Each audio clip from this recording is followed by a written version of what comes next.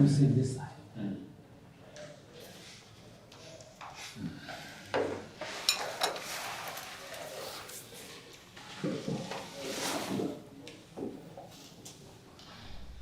just going to get a cup of water. Sure.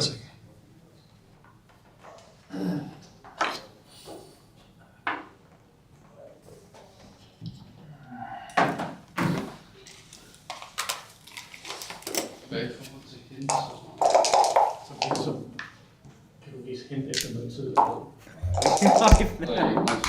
Som er ligesom... Wasted good rolls now. He's double six. Specielt med Cuben, at du venter, at du ikke bare viser lige med sammen. Alright, what's the betting? What are the odds on this one? Oh, okay. So basically, you would bet 100 to win 105. Okay. So if it's like plus 105, you would have to bet 105 to win 100. If it's like plus 135, you'd have to bet 135 to win 100. If it was minus 135, you would bet 100 to win 135. Okay, so like minus...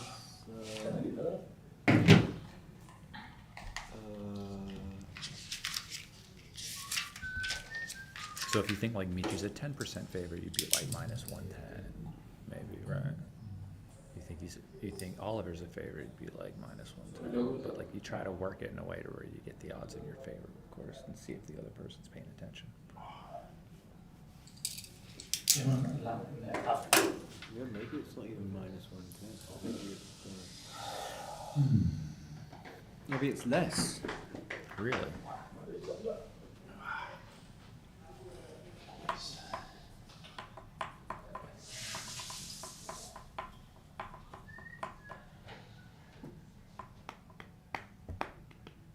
Oh, we don't have the other computer. Do you know what it is? No. It's a stream deck. So if you look here, I set it up custom. So when I press this one, it's launching this one. Okay. It's just easier.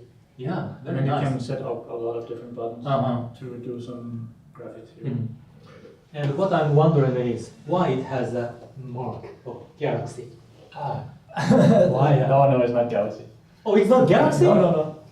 Looks like the Galaxy. Yeah. Oh, wow. Just similar one. Yeah. This one is this is the Galaxy. Okay. It's true. It's a lot alike. Wow. But it's very similar. Okay, different, but like a twin. Yes. Yeah.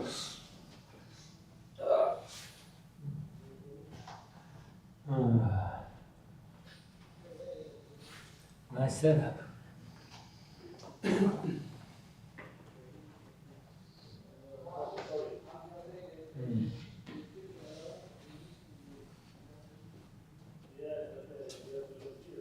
guess.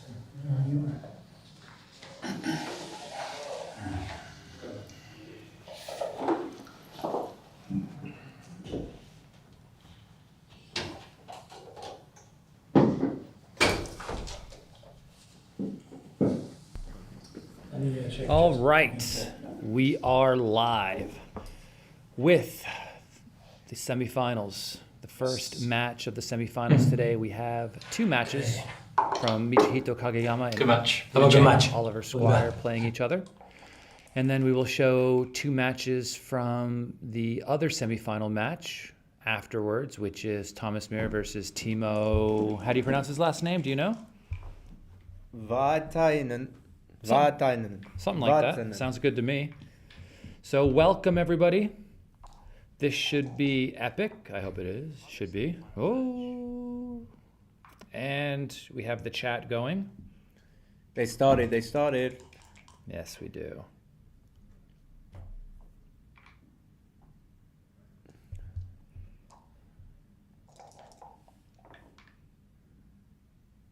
Two, one. It's a nice roll.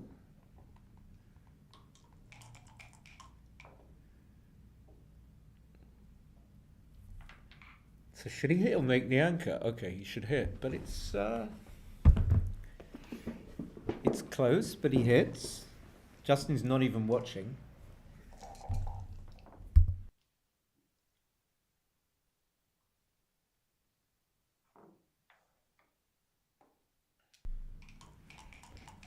All right.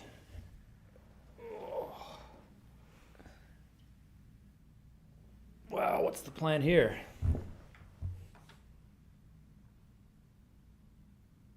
Oh, I would have hit and lifted.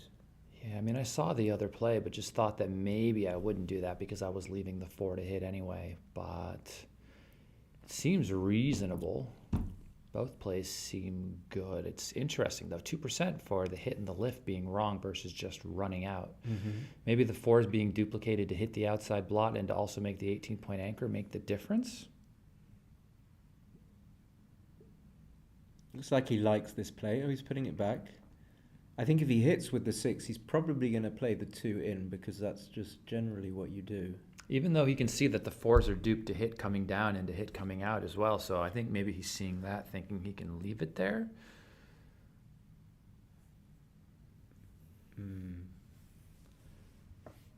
I like 24 to 16, though. This play is cute and dangerous, though.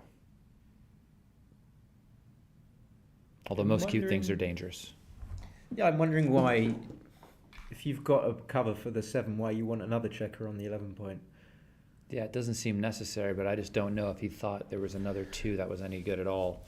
Like stepping up to give him 3s to hit us on the 3 point might not be great either. Just play safe? No, you don't. Mitchie knows this.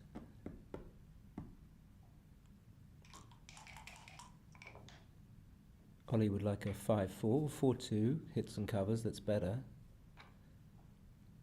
So Oliver's 6-2 was a small kind of blunder. Puts him on 371. In and out.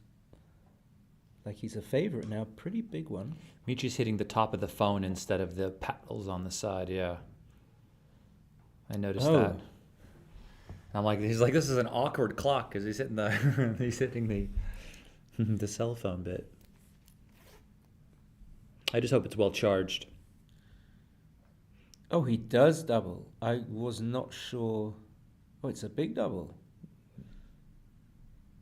Apparently quite valuable. I guess hitting a poor entry might make it a pass. Wow. There's a chance we get a pass now, do you think? I mean, he is up 30 pips. Well, I didn't. Again, maybe I didn't look at it for long enough, but I didn't. I saw that black has a checker back on the 24, and I didn't love doubling, but it's a bigger double than it is a take. I guess he threatening to put a 4th man behind I use this word, but I don't think it's the right word. Like a diffracted. It's like a 5 prime almost. All right, and we got ourselves a pass already. He does. I wouldn't mind a plus on that to see where the number goes. But there we go. The errors have balanced themselves out in the universe. That position did look scary to Mr. Michi. As far as passes go, not the biggest pass that you'll ever see. I mean, cube action is difficult, but I agree. yeah. Certainly the hardest part of the game. Ryan knew he would pass. Ryan knows a lot of things. Knows more things than a young man should. Or he thinks he knows more things than a young man should.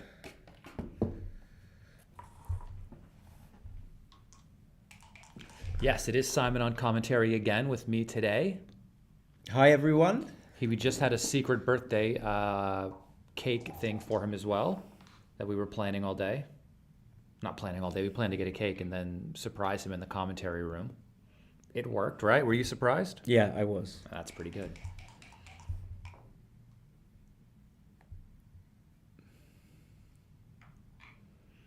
Someone in the chat says not on the bar equals take. I would say that can be true. It was true in this instance, but not always. That's a sweeping statement. So wide sweeping. Splitting down. So Oliver doesn't follow Mitch's rule. Splitting down, basic in backgammon. He's gonna.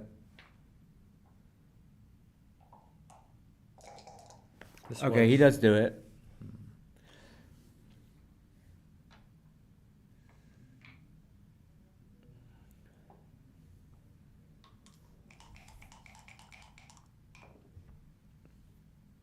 That's not too shabby, really, is it? Even though you're going to be leaving those blots, you're very happy to do that.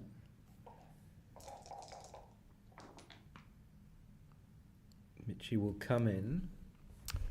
Hit on the Also 5 point, of course. Fairly happily hit on the 5 point, creating a volatile position. It's a good roll. The position's even now. 5-3, 5-4 double hit, 5-5 double hits. Double threes fans. Double 3 double Cube. fans. Cube. Too good? Too good. No, I mean, No. it's like a pass, isn't it? No? Yeah, I think it's a pass. He does have an anchor, but I mean, there are 2 more blots out there.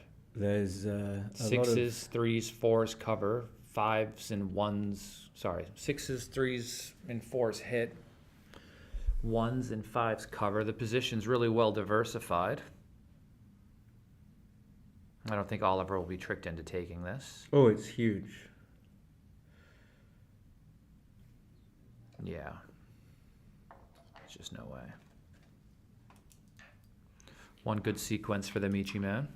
Henry Labard, Chef Henry. Is that Chef Henry? Says a straightforward, very straightforward pass. Yep. Very straightforward. So 1-all, 6 away, 6 away. Never hurts to look at it though. Unless you talk yourself into taking, then it might hurt. But so far, both players playing exceptionally well. Michi's cube got smaller on a higher level of analysis, I think. It was only a 33 mistake instead of the larger number it was. It was too good. I think you still have to make the... Yeah. No, that wasn't too good. The cube before. There was another cube, I think, where he passed to take. Oh, okay. Yeah, that game. Spinning down basic and backgammon. Here we are.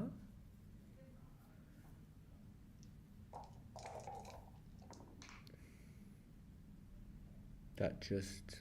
I'm not even going to say what... Yeah, it does that.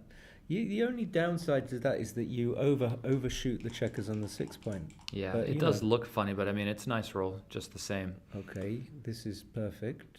This is logical backgammon. Very logical. One of the extra spare checkers that was on the 6 was on the 8 point. You'd probably just make the 9 and then the 4. Part of me would like to slot, but I'm not going to. Now you're sad if he rolls 6-3, 6-4. Okay, look at the slot. It was in second. Was it close? Yeah, it was close. 2-1, I think. And 13, You 11. want to come up, do you not? But you're I don't want to come up. not in no. any... The only other question I was making was whether or not you actually just made the 5. but- Making the 5. Okay, you come up, you'd be safe. Well, you might be pointed on. Yeah, he probably wouldn't make the 4 point. No, I don't think we want to come into the contact generally, but unless, of course, they were threatening to really make the bar. Outski? What else do you have? 6-2 is duplicated. Yeah, I think that's it. It's the only real play. Outski. Michi channeling Cliff Huxtable. Get Bill Cosby. Double 5-4. Okay, that's just double slotty. I wouldn't make the ace, but why? Okay, Mitch is going to. No, I would. Just in case there's a blot, I guess, in the outfield. You don't Yeah. want 2 blots in your board in case you get a shot.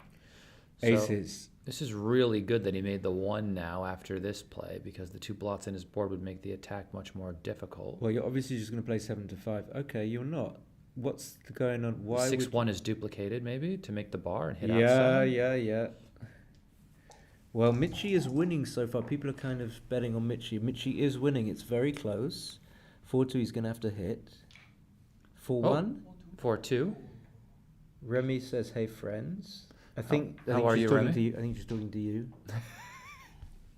She's being I think she's polite. talking to everybody in the chat because she knows most of the people there, I'm sure. Uh-huh.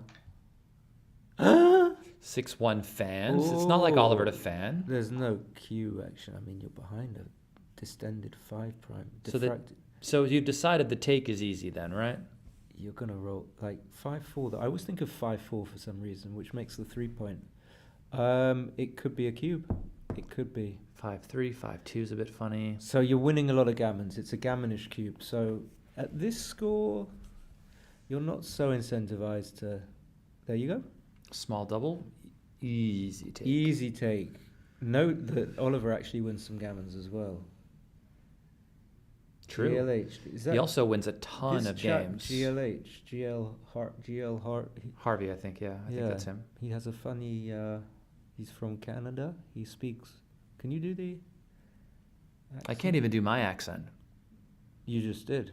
I don't even know how. It just happens. Amazing. So I think anything that allows him to hop out followed by another fan is certainly a market loss. Yeah, So yeah, that counts for the 44. It's like the hop out, the fan, not even the hit, the hop Not out, even the hit, the just the 1-5 and the fan, the 6 anything in the fan. That's like accounting for the 44. Then you've shot past your market by a mile.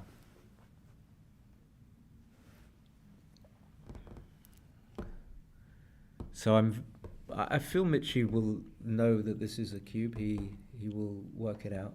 There he goes. Yeah. He certainly convinced Oliver to take with how slowly he doubled. Maybe if I double quicker, he passes. There's the 6. 6-3. But how do you play it? Do you really just jump all the way immediately? I'm not sure you do. I would make the mid because it gets rid of some of the hits that you would really hate to have happen. But then You don't want to get hit with 2-1. You don't want to get. But then you don't capitalize. Oh, Wow! yeah. Look at that. Really. I would have played down. No, would I have been wrong? Why don't you want to? Oh, the ones are duplicated. I would have run all the way to the mid, which is a fairly substantial mistake that I can see Michi looking at, and I hope he doesn't do it because there are reasons not to, apparently. Wow, second best play, but the best play is 8 to 5. is tricky.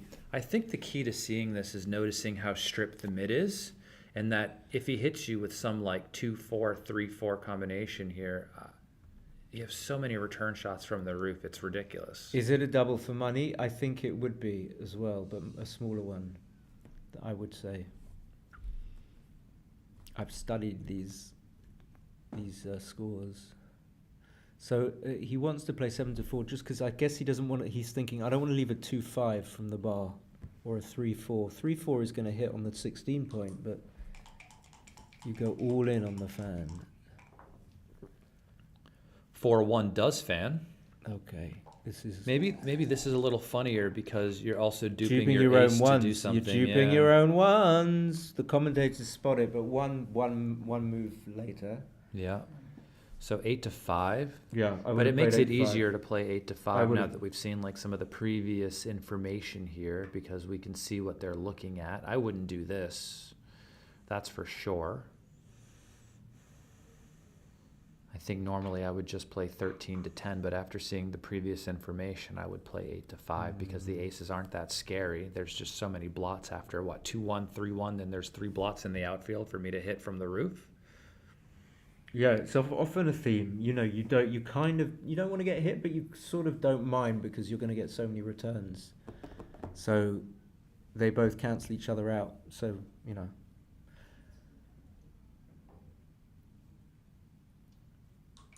But now you reduce, if Oliver comes in with something and safety's the block on the 10, okay, he doesn't. Even now, it reduces Mitch's good numbers. 3-1 hits. Hitty in 7 or 5? Would you play 7 or 5 or 7? Why 7? Why not 5? I'm not sure. Maybe it just brings another checker that wasn't doing anything into the zone. That's maybe his argument for it. Okay, and now Mitch is gonna. I don't understand that the errors aren't, because there were some that ended up being maybe a little bit larger that I don't see on the sheet here, but they're gonna run it. Because wasn't there a 7%er somewhere, or maybe I'm missing it? Because Well, if they were analysed at different analysis levels, then it won't show up, right? right. Okay, so these PRs are a bit off at the moment, I think. 2-3. And how about 8 to 5? Again, I look at 8 to 5. 8 to 5. Yeah, Maybe he didn't want to give double twos. he's got enough. I mean, he's got enough builders, so maybe Paul Van Duyn. Double twos, but this is for Michi. Definitely 8 to 6. 8 to 6 for Double sure. 5 closes the board. Double 3 closes the board. Double 6 is weird. 6-4. Which is what Richie will roll. I've never seen Oliver roll so poorly. 6-3 closes the board. Okay, so Mitchie's, I think PR is pretty accurate. And he's going to get some... I think there were a few Oh, in okay. there. There was one. But he could be on his way to 2 points because... Do you remember where he... Yeah. Remember where he played 7 to... 6-3. The 6-3 he misplayed. Yeah, exactly. And that one didn't show up.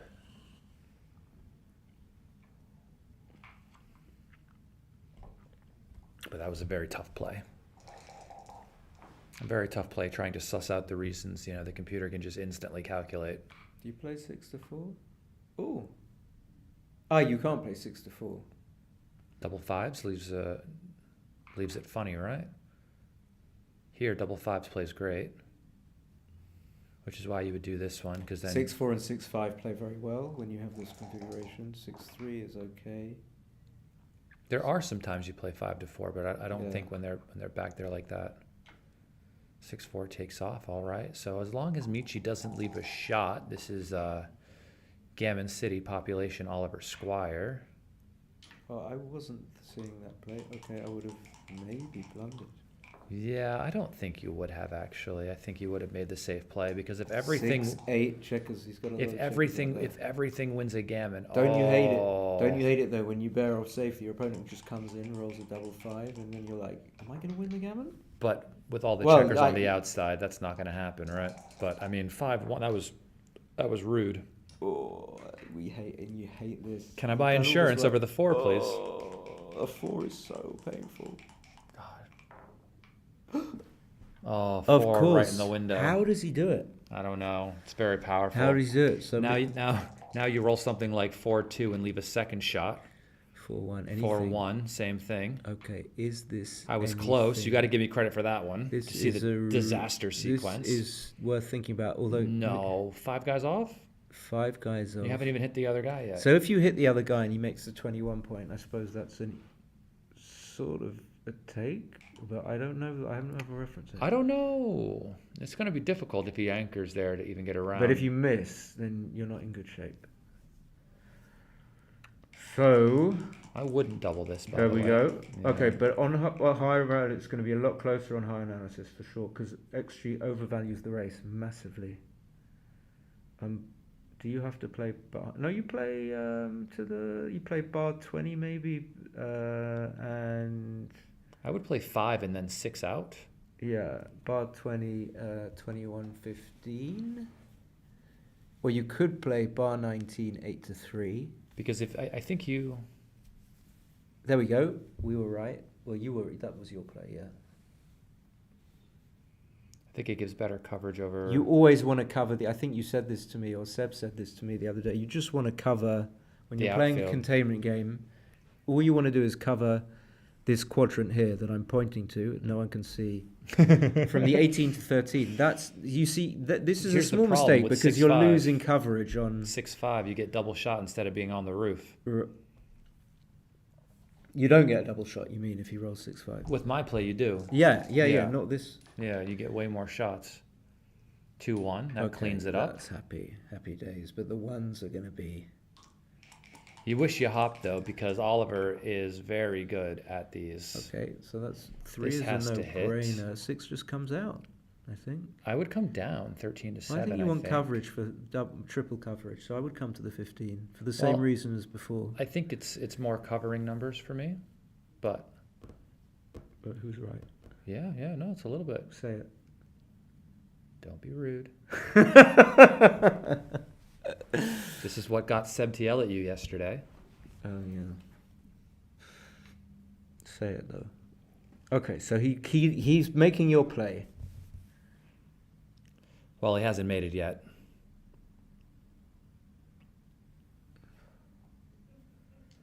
Here it shows 271. Hannah's in the chat. Ah, Dennis Culpepper. 4-5. You know Dennis? Fantastic number. Yeah, of course. Mm-hmm. He's an American player. I know every American, actually. Not just backgammon players either, you know? I know what you meant. Wasn't sure. Oh, well now what? Now what? Just leave the checks to play 8 to 6? I don't think you can split. Maybe you have to split because if you're going to get hit there, you want to have returns. It's true, but it's Oh. funny because he's thinking about it because he doesn't want to Blocks block. double 6 Exactly. and double 4 Yeah. and double 3. Well, not really double 3. I don't know what I would do here. What would you do? So what, he has a 2 to I play? want you to tell me what you... I want you to... What would you do? My instinct is 8 to 6. I'm scared to play 21-19, but maybe that's what you have to do. I think 21-19 is better. Even though you get creamed with 6s and 4s, I think if they roll like 5-2 or something and hit you and send you back, Yeah, you'll have more return more shots from the returns roof. is clear. And he's only got a 2-point board.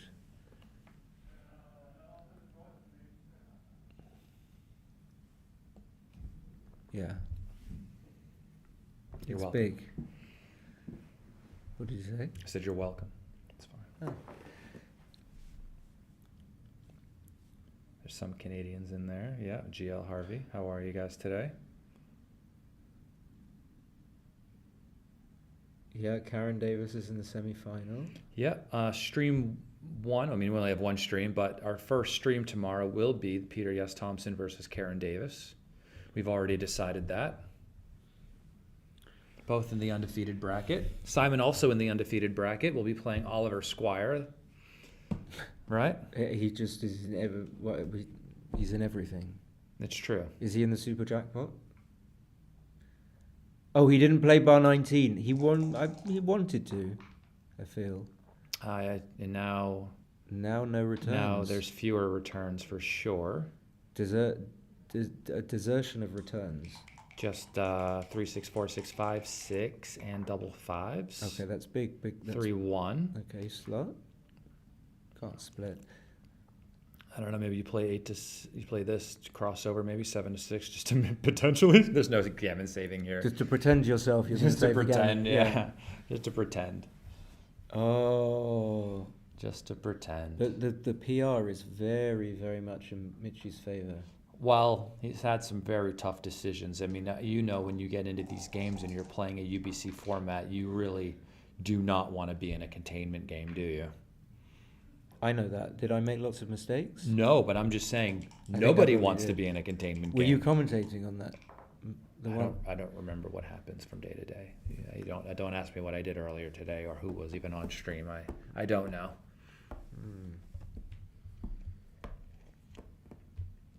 So, But he misses. And as long as Michi doesn't roll double 1s or double 2s, everything will be he fine. takes 2 men off with double 2. I don't think I've seen that. He's not. Well, 1, Ooh, a 2. perfecta. Backgammon's on the table. And the win. Double 1s. And the win. And a low PR for the average. Oh, I thought I accidentally did it. That would have been mean. No, but he's got... It's possible. He's got 7 checkers left. Multiple Ooh. aces in a row. 1, 2, 3, 4. It could happen. Well, it's gin. He doesn't even need to roll anything. Well, okay. Oh, That's- boom, boom, boom. And now he has 6 rolls to end the match. Oliver doesn't want him to do it. Whew. And no sense of emotion on either of their faces, right? There's just... Did I do it? No? Next game. Okay. That would have been... Well, yeah, early, I'd have been substituted. Yeah.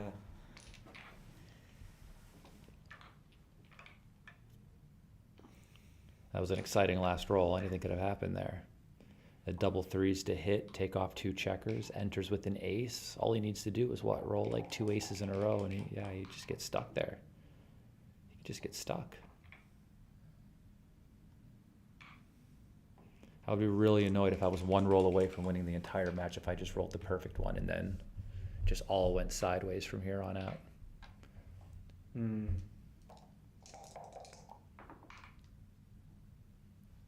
3, 6.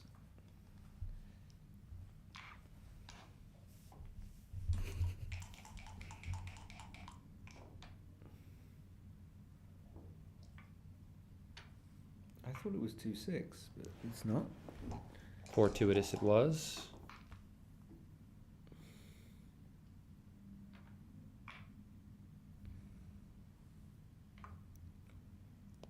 I think I'd come off of the 20 point, actually. I don't like being on the 7 and the 5 at the same time. I think that lends itself to too many double hits and too many swings.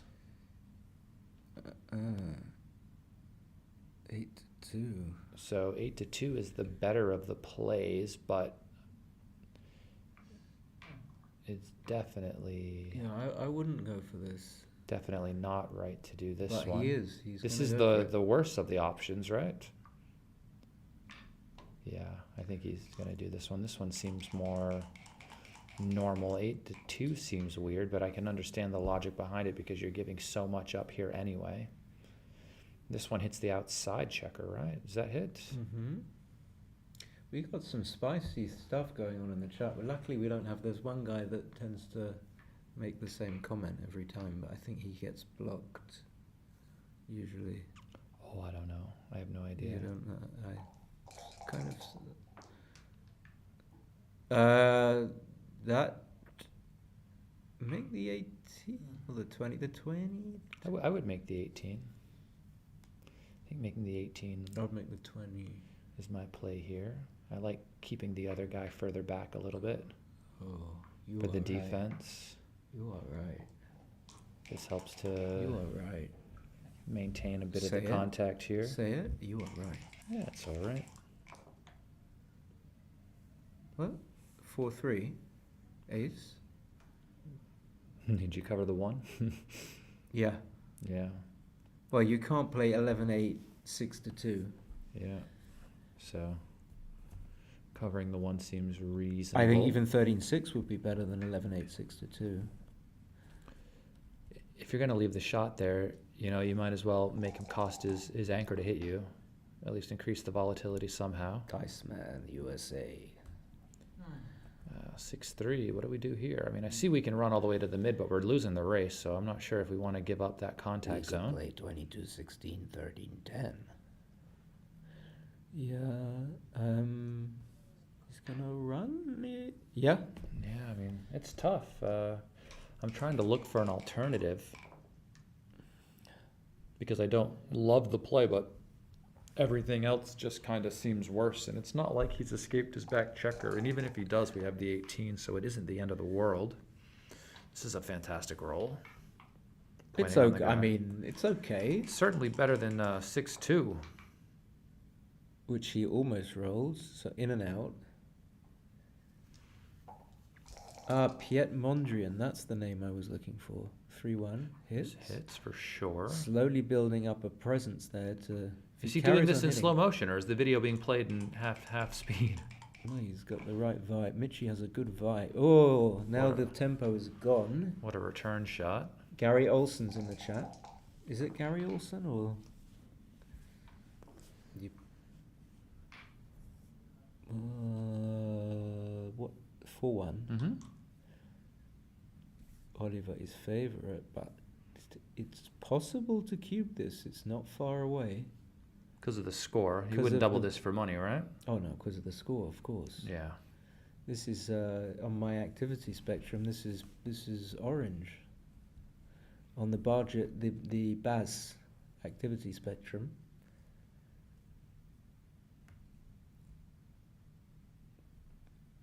Does Mark have a term for this score, or is it just gammon go light? Is it gammon go light? They're all gammon go light. Yeah, I don't know. There it is. It's not almost even a pass. Wow. I mean, the race is so bad. I'm glad it's You've got a nothing. close take. It's interesting. You kind of look at it in some ways. You haven't really got a game as white. It's true.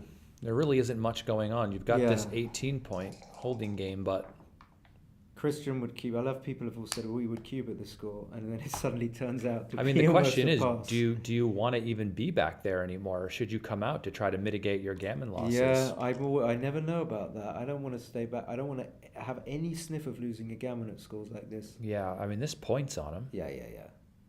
But no, I it's not th- clear. I th- But it's not clear. You could play it and then play 6-2, but I mean, I 3-point think you board. want the gammon. Yeah, but even when he comes in, I don't know about this.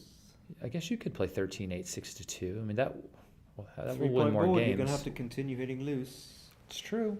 I don't know. I don't know. It's worth looking at. 2-6-5-3. Painful. Is he going to hit with 5-1? Probably not. That's not many numbers when you say it like that, but you still have to follow up. Yeah. 6-2 is not even the best. You can just play 2 down, right? Yeah, that's... Yeah, there's... Who mentions... Yeah, no, I'm just thinking about it out loud. Okay, This okay. is pretty solid, actually. I like it. I like it. How many... Wow, you actually lose 10% more The games by funny making the thing would point. be if you rolled a 5-4 again, you would definitely point then. Yeah, 100%. Wow. No, that's pretty good. Pretty... I guess you're up so much in the Pretty- race you don't really need it, but I don't know. You must not improve your gammon winning chances that much by the attack. No, you do. You win 10% more, I feel he's going to point. but it's 10%. I Oliver, feel the rookie error is to Oliver point. I mean, I'm loves not the saying he's a gammons, rookie. by the way. Yeah, I'm not saying it's a rookie. It's like a young man's play is the point here. Oliver loves chasing the gammon, though. Yeah, you see, this is the young man's play. It's a tendon. I mean, obviously, he's a favorite to find the best play, no doubt about it. You would blunder. It's not a blunder, Christian. But he favors gammonish plays, and then I go, well, that was a bit too much, and then he sometimes is quite right. So and there he goes. The young man makes the young man's play. This sacrifices. If you knew this, and the 2-6 from Michi, instant regret. Until Michi, of course, until Oliver rolls double ones from the roof, then he'll feel fine. No, he's gonna find. 2-1, okay. Could have been worse. Could have fanned.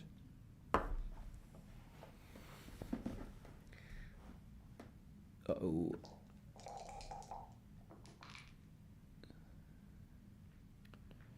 Dice on checker. 1, 2, 3. That's a great roll. 1, 2, 3, and 4. Just on the 8 point. No? Am I seeing? Let's put everything on the 8. Yeah, I think so. Seems pretty solid. Which is what Michi's looking No for. funny stuff. No funny stuff at 5-1 when you've been cubed. Yeah, well, I think he'll make your play. Because I don't think he'll want to hit because the hit backs are just too much. It brings the gammons back into play, and this was pretty lucky to get into this spot with that 6-2. So there's a lot of comment on Mitch's choice of. I like the sweater, by the way. I think it's cool.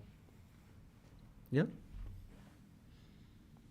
Reminds me of something like Carl Kanai from back in the day, but it's very American. Oh, reference. that's a bit Maybe street. familiar. Yeah, Carl. I didn't know it was pronounced like that, but anyway. You also didn't know Nike was pronounced Nike, right? It's all right. Nike. Do you know how?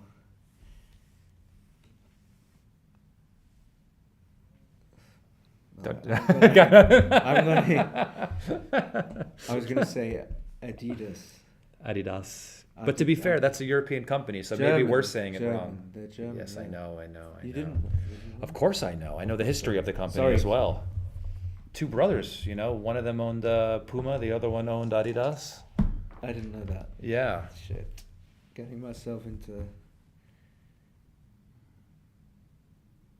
We have 600 viewers.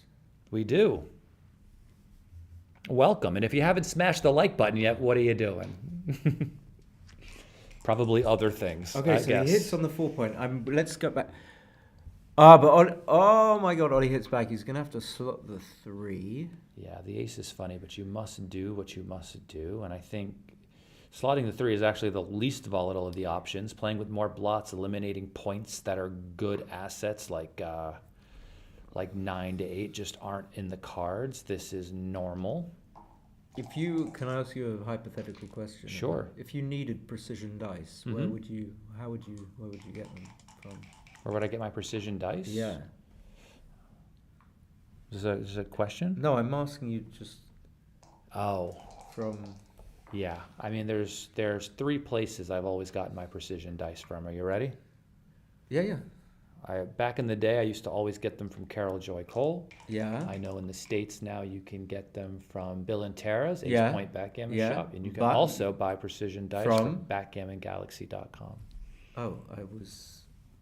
I mean, have you seen the dice? These dice on stream are like the non-glare new dice that they make. Oh. It's fantastic.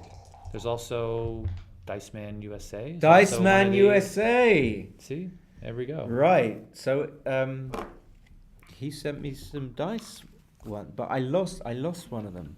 So I'm down a die. It flicked out my dice cup when I was giving a lesson and went into the radiator. So you know where it is at least. Well, I can't see it, but I think it's. There's so many more. I don't know how he did that. He just kept on asking me.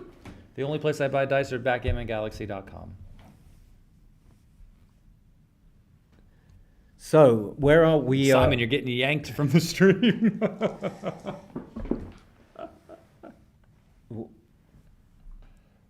Oliver's definitely come back into this.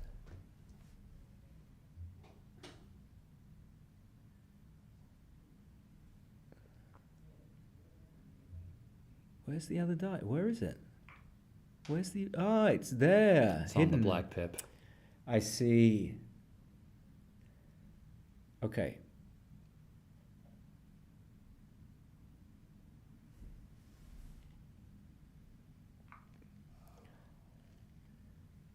Is this what he has to do? I mean, this looks a bit dangerous. What's going on? I'm not exactly sure. I didn't see the original position. Yeah, we were... Get to rewind it on your stream a bit. We were... we were distracted a little bit. What happened? Maybe Ryan can tell us. So we had the double three. We remember that. And Mitchie did... Ollie roll a 2-1. What's the original? We had the double three. Ollie rolled a 2-1. Mitchie hit loose with the 3-1, and Ollie must have hit back. Oh, yeah, remember he had the 4-1, and he did slot the 3-point, and Mitchie fanned. He'll set it back up to the original, right? And Ollie covered. Okay, and so And now what's we the have the roll 2-4, we I have? think. Now we have a 2-4. We're 2-1. We have a 2-1. We have a 2-4 to play from here. Yeah, I don't think we can hit, by the way. Hitting looks super dangerous. Wow. It's crazy. So he just... That's a pick and pass play. So I see the problem that he's having, right? Is that he just doesn't want to leave the 4-shot or whatever it is, the 3-shot, whatever it's going to be to get hit there on the midpoint. But I think, and I've said this before on stream, that these multiple 4 or 5 blot variations when the guy's got you outboarded is just a recipe for disaster. It's almost asking for your opponent to forget to roll. One blot, you can survive, right? I mean, if you just played this and you play 9-7, if he fades the 3, his position is fine. But if you do something wild and start playing with 5 blots, Simple. you could be dead. Yeah, You could literally be dead. Sorry, and then we this got a match would little be bit tied. distracted. It was my fault, but this is the play I would make. I think, like against Yeah, a I 4-point think so. board. I think so. It's just too much. So we don't need to. Mitchie is not going to make another play. And we know. I mean, we can see from the analysis, but.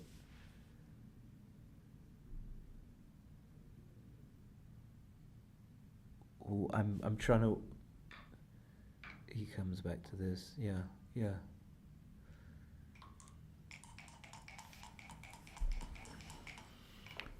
Scary for a second because you know you're looking for another play. 3-6 is, well, yeah. I mean, Of course, you hit.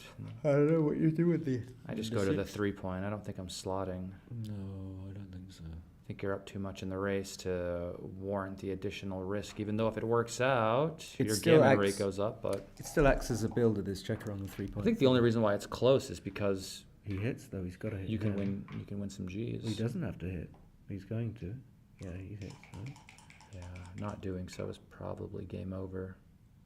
5-2 fans. This is always one of the benefits of hitting. It's a fan, but it's not going to be a clinching fan. That is a clinching roll. 4-3 is a great roll. You just make the 4. I think that's the play. I know you could hit the other guy, but then if he enters 2, it's a lot to clean up. It'd be 2 roos. Yeah. It's a lot to clean But up. you It's can definitely get It's tempting. conned and... It's tempting, but I think Michi's first instinct is going to be the overriding. I feel if he's thinking clearly, which I think he is, he's going to make this play. If he gets away with this, that checker might still be there. So I just don't think at the score. I mean, I wouldn't do it for money either, but at the score, it's certainly not worth the risk. Totally, I wouldn't do it for money, but it makes it even worse. Well, not if I have to pay at least. If I have to pay, then I won't do it. But if I don't have to pay, you know, then you can do what you want, right?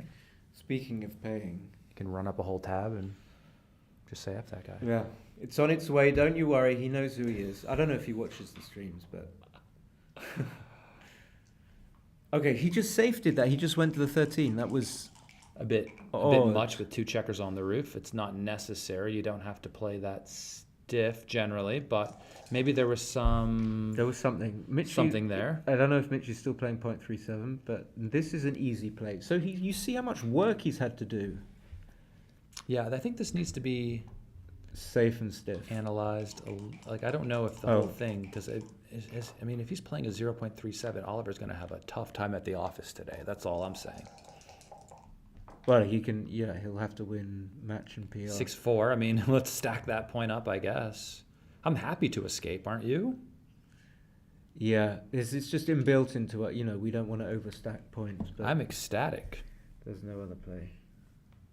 The only number I would want more is what, boxes maybe? Double 5s, I guess? Ooh, I forgot about this as an option, but I don't think this is necessary since you're holding a cube. This must be a blunder. You're holding the cube. You don't really need this. Wow, it's even nowhere near money. A blunder. Okay. Oh my gosh, it's even. In fact, it's the best play. I need plus. If you're gonna plus me. So what if we're gonna learn anything, the thing is that it's very difficult to bring home a game where you've got just 1 point with 7 checkers on it. Is it 7 or 6? 6, 7. No, there's 6. I think 6, 7, 8, 9, 10, 11, 12, 13. Yeah, there's 6. Now there's 5. Yeah, I hear you. And now you might have to hit loose, and his board might be better at some point as well. Maybe not. Yikes. You'd maybe have to come out to the 17. For lack of a better thing, you can't really... that's one of the plays. Yeah, I was thinking 9-4 and then maybe 6-5, actually. Shout out. Does that mean they want just to someone to say their name? I mean, they can keep saying it. I don't know who it is. But I can't read their name. It's like it's letters, a conglomeration of. I want to shout out, and my name is like asterisk question mark. Ampersand. EX, like symbols I don't even know. Like what this? Like an O with a cross. Hi. It's like we're reading out the names of Elon Musk's children. Alphalon. Who knows? Happy with that roll. 3-1's a fantastic shake. I have to say that Seiss is doing a great job on the transcription. He might have to stick around for the next 4 hours. What are you up to tonight, kind sir? 3-1 is just going to make the 9. Because you can't do anything else with it, and making the 9 is... Okay. Yeah, we don't have to overplay and start attacking on the 1. That would be silly. We don't need anything like that. 4-3 just goes to the 6 points. We got some comedians. Amy. Schumer? Well, I don't know. I'm always skeptical. When people are girls are they really girls or are they men pretending to be? You're obsessed. Just asking. This is something that crosses my mind. Anyway, 24-18. Yeah. Would you do that? At the score? Yes. You would? At the That's score. impressive. At the score. You gain a lot. If I wasn't tired, look at those dice. Yeah, those are the new ones. I like wow. these. They are no glare.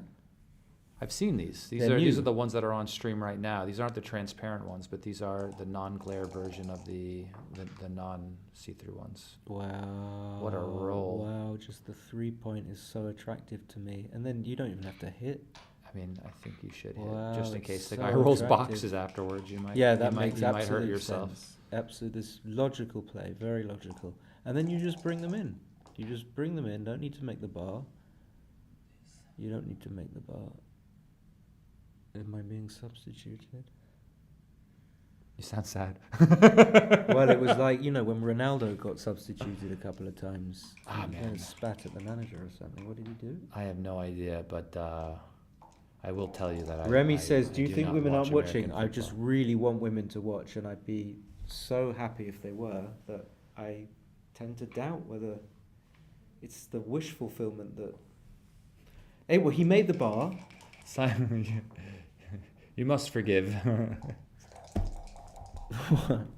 Are you mocking me? No, I'm just like. Anyway, he made the bar. You should talk about backgammon. He made That's the for bar. sure. He made the bar. These side quests are gonna get you cancelled. Thank you, guys. Ah, he's got a 3, so he has to leave a shot now. No, what? Oh yes, because he's still on the bar. No, he doesn't have to, but it Yeah. would be ugly to not. But it's close. It would be. It- I can tell Michi doesn't want to give the 5.5%, It'd but be close, but also he leaves shots next time with. it could. But Oliver has not been on form this match with the dice, that's for sure. Boxes, doesn't move. Surely Gives not. Oliver one more chance at the Surely 1-6. Surely not. Oh. 1-3, a close cousin.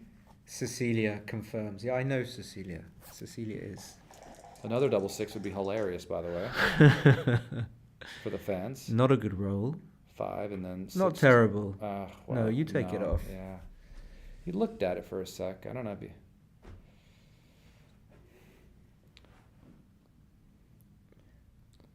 Gotta think, clearing from the rear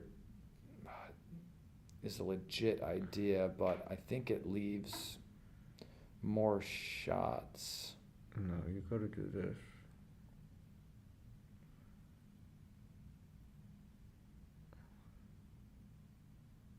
Wow, it's very close.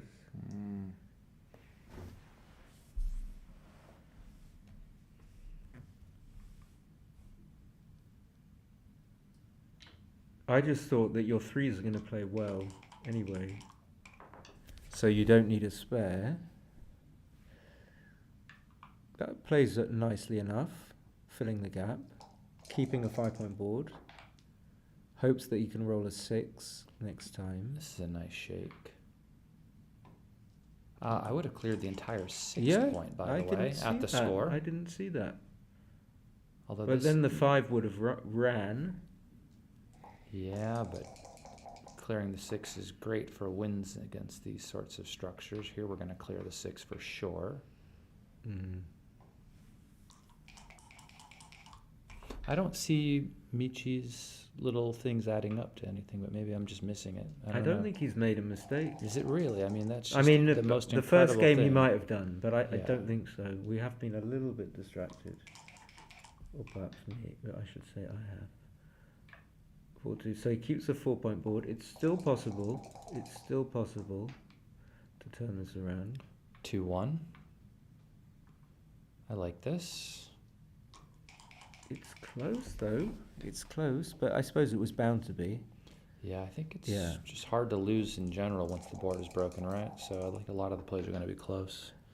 Oh, speak of the devil, here comes a chance, although small. Well, only With the 7 broken checkers board. off. He'll have, 20-something% if he hits. No, maybe? it's impossible for him to close the board.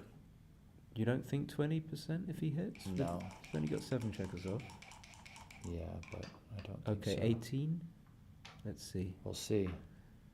Dun, dun, dun, dun, dun, dun, dun. 9 is half 18. 9 is not very much. 9 is not very much. Oh, you should keep it on the thing to get hit, maybe? No. Oh, I see what you mean. Have another, just in case he rolls double fives or something? Yeah, I don't know. To get But then hit you'd twice. have to move the other one. Yeah. That would Oh, be worse. I see. Okay. Yeah. Or you could play 3 to 2, but Oh, that's probably. okay. That's gonna help. So we said you want outfield coverage if you can get it. If you can get all the checkers from the 18 to the 13 in some configuration, you should do that.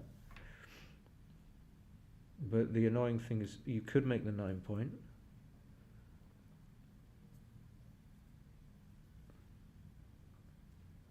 Yeah, Christian's right. Tough. It's when you get into a containment game. Dan's in the chat. Mitchie is the next Super Grandmaster, quite possibly. If you ask me, he's already a super Grandmaster. Hits back from the bar. Wow, what a shot. But what can Ollie do? 6-2 hits. There you go. Back on form. Now, really, Oliver clearly wants Mitchie to fan, but if Ollie can get those checkers on the 19 point moving and containing and controlling the outfield, they both go to the 15 and 14, I think. At least that's what it looks like to me. Covering 6-4, 6-5. Getting hit with double 5. 3-2 fans. Now, what are you up to here? I don't know what Dr. Huxtable's going to do.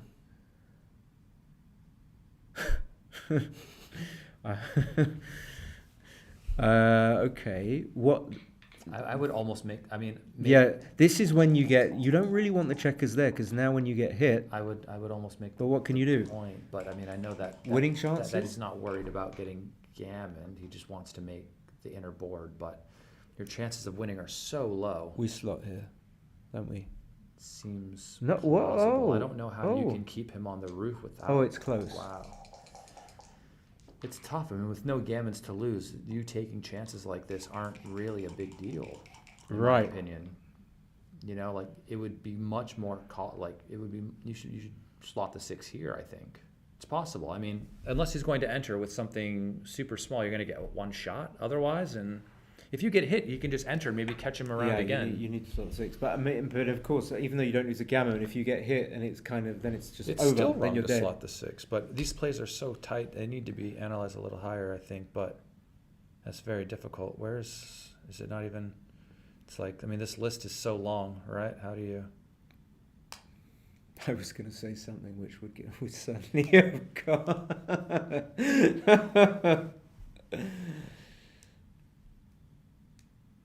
Right. Yeah. What? But you know. Okay. So double 6 is the only thing that loses. At least you get if you get hit with 6-5, you can 5-2. Not the best. I think you just come out. Do you not? Yeah. I think the problem is also, I mean, exposing another blot. He could just roll 5-1, hit you. You hit him. He hits you back. And there could be 2 guys sent back there, and then your winning chances are very small. Oh, he's still alive. Yeah, I feel you go to the 1 point. But again, close play. Because now you get coverage on this. 6-2. So just one more hit. He's up to 24.7% I mean, winning it's chances. been uncanny so far. One hit. He gets it. And with a 6. A 6 is not too bad. Wow.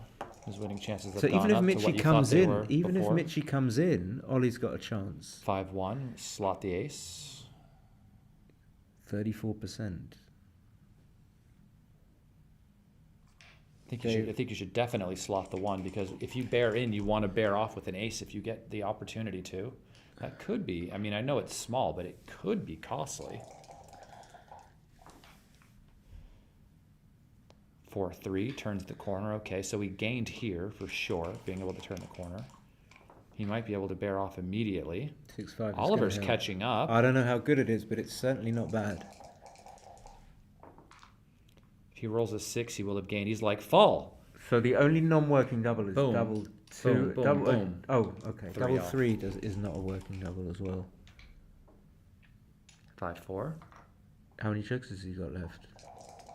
He's got another checker sitting on top, 6, right? He only 9, has he's got 6 off. Six checkers on the 1 point.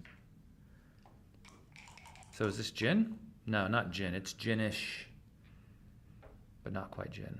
Mark keeps saying, people keep saying Mitch's PR is not updating. They're probably right then.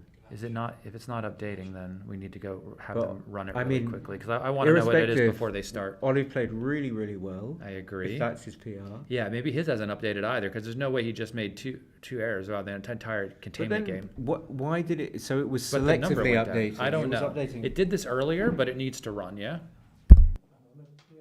We'll be back in a moment, or I'll be back in a moment. That's for sure. We don't know about this other guy.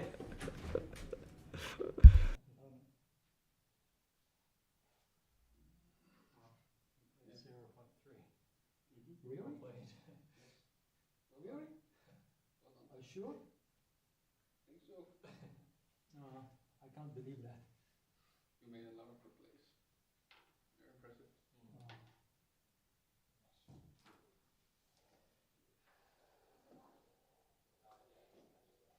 1.69. Supposed to mostly you want to win. Usually, okay. Because a lot of the things didn't update, yeah? Well, on my end, it worked fine. No, from you, but the match, some of the stuff wasn't analyzed, I don't think. Oh, okay. Yeah, because some of so here's what happens is like, if one thing was analyzed high, I don't know, can it, it depends, yeah, go ahead, try it. Because it depends on how many plays they're analyzing next to each other. Yeah, so it needs to be, yeah, because I used hint. And Okay. Yeah, Now this is the. this is real, yeah? Yeah. Okay, Okay. thank you. Okay. You were flawless. Or I it think appears so. actually there's a sorry, double I two know in this the end too. where I'm not sure the end was correct, but it doesn't affect the PR. Flawless, semi-flawless victory. You know what wasn't flawless?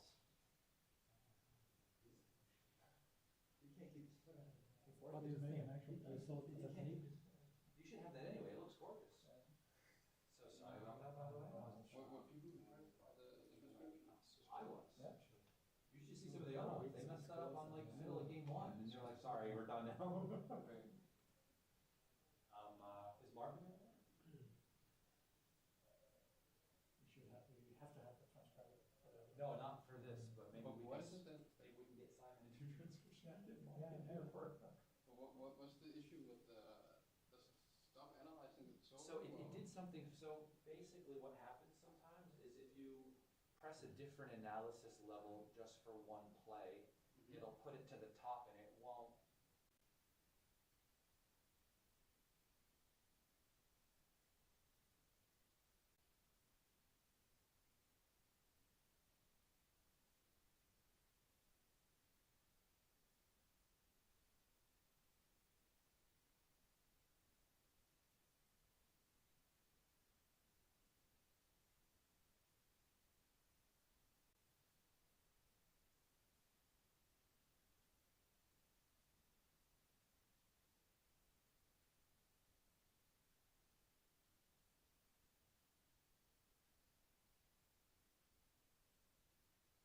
Thank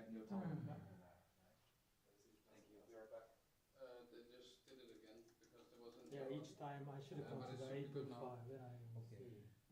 So when you finish and it's okay, is it plus now? All right, guys, so we have updated PR results. I believe Michi played like around a 1.8 and Oliver played a 2.5.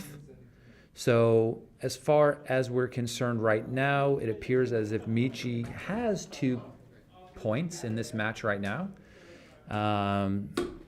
So we're going to be starting the next one soon. They're just reviewing the match file. We just had to run this. So click on summary. You'll see that Michi played a 1.28 and Oliver played a 2.81. So this is the final, not the final, but the preliminary final. I don't think it's going to be overturned based on what we've seen, although the numbers will change.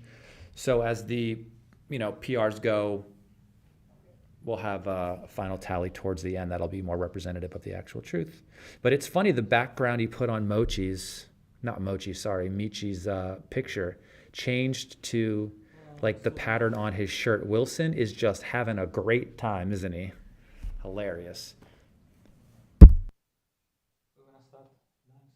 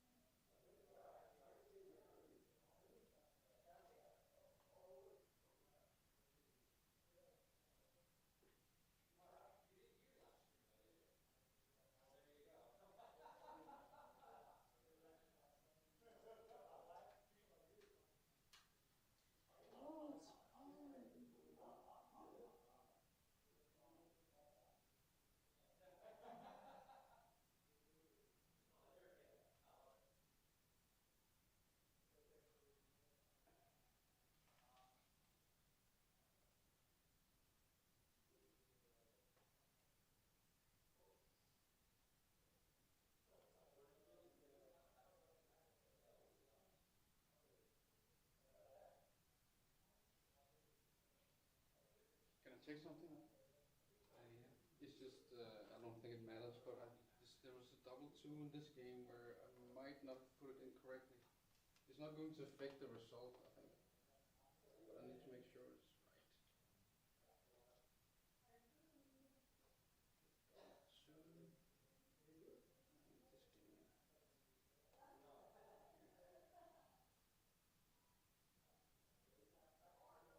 Put it in like this. I'm not, probably didn't put it there. I played a6, but it doesn't matter. Yeah, it doesn't No matter. difference. Okay, good. Yeah, I didn't think so, but yeah.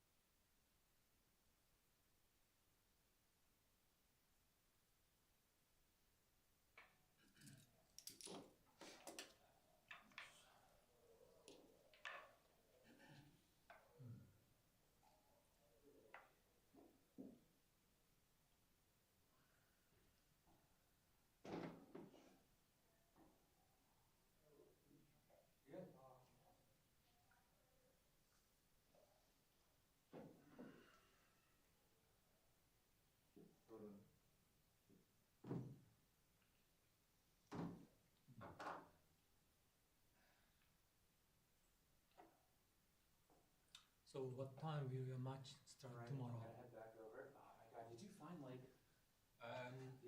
Tomorrow, I'm not sure actually. Around midday, maybe. amazing? So Hold on. hopefully it doesn't go until 4 a.m. this morning.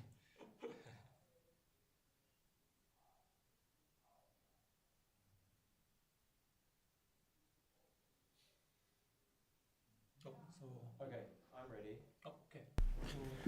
All right, we are back, and by we I mean me. I am Justin Noel, your commentator. And we are here for match 2 Second match. Okay. of the semifinals. Michihito Kageyama versus Oliver Squire.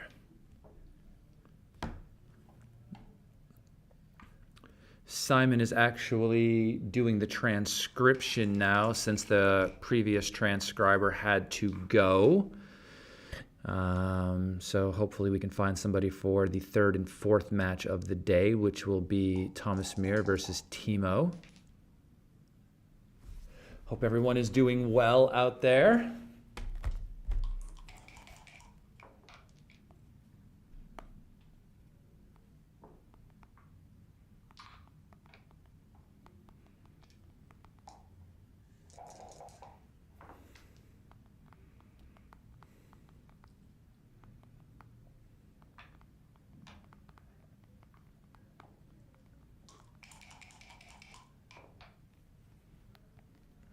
Double fours.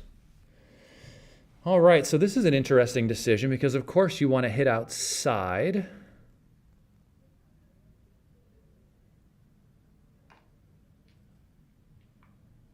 But you also want to make this point. I'm wondering if it's possible for us to hit outside and then hit loose on the 4, if that's a thing.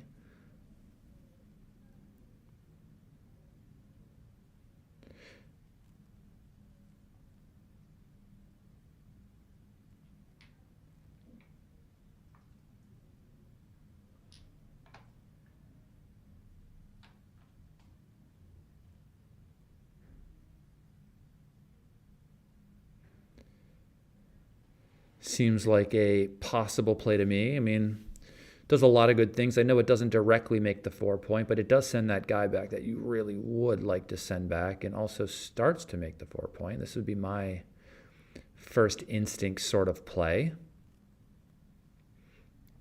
The problem with just making the 4 point is it leaves 6s from the roof anyway, and then you don't send the third guy back. Having 2 on the roof seems hard for it to be that bad, you know? Very nice play by the young Oliver Squire. 2-3 misses. But he does make the 23-point anchor, which is big. 5-2. Step 1, we'll do this, and then I think the 5 just comes down.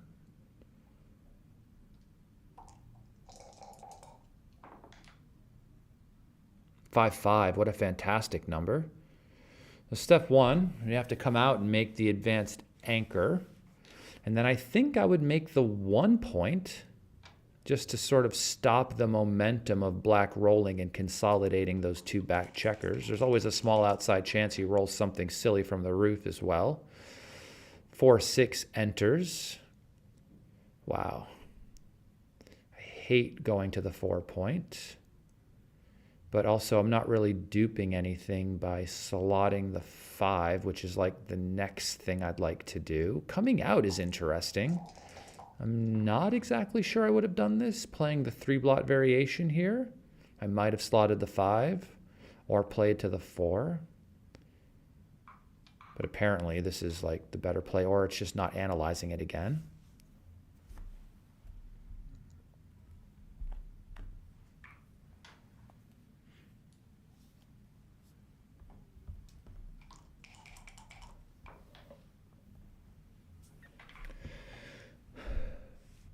Five, 6 only enters 1 checker. Michi's on roll. I don't think he has enough yet. They do have an advanced anchor, and you have the 1 point made, which is a bit funny.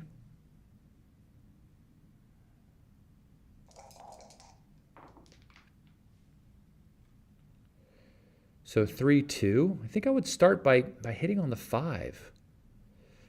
I mean, I understand that we can hit the other guy, but I really would like to deny them the ability to make the 5 point anchor. Oh, apparently not. What is this here? Oh, no, that was later. What's this play here? Okay. Like to see the hint button for this one to see what is a possibility here. So I'm still kind of sold on hitting the 5 with this 3-2, but I'm not seeing the plays from for this play here.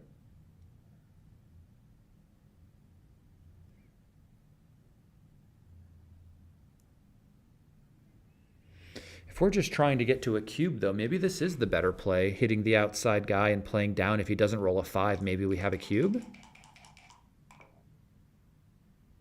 Oh, 6-1. Okay, so this game is over. Don't think there's any way you really want it. Is this...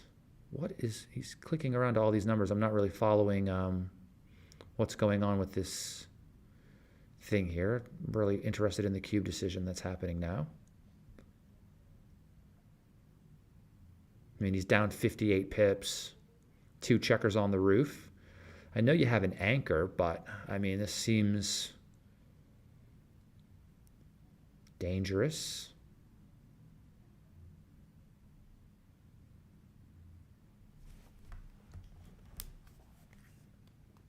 I'd look it up, but my computer's doing something funny. This whole thing of not turning on, not a good thing, apparently.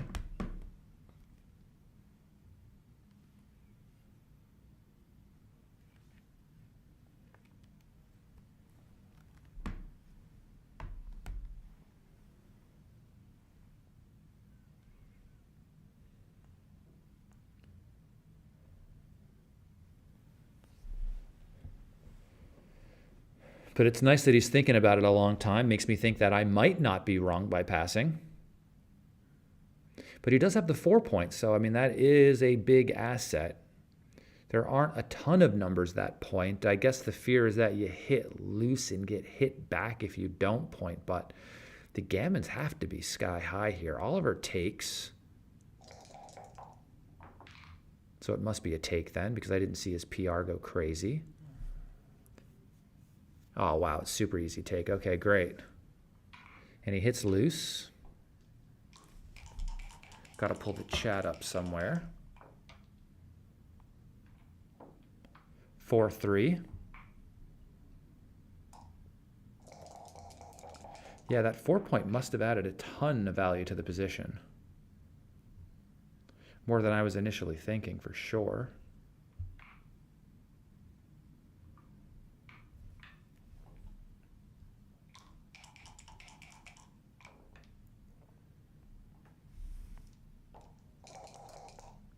Yeah, we have 2 more matches coming up, actually.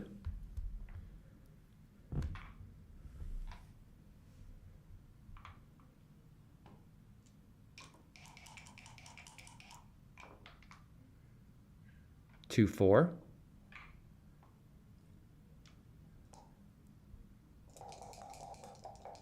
Nice take by the young Oliver Squire there, by the way. It's quite possible I would have blundered myself out of the PR win there.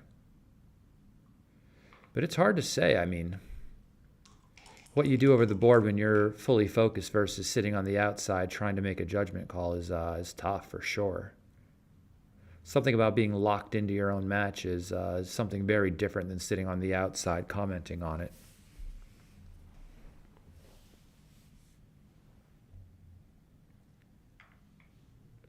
Probably because he only had 2 points made in his board as well. Maybe the 3rd point would have turned it to a pass, so wasn't as dangerous. We can see, I mean, Oliver has a game, definitely.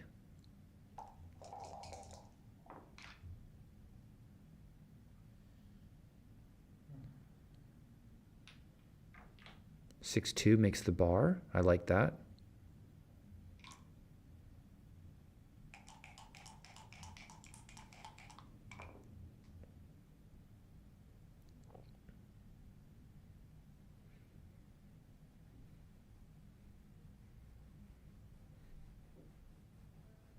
Huh. I'm a little scared, given the option of how to play this 2 here. I'm not sure if it's an asset having my checker on the 23-pointer or not. You know, I'd like to slot the 5 with the 2, but somehow I think it's quite possible I just lose more gammons by keeping it there, but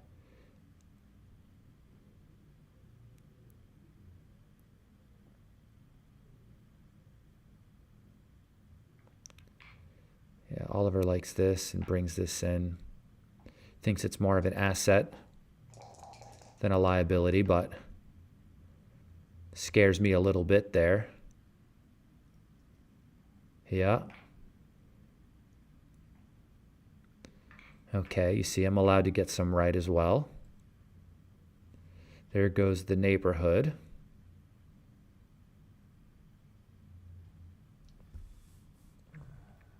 But it's still early days. The match has just begun.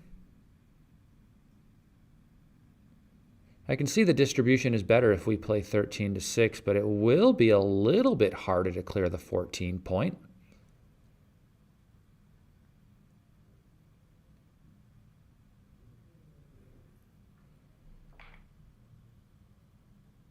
Nicer distribution, but harder to clear the 14. The computer prefers the distribution play.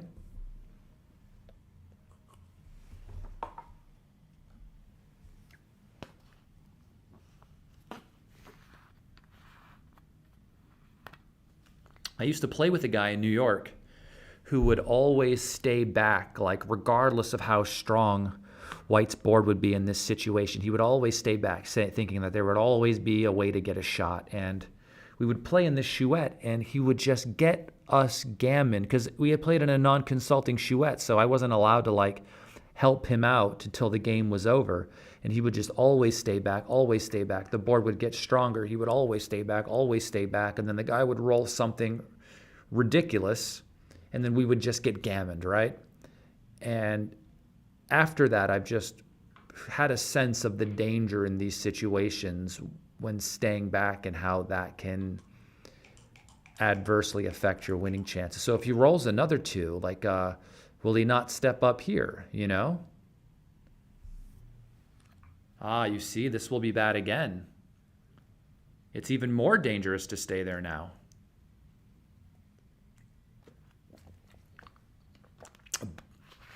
Balk touch of the clock there.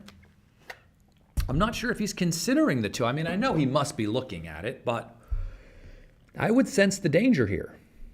I feel scared. It was a big one before, Matt. Nice to see you in the chat. It's getting scarier and scarier. Of course, the more material he has to attack on the deuce, the more likely it is for him to point on you. Anything that doesn't begin with 23-21 is going to be blunderous.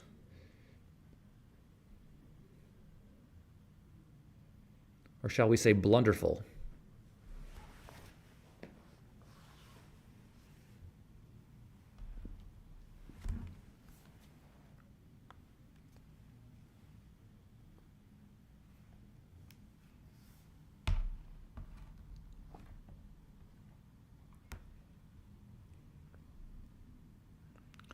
Lucky sweater now available in the Backgammon Galaxy shop. If you'd like to look and play like modern art, please visit backgammonGalaxy.com/shop or backgammonGalaxyShop.com, one of these. We also sell these very nice precision dice, these new anti-glare by design dice.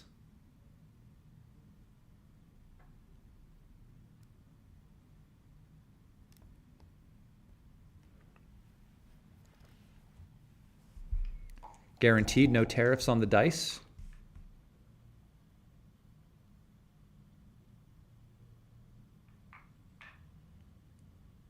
4-1. I bet you he wishes he stayed now. He's like, my shot. But it would have been picked and passed, right? And the gammons might have been plentiful.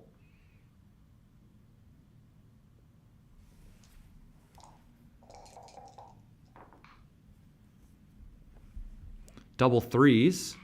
You see, this is the kind of stuff that would have gotten him gammon had he not stepped up. Just get pointed on, and then you just sit there while he brings all of his checkers around.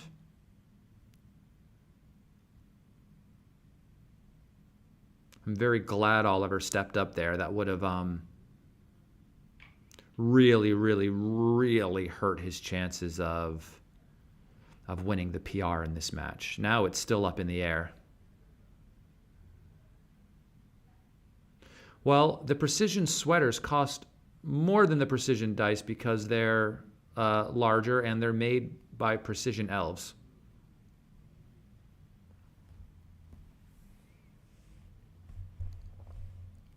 But the sweater is so lucky it costs you EXP or your health in order to use it. So you'll get better dice. You just won't live to see 80.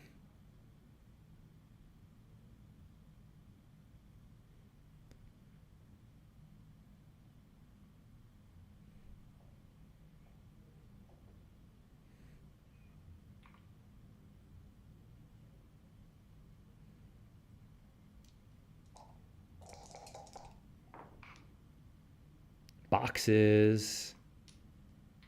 So there are some running gammons here. There's no doubt about that. We can see that there are lots of gammons, I think.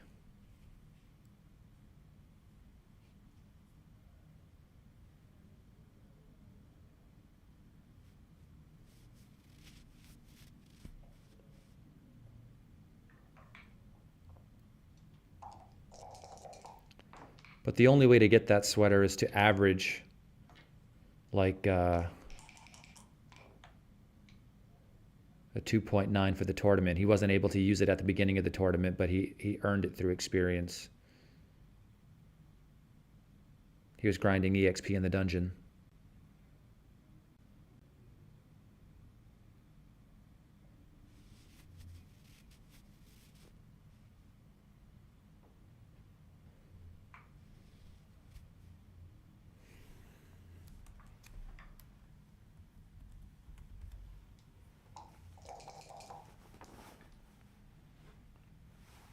(6-4). As long as Michi doesn't leave a shot, it looks like he's going to win this gammon here. So here's the question. Are we playing to save a gammon we can never save unless we get a shot? Because if so, we should be making the bar, trying to prepare for the off chance that we do get a shot. But if there is some way to get off this gammon, we should just play something like 13-6.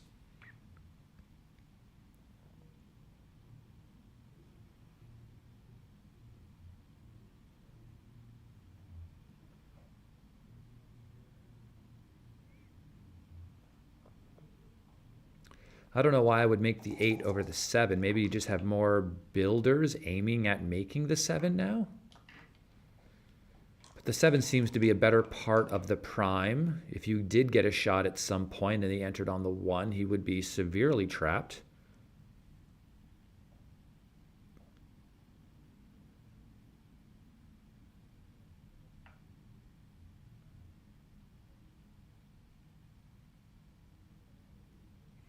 How many gammons does he win here? I'm trying to get my computer going.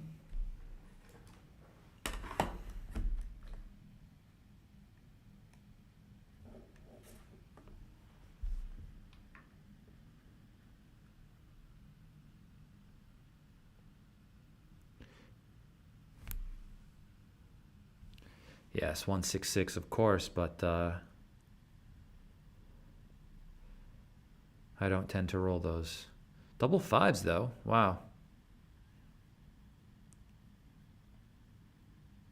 I hate to say that this is a very lucky roll, but because we can see that Oliver isn't in the best position, but it is looking like he can save this. But I would bet against it. without getting a shot, of course. But it's looking more and more likely with every roll that it could happen.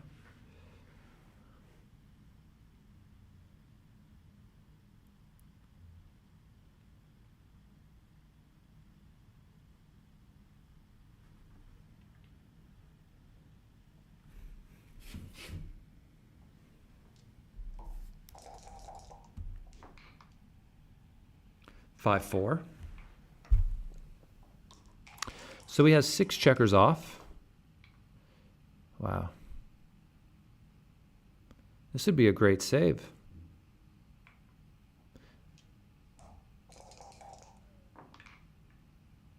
Six, one.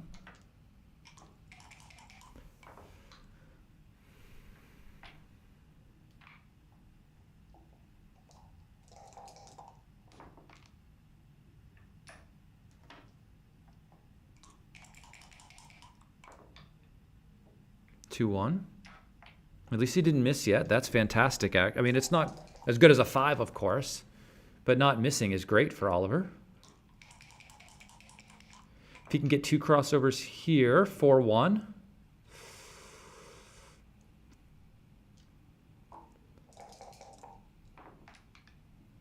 Double threes, the gammon.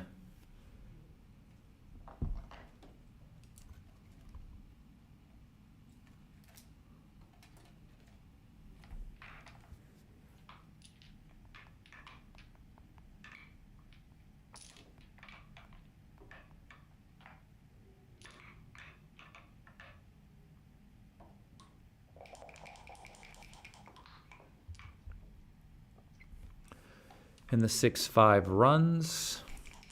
That's clear. I know that one for sure. And this 6-4 is supposed to make the 2-point. This is the making of the 2-point play. That's for sure. Not just trailing, but for money as well. And this 6-3 just gets to go.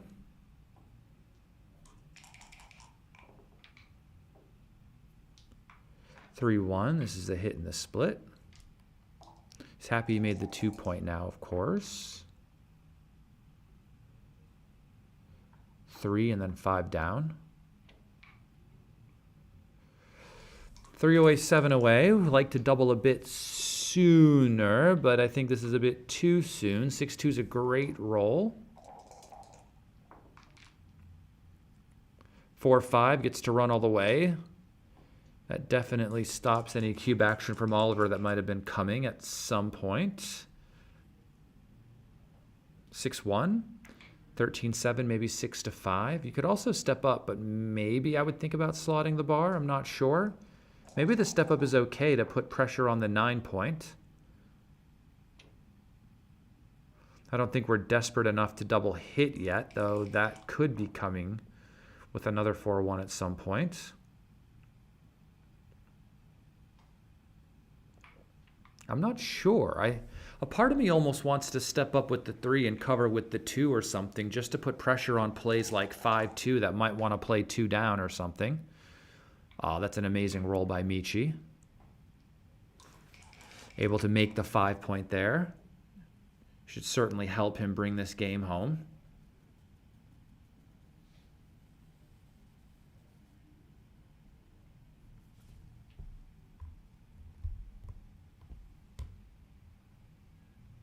The race is actually slightly in Oliver Squire's favor, apparently.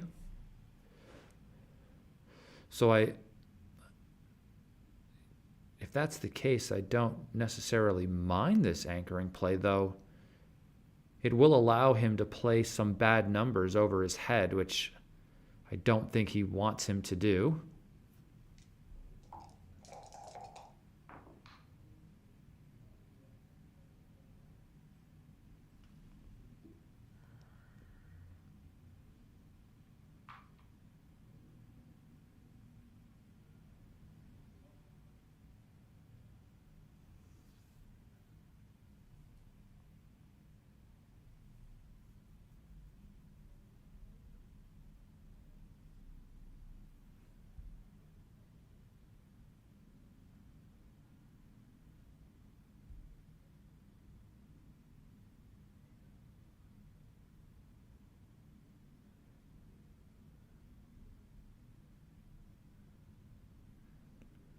Double twos.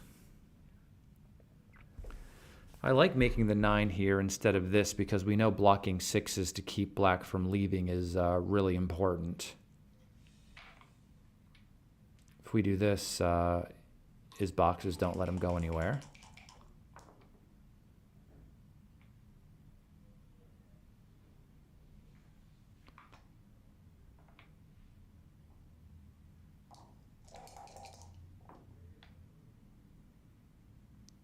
Six, 3. Just has to play to the 2 into the 5, I think. I don't think there's any other play that doesn't leave a shot. I see that he can play the 3 down. I just wouldn't do it. I personally wouldn't give the 4-3 or 1-6 to Oliver. Makes me a bit nervous.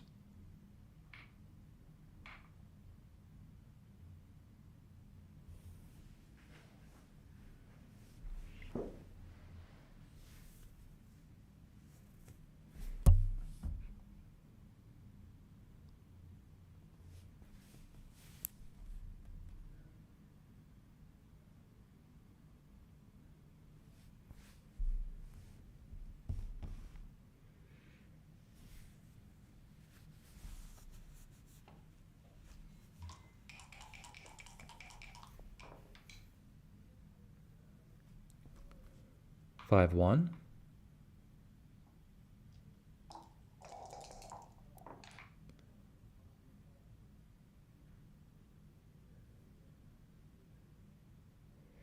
Guess we have to leave a few shots now and just cover. It's just 4-4. And that never happens, right? Whew. Scary.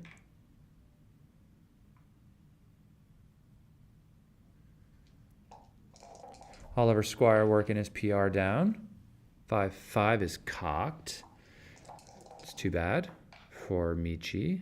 Would have been a fantastic roll. Certainly this 6-2 is not ideal. We've got 603 people watching. Please smash the like button if you haven't already. Subscribe to the channel.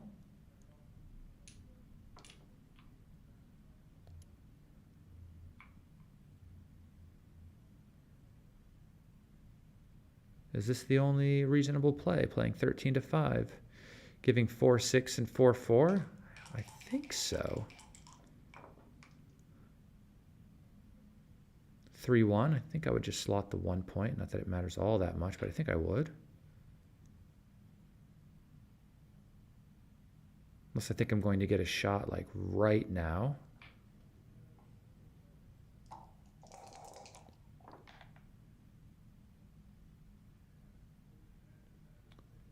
Five, 3, I just toss both checkers onto the 8 point.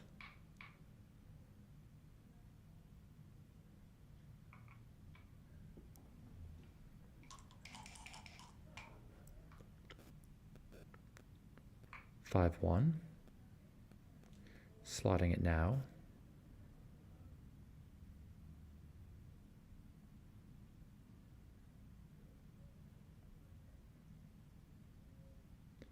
Is who Wilson or Tue for Backgammon Galaxy where? Wilson is the stream master behind the computer. Simon is actually on transcription right now. You can see him in the camera.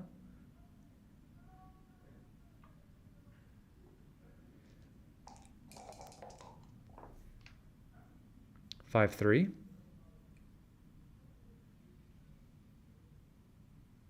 Not ideal, this 5.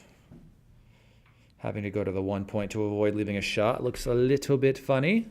I don't like it, but it seems forced. It's getting a bit awkward now.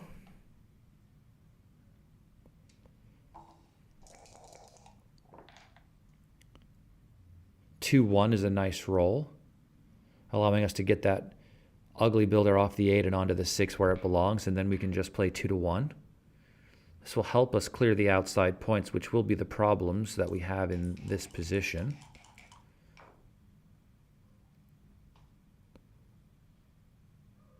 4-1.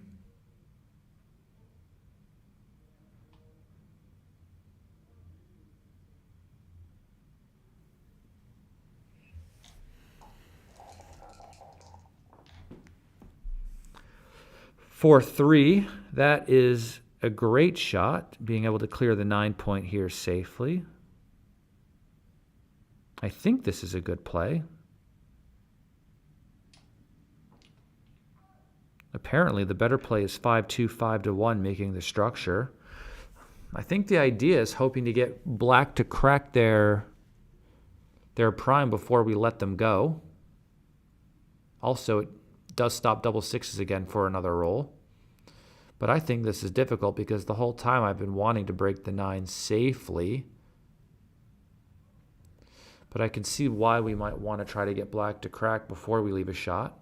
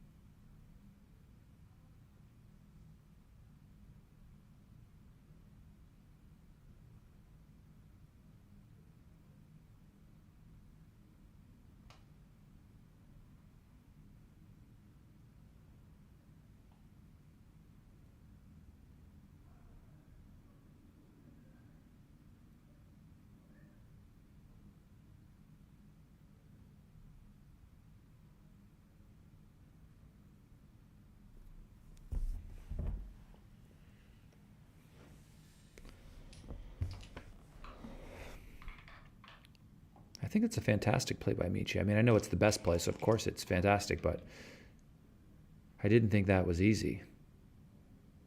And I know I say I never break my board, but I'm feeling like I want to break my board here.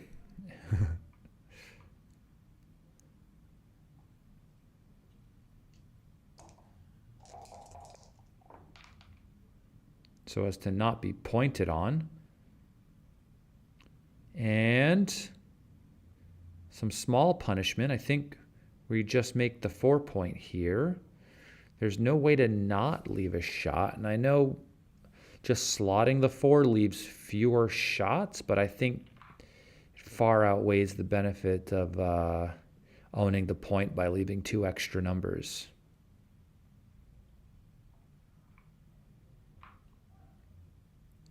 It's 2 extra numbers, but I think with the board the way it is, I think it's very strong.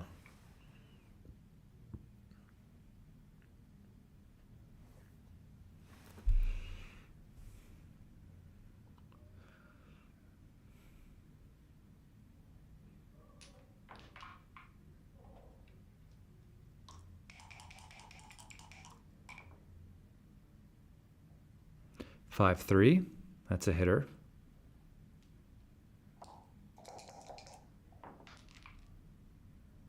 6-3. Dice on checkers is legal here. And I don't think we can come out to the... Are we giving him the 5 here? Wow. Maybe. Maybe the... I mean, I don't know. That's scary to me. I would prefer to not be back on the roof, but I can see that the 5s are duped to hop out as well. So we can't hop out and hit you at the same time. We'd be taking one of the builders away from attacking if we played a play like 5-2. But, I mean, gosh, do I really want to be put on the roof against a 5-point board? I would prefer not to be fair.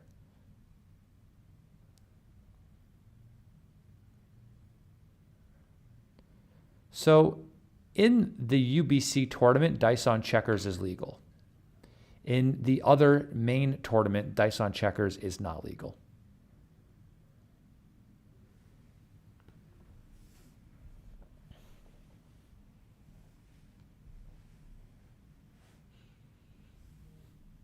I mean, you just don't want to be on the roof against a 5-point board. I mean, is that crazy? Seems like tactically being on the roof against a 5-point board in a very close race would be bad.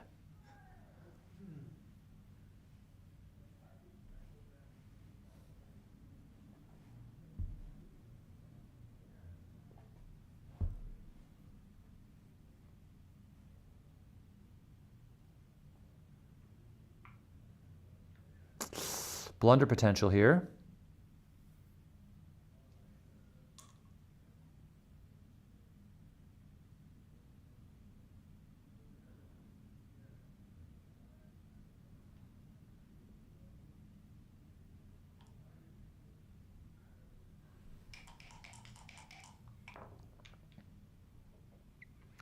Six one misses. Yeah, funny enough, you would have gotten a shot on this roll.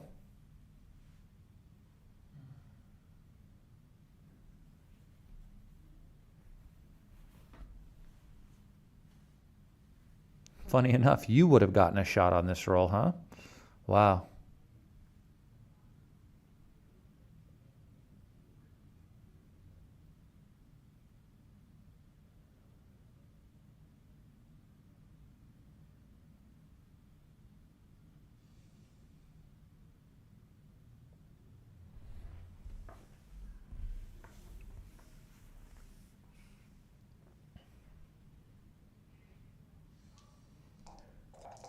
I think it's hard to find cubes at 3-away, 7-away.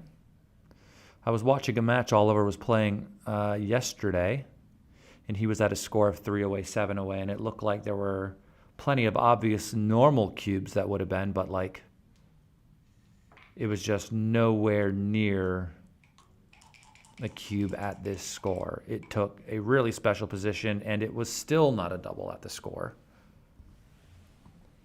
But maybe you can get away with this one. This might be special enough. Yeah, nice job, Michi. 3-away, 7-away cube. Take note. Lesson learned.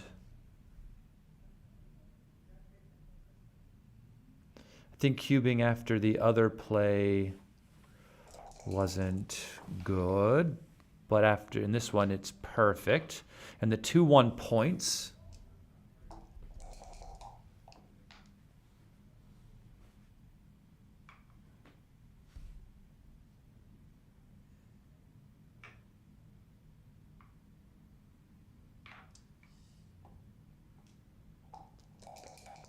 I think the only funny number might be double fives, but not double six. But no, double six is awkward as well. Would it have been any different the other way? Or would it have just repeated? 6-4, Oliver didn't really want to enter there. He wanted to wait for the funny number. 6-4 would have been a shot. He feels unlucky to have entered. 6-2, because I would have been hoping to fan.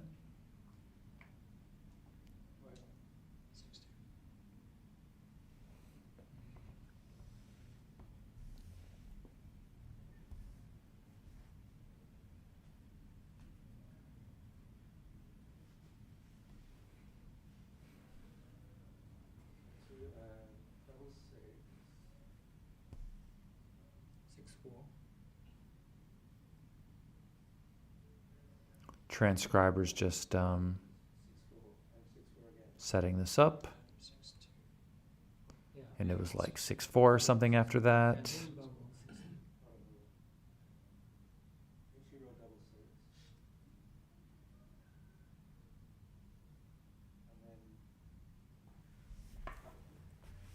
I go with double six. What about over 6-4? Oh, the 2-1. So, did you point on the 2-1?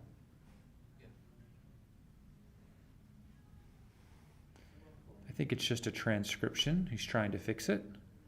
Something somewhere. The players benefit from a good transcripted file, so I could go back and tell them the sequence if they would like.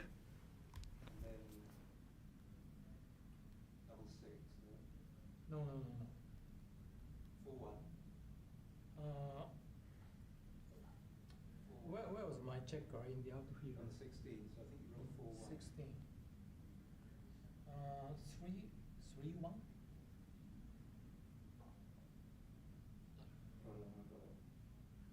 So my spare checker was a 6 point. My checker was here, so it must be 3-1. Yeah. I roll 3-1.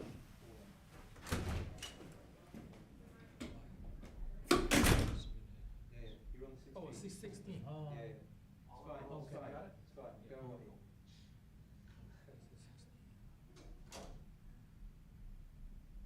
And then after double six, what did you roll? What you got? 6-4. All right, apparently everything is, he says he got it and asked me to leave, so hopefully it's true.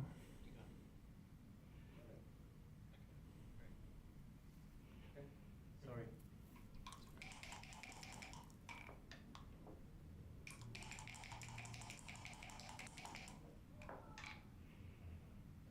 2-1, 1 and then 2.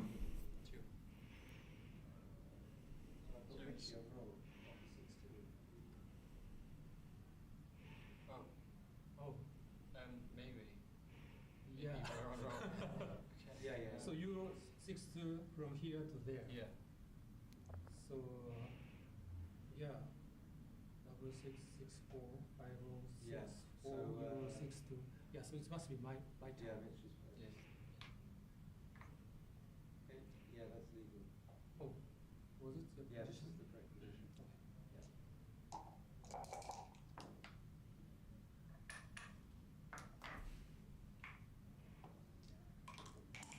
Ah, did he skip his turn? 4-2.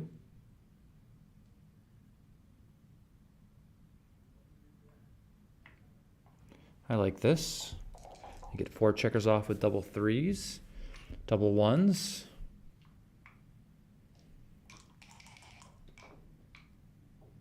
Four, 3.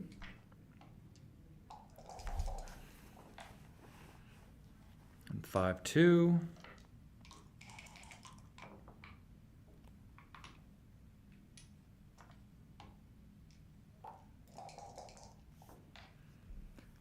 Five, 4. And that is Jin. And Michi takes a 6-0 lead. But the PR is very, very close. Oliver Squire just needs to get another game or two in. Hopefully the PR switches in his favor, from his perspective at least. Because he really needs to win the PR in this match. Really, really, really needs to win it. He doesn't want to go down 4-0 at the beginning of this match with 2 matches to go. That would be bad. That would be very bad. That goes without saying. Although I did say it, but it could go without saying. But that's not what commentary is about. It is with saying.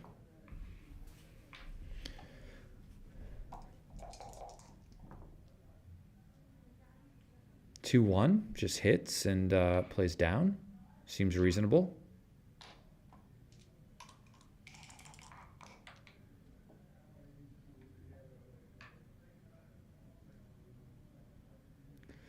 One, 6. So I think I would just come out. The 6s are duped to hit me here, also to cover. I do not want to just start getting primed in either, so I'd rather just allow the pinball effect to sort of happen. If he's able to hit and cover and there's a blot there, maybe I roll it and hit him back from the roof. I don't want to just let him just build the 5 and then just prime me in and have me try to lead later. Especially when you can't lose a gammon at the score, right? So...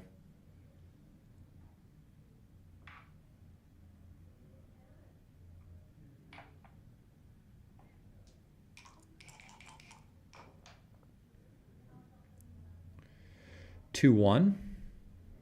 I mean, I guess we'll just slot the 3-point. That seems reasonable. 6-3. 2 down.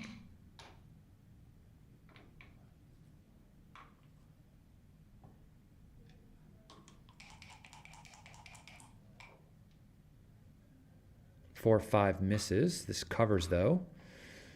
I still would have preferred to hit. You know, what are you going to do? Goodness, everything just points on him, and this makes the here, and then it makes the other point there, and boy, if Michi can find a way to achieve this closeout, he will be doing great. And the worst part about this in a PR competition is that Oliver doesn't get any decisions.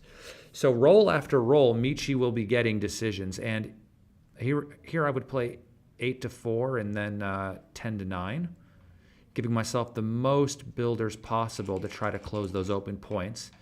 Oliver needs to roll double twos or double threes to try to find a way to get back in this game. 5-2 makes the 2 point. Because Michi getting decisions, you'll notice his PR is getting lower and lower and lower, and Oliver's just sitting there not getting decisions.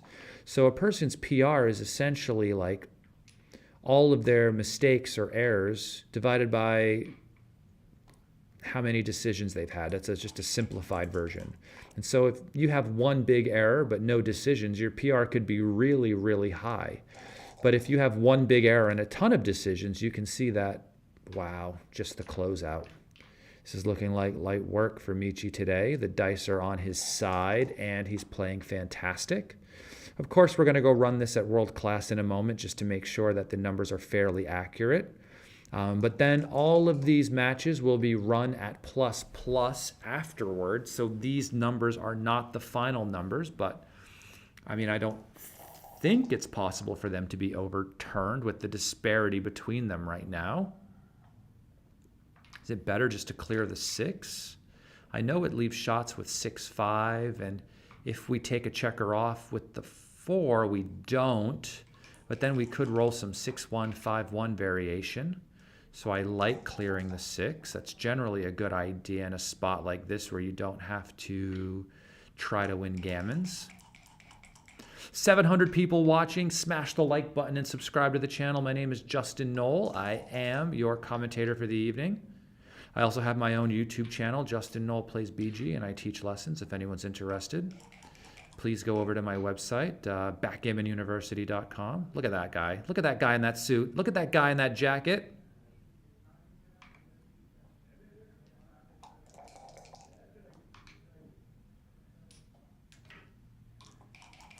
And this is finito. Not exactly sure why we're continuing to do this. I don't think anyone can really get any decisions from here, I don't think. I think it is gin, and there is no gammon nor a backgammon to be saved.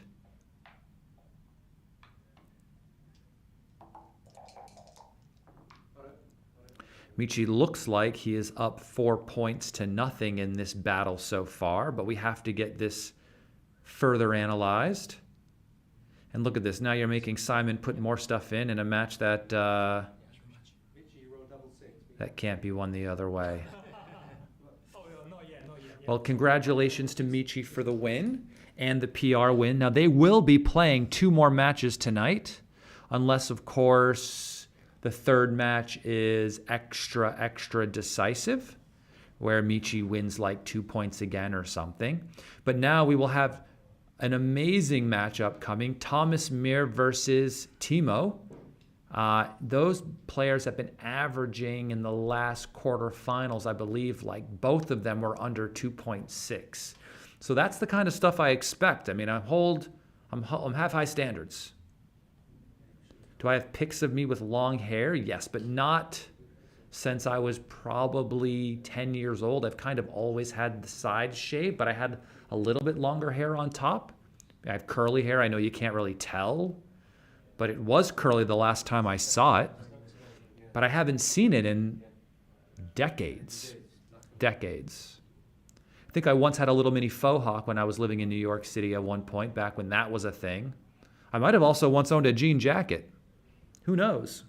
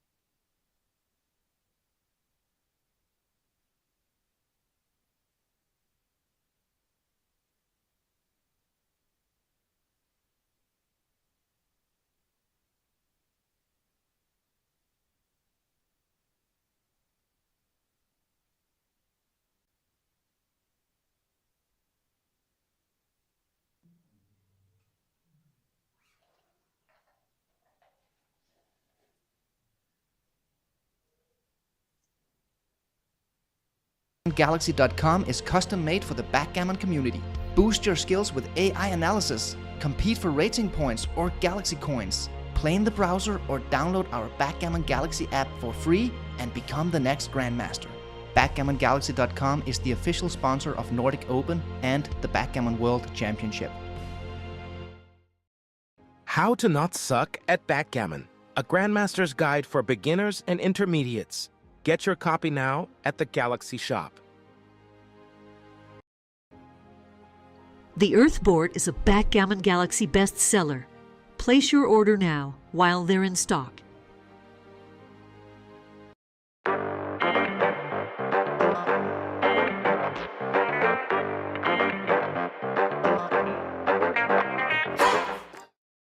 Become a Backgammon Galaxy Star member.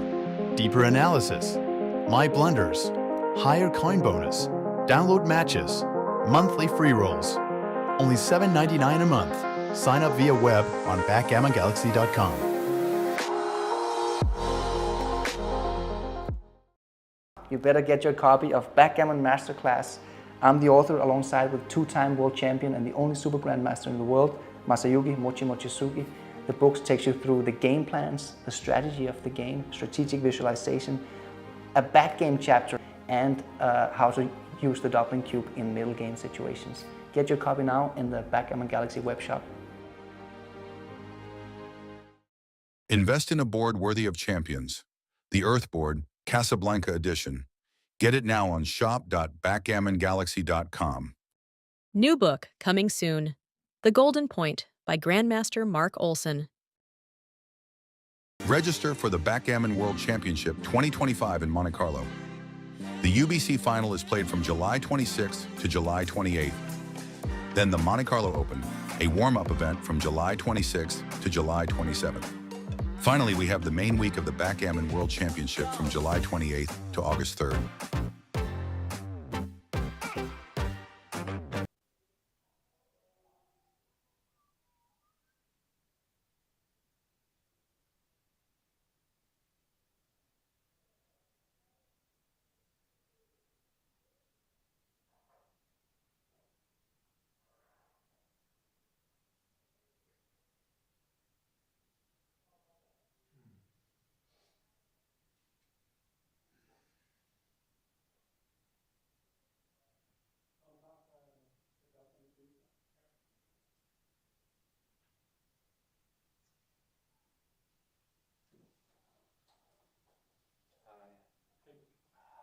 So, you've done transcriptions before? Yeah, yeah, do more matches.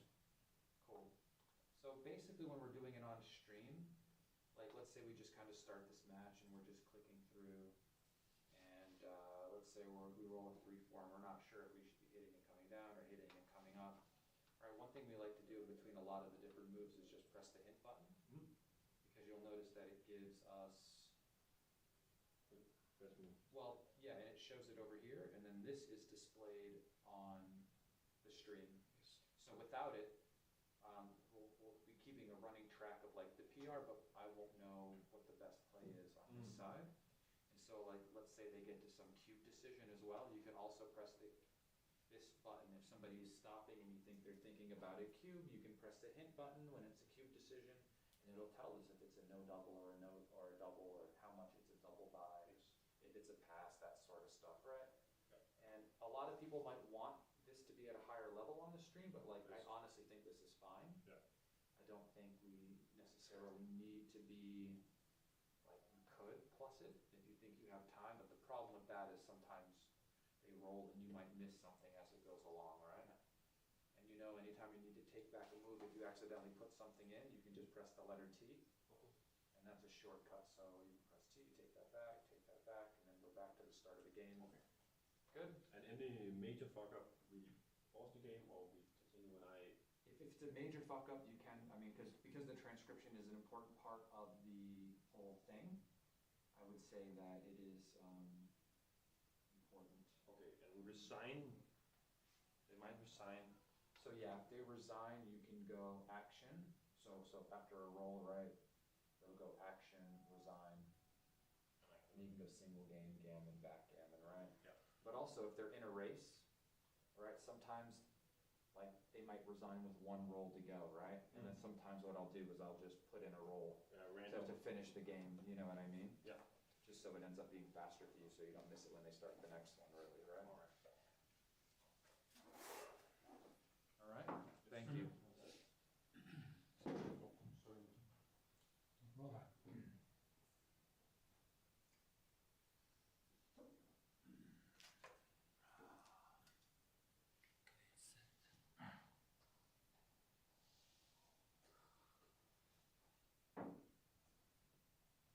Oh, this is the mute transcribe. Yes. I will try not to cover up.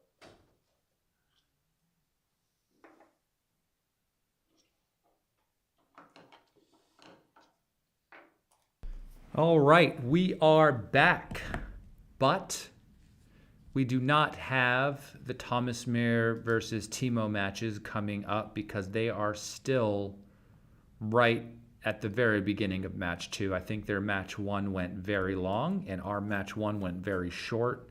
So, you know, we just started our next match immediately and that obviously finished in a decent amount of time as well. So hopefully we'll get to time it better and we'll get match 4 from Thomas Meer and Timo on after this one. But these guys have to stay on because I didn't want to leave the stream open without a match for, you know, another 40 minutes or so, 45 minutes. I thought that would have too many people have to go away, so we just decided to start now. So welcome back.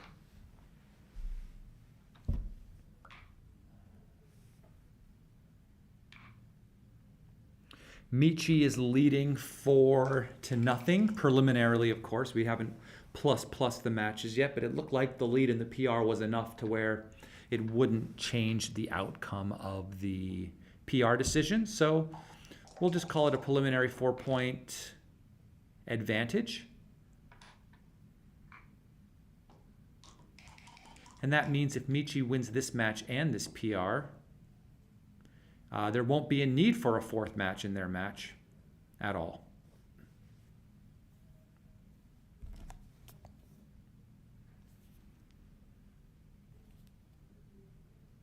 So welcome back to the channel. My name is Justin Noel, your commentator all week long here in Copenhagen.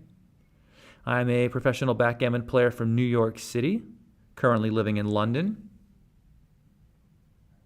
which is why I know quite a few of these British players. Oliver and Michi have actually been to my house to play and study for these UBC matches. There's a few videos on my channel actually of our practice session. There's videos of me playing Oliver, me playing Michi, Michi and Oliver playing at my house as well. And those videos were definitely worth a watch, so please head over there if you haven't seen them yet. Yeah, so we're doing good here. 4-6, I would say this is a pretty precarious spot here. Obviously, we're just going to slot the 5-point here. This dupes the 4s to hit on both sides of the board. And then 4-2. Wow. I think I like the double hit here. This reminds me of a position we had in like their last match where there was a nice double hit. It's good to see it's close at least. But I am mildly worried about like a 5-1, 3-1. But I guess the alternative to that is they just roll a 4 and they hit me. So maybe they just fan, which is why, okay, good. My play got a little bit better on plus. Thank goodness. I'll stop trying to justify why my play was wrong. Because it doesn't. All right. How's everyone out there in Chatlandia?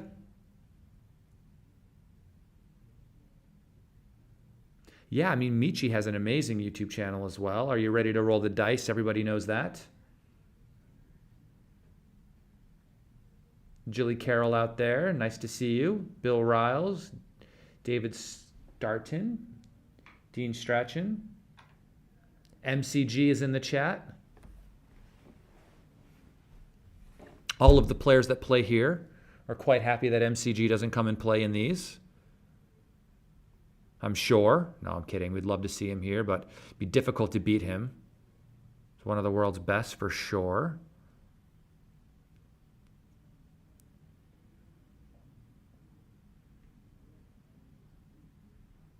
If you could if you could ever imagine me being quiet when we're discussing BG, it's definitely when players like MCG or Mochi and these sorts of are around, you know.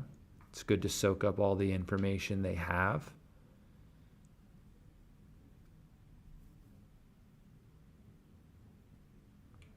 I like this double hit play, denying the 5 point. Ooh. Nice reply. And because of all the blots in the outfield, I would just instinctively just make the 1 point here, just trying to freeze the action a little bit, hoping he can't clean everything up on his entering roll. This is a good shake, making the 20-point anchor and the 4 point at the same time. The 3s are duplicated to hit everything else. Double 5s. Is it? Wow. Oh, yes. I don't think I saw this at first. Is this better than just coming all the way around, though? I'm a little bit worried about... Yeah. I think I prefer this, actually. Looks better to my eye. 2-5. We enter low and play the 5 down, trying to increase the contact zone, hoping white rolls something bad, of course. 2-1. Luckily that point is there, or else another shot would have been left somewhere else around the board. 5-1. I think we can just play 13-7 here.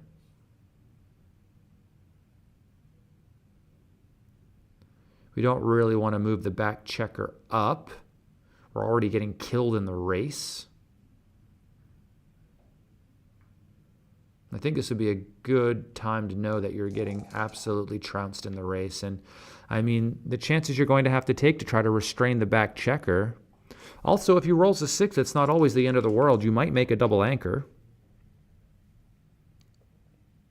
Oliver misses.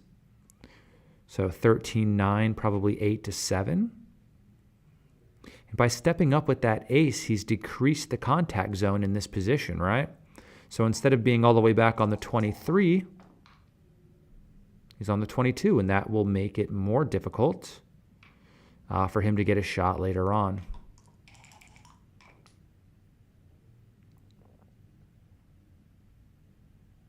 Five, 1, slot the 3. I'd likely just do this one that Oliver's choosing here instead of making the bar or something. This gives me more numbers to kind of make the 5 or slot the 5. 6-4 makes the 4. And unless Oliver rolls something spectacular here, I can feel the cube incoming. Yikes. So this 6-5. I mean, he's down so much in the race, but I guess if you're looking to take the cube next roll, this seems reasonable to just run around.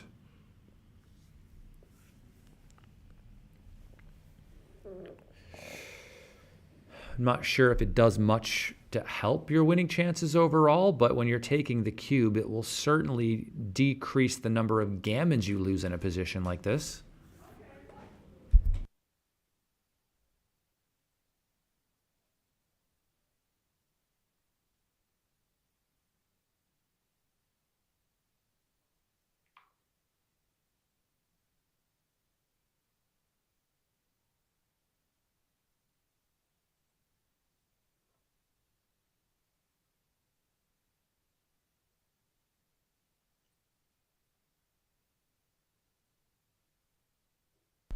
We just got an update from the head chief of the match analysis, of course, Mate Fer here.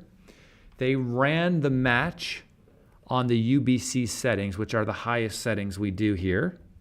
And it came back that the PR flipped, and Oliver Squire actually won the PR in our last match, which is surprising. I didn't know it could flip that much. So it is not 4-0. It is 3-1 right now. And so this match, I mean, of course, this match was really important anyway, but it is really important. If Oliver wins it and wins the PR, he'll be tied instead of down 2. Huge difference.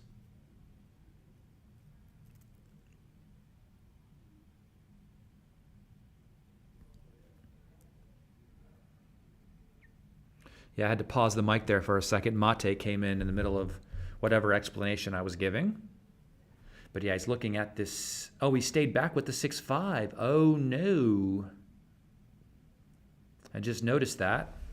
Well, we got good news for Ollie and bad news for Ollie. Good news for Ollie, he's got a point. Bad news for Oliver, he stayed back, which, I don't know, I think just makes this cube a little more potent because it makes the G's a bit more effective with some of his pointing numbers. Of course, you could always leave a shot as well. But here, you just have to play 6-1. You can't leave a shot. That is against the law in these situations. So even though this is ugly, ugly is okay.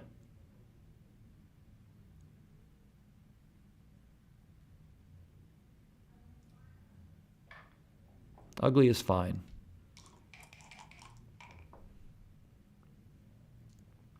And you'll see he's running out of checkers to play with. This is another reason why running around the corner was important. Now he's giving up his mid, which he didn't want to do, right? If he had ran the checker around the corner, he'd have another spare to play with as well. Whoopsie. Whoopsie daisy. So what are the options here besides 13-4? Is there anything else? Yikes. That's it, huh? Everything else just looks worse. So he'll get hit with aces and 8s, but not all 8s because 5-3 is blocked. So 6-2, double 2s, double 4s, and 4-6. So that's 11, 12, 13, 14, 15, 16. Is that 17 numbers? That's almost half the deck. Not 6-3 though. That's a 9. So he makes the 5 and just comes down.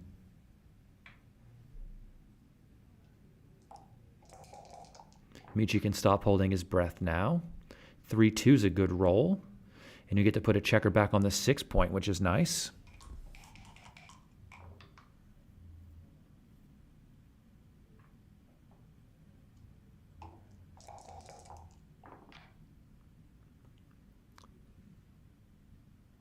Wow, 3-1. Sheesh, I mean,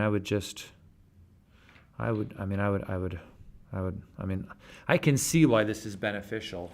It looks prettier, but, you know, depending on the mood you're in, this is why these players are really good. I mean, you can't really take a play off and just do something automatic like point on the guy. It's not always the best play, right? So here you can see his distribution is good. It keeps him from being able to leave with a lot of stuff. And now Oliver is breaking his board. I mean, he would have had to anyway, but no, that's good. It gives you more landing spots to help bring these checkers in.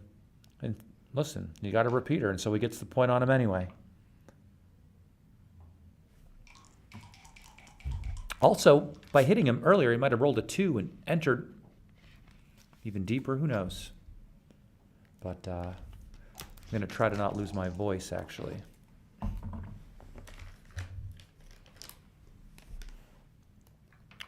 5-3 is a little funny, but you have to clear the 7 first.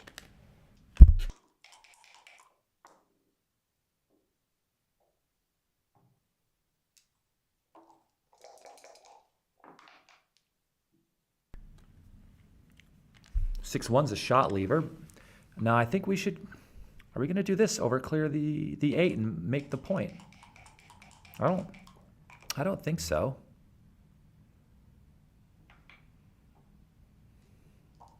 Yeah, I don't like that one. 4-2. Michi made that one pretty quick, actually, which is the opposite of what I was talking about earlier. We're just being deliberate on every play. You can't take a play off because that's when errors start to happen. And now when you look at it, Oliver's ahead on the PR because of it, I think at least.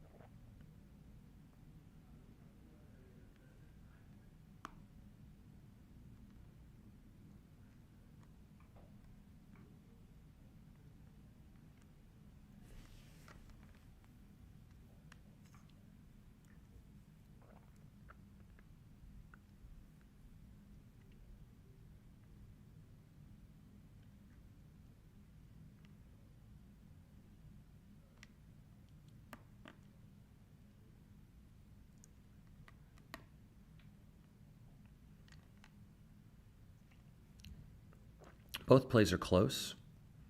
If we run, we can try to maximize our racing equity. If we stay back, we can try to maximize our shot equity.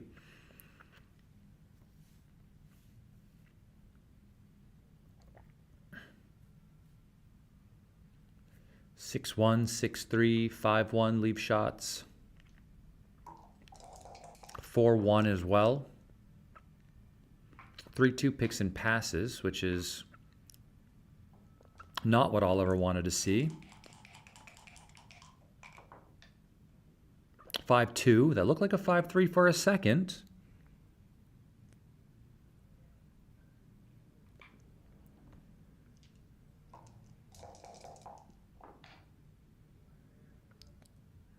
Thank you, Stuart Carroll.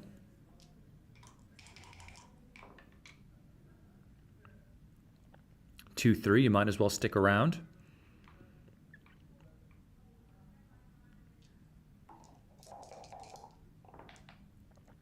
Six, 3, no shots.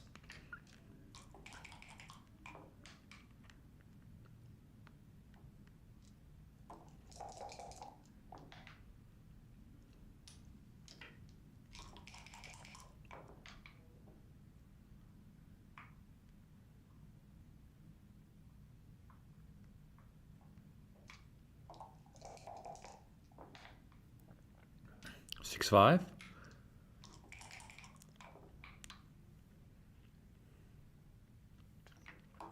Five, 3 takes the checker off, of course, and 5-4. This looks like a 2-point win for Michi. Hard for me to see a way for Oliver to win this one. Going to have to start with 3 big doubles in a row. And that's it.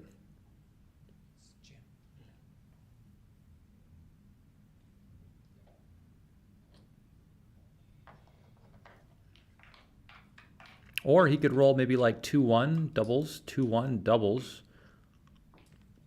No, 2-1 after that? No.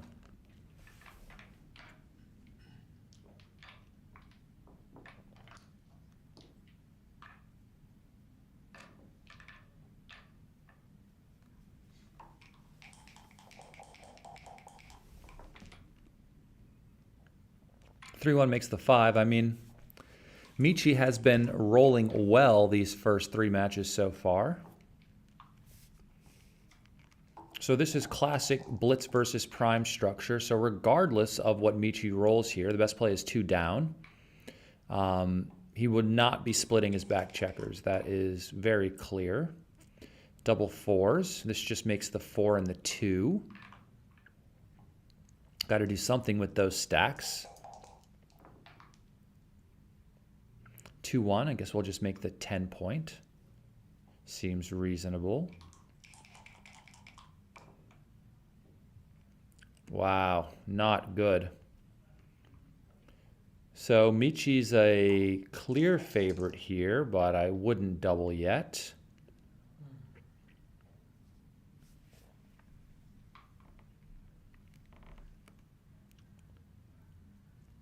Wow, maybe I misassessed this. Look at this. After this roll, it's a very even game. Unless there were many better rolls for Michi.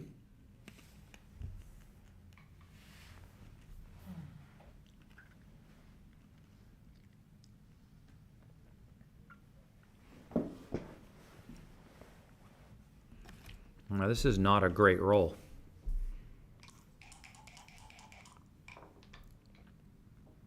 Double 5s again, my goodness. Well, Oliver's up in the race, that's for sure. But that's the only positive thing I can say about his position right now, is that he's up 6 million pips, but 5-4 is bad. Is it possible we just go 9 and then 5? 9 to 5? I'm working 9 to 5. There's no way we're leaving our anchor, right? I mean, I'm surprised to even see it's close to leave the anchor, to be fair. I'm just worried about getting slashed with a 2 somewhere. Well, we slotted. 5-4 again. Yikes. Are we anywhere near a cube yet? Nothing? Nowhere close. That's all right. So let's start by covering.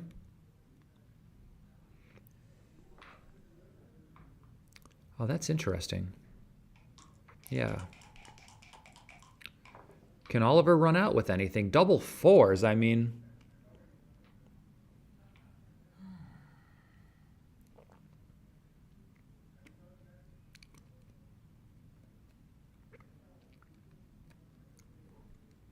I'm wondering if it's too good now.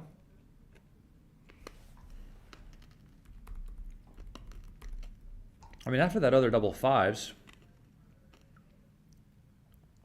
how, the question is like, how can he take, really? And so we got here, and he just rolled through after this 5-4, and that's where he missed the cube, huh?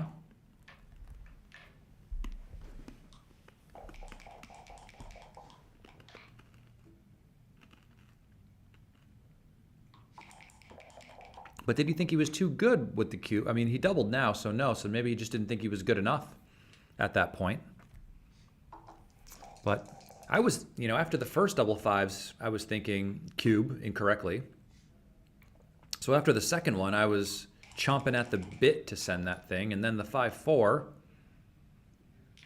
his position was on the verge of cracking. And once that 6 point goes and he still has 2 checkers back on the 24 point, you know, one thing we have to realize about these positions where you're up 50 pips in the race, if you have 2 checkers back on the 24 point and you're up 50 pips in the race, that is not good for you.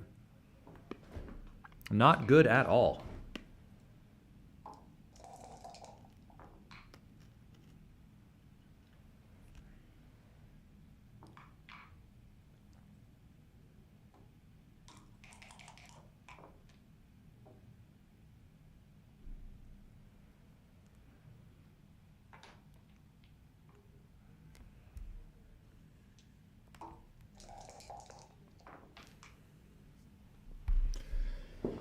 Yeah, so we have a question. How do I manage to comment for so many hours over so many days? Yeah, well, thank you. Yeah, well,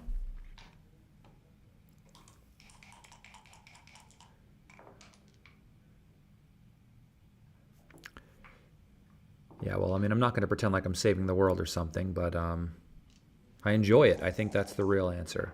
I actually really like having the best players in the world on stream and being able to watch it.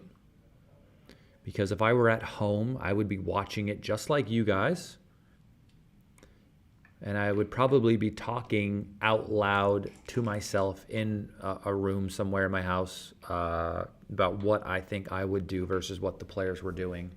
And then I would be sitting there with my laptop putting it in XG trying to see if I was right or if they were right. So I'm not doing anything different than I would normally do. I'm just doing it in public.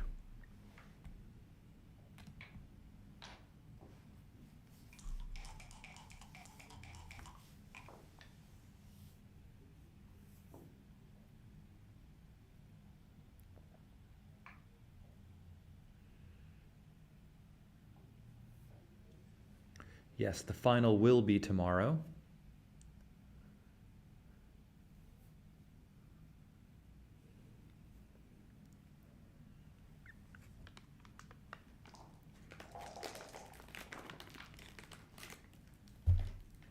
Two, 3, fantastic shot, making the 5 point here.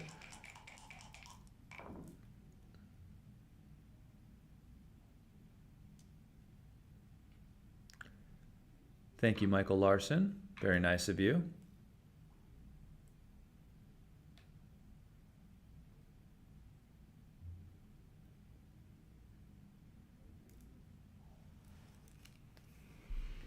Double 3s.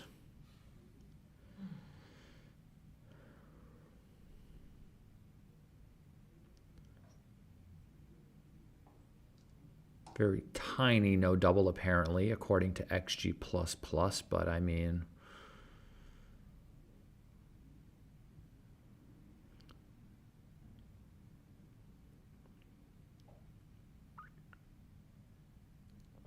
I think Oliver takes this pretty quickly. I don't think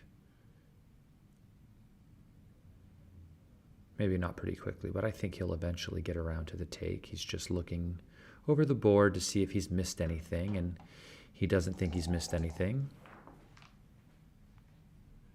5-2 is just 2 down. No, I mean 13-8, 6-4 I would play. I wouldn't do this. I don't mean 2 down, I mean 6-4. That's just giving shots for no reason. I mean, there's a reason. Maybe you make the bar, but maybe Michi's just trying to scare us. I don't know.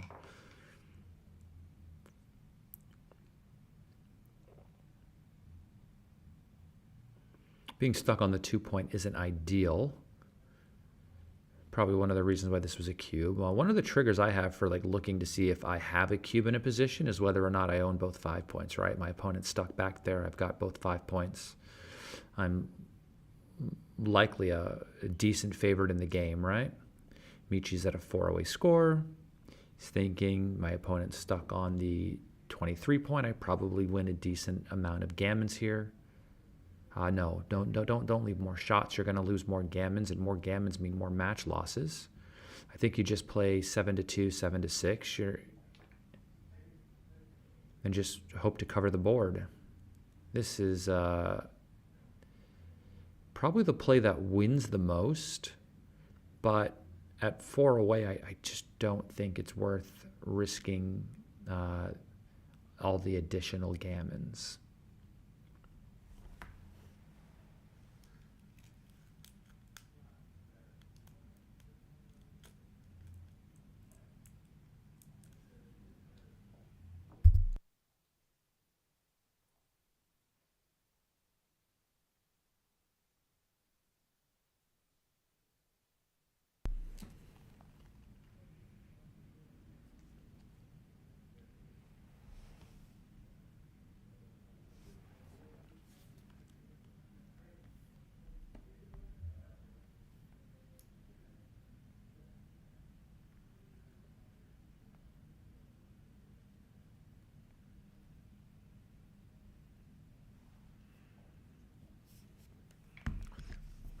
Oliver has been making this type of mistake this week, actually, where he's been finding reasons to leave his anchors.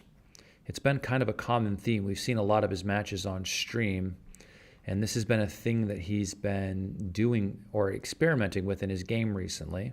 I'm not sure if he's seen some decisions like this, like recently, where maybe he missed one, and so now he's kind of trying to find his way again with when to or to not leave the anchor. But I think he's decided to do this.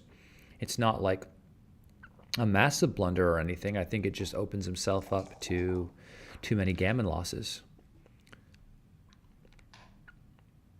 Hits and goes to the 5. Yeah, I think we all want to see MCG join the next UBC. Wow, we got to improve his anchor. Well, that worked out.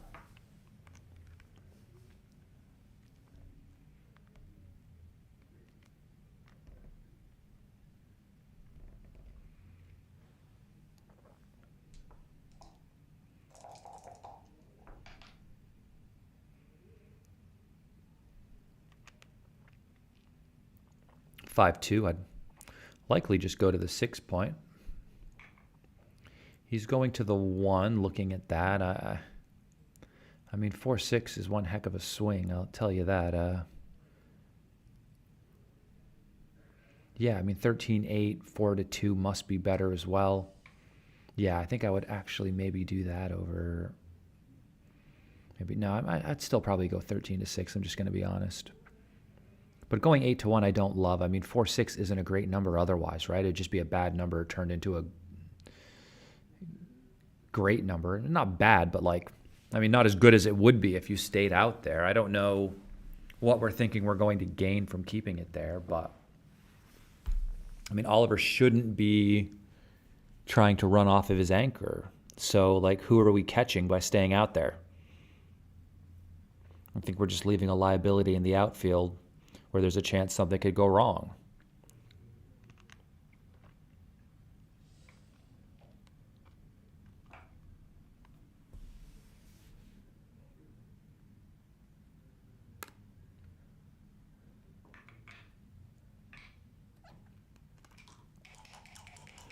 He loved that ace play from the start. You could tell.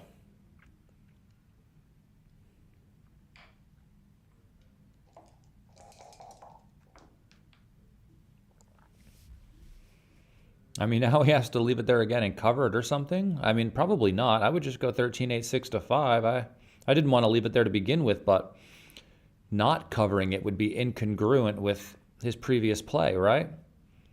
So you can see the errors stacking up, because once the game plan kind of goes wrong in your head, you might just end up repeating the same type of mistake over and over again. Okay, so he's not leaving the blot anymore. That's good.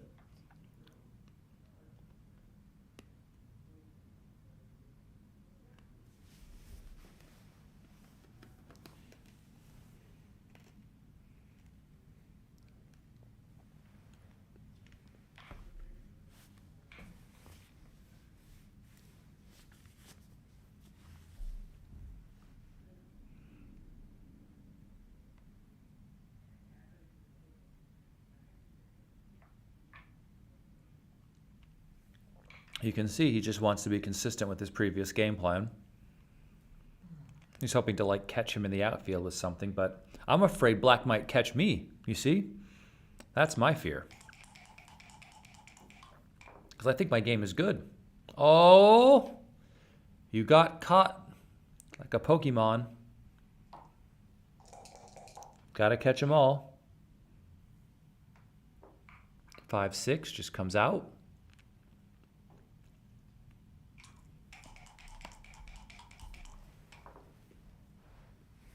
Two, 1. Hit, and what's this? 2-6, 4-6, 5-6. This is 2-5, 4-5. Is that it? 4-6. Maybe it's about the same. A little less. 5-5. Oh my gosh, what a killer.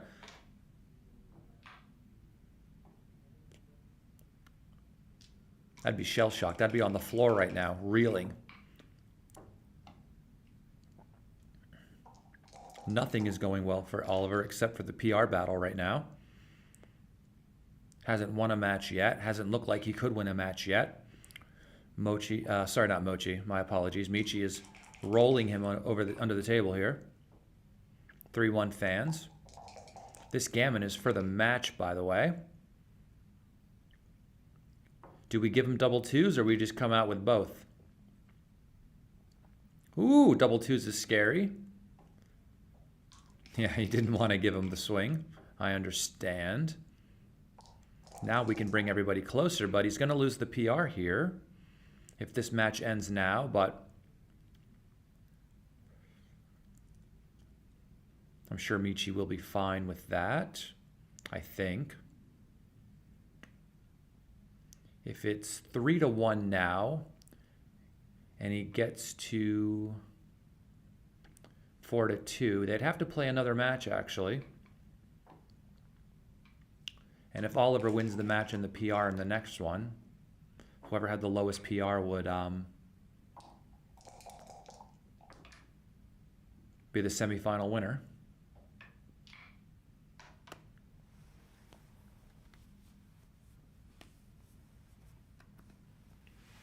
Yes, it is a good PR, position to play your PR down because Oliver's dancing, but it's not going to be possible for him to work it down enough. That's the point. You get into these spots where, like, if you knew what your PR was, would you want to win the match in this game? And I think he would because he's leading overall, point-wise. Oliver would have to win the match and the PR in the next round in order to win. But then if he does do that, then he would be moving on to the next round in after round 4 because, I mean, based on this match, I think he would be winning the overall PR maybe by a significant margin.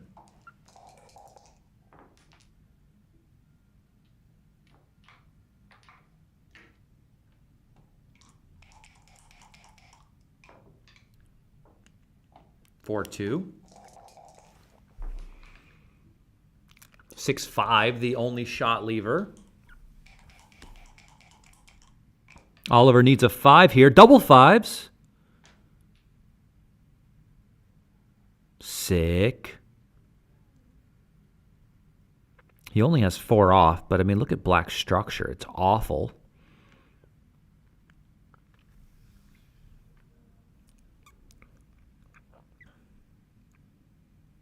Yeah, I like this, coming around with just 1 all the way. You keep a guy back, but also you're putting more pressure on making the 5. You're putting pressure on making the 4. So if he enters and he's unable to hop out, maybe you can have more numbers to attack him. This, I feel like, is coming too far forward right now and is kind of putting all of your eggs in one basket. Double 3's fans, not a good roll. You see, that extra builder would have been really beneficial right now. 4-3 makes a new point. That's an amazing roll.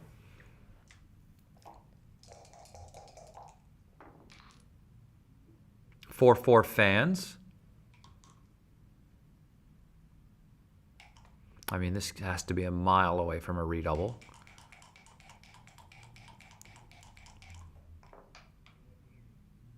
Six two.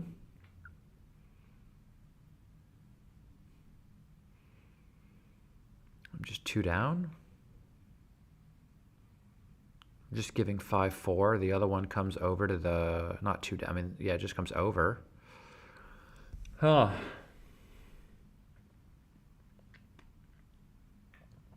Oliver's a little bit of an equity favorite. You can see he's plus 114 after this best play.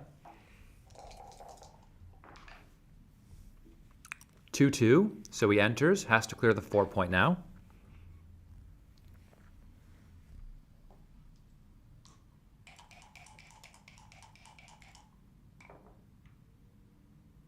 Six five, makes the point on his head.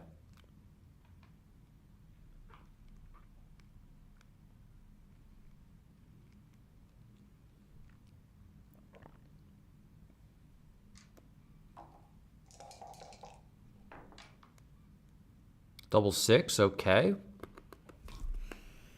I think you can still take this pretty easily. I don't know if you need to like slot in these positions at all, or is that just too crazy? I mean, obviously you want to just make it naturally, but like if you slotted it and got missed, you could then redouble them out, right?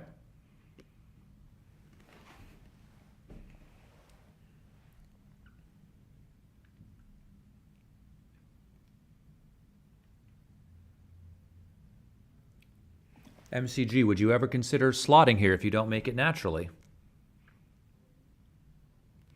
Just to get the redouble in on when you're missed, or is it too concerning for you to like actually lose a G here? Maybe you'd be happy just not risking losing the gammon. Maybe at DMP you would consider slotting, but maybe not when the gammon is so costly.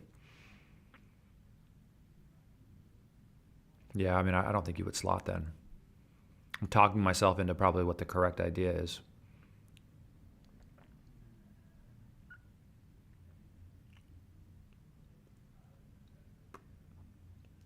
MCG says maybe slot after giving cube. Kazaras says yes, no slot here, holding cube. It's a great question. Let me figure that out. What is your take point on a 4 cube at the score?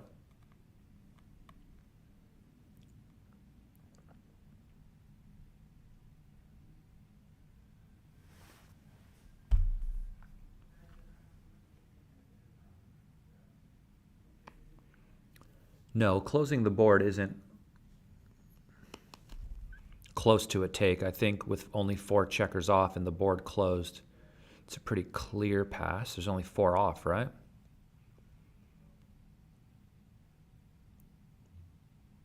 I mean, 5 is a perfect distribution, is like even money, right? So with only 4 off, it's pretty clear pass, I think.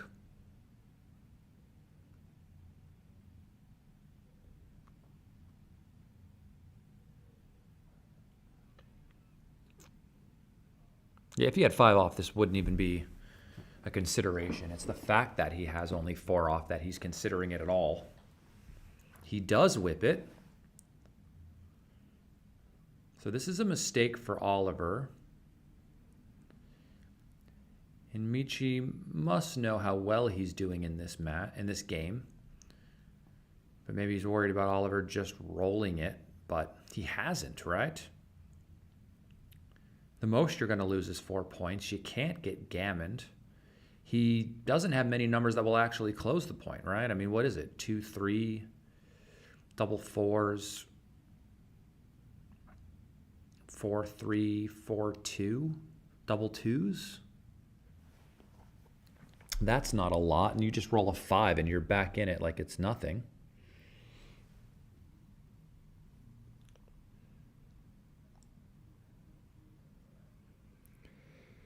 Ah, man, if Michi passes this, he can't win the PR. There's no way he can pass. Yeah, he knows what this is worth.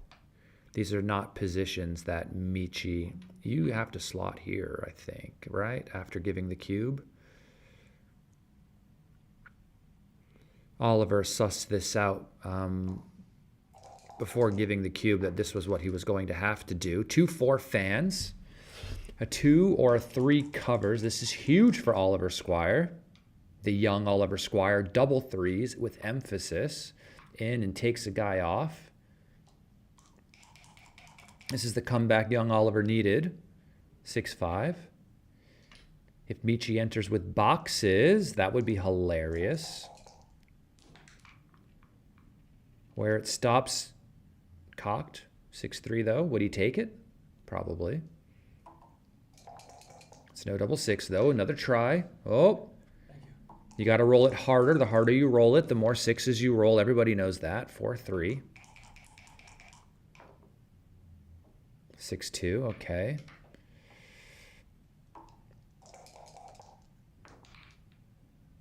Yeah, I mean, Michi is rolling on his own side of the board, so, I mean, the dice are going to get cocked more often because that's where all the checkers are.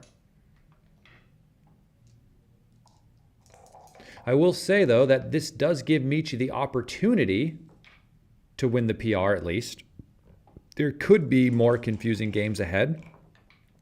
So even though he would have liked to have just won it and probably lost the PR, there's a chance that he still wins it and wins the PR, but also, counter to that, there's a chance he just loses the match and loses the PR at the same time. So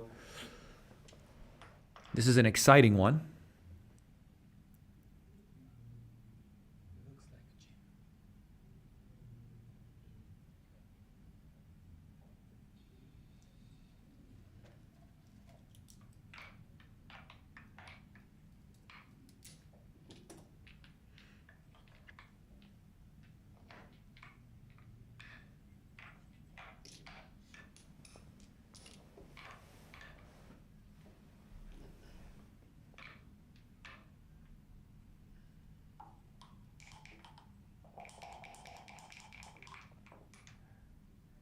Four one.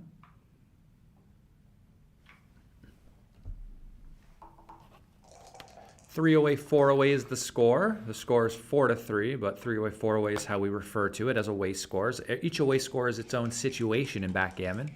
Understanding your situation at the score is like, you know, understanding your situation on a football field. You know, it's what's the down and distance? What's the score? How much time is left on the clock? You know, it's very similar to that. In my mind, at least.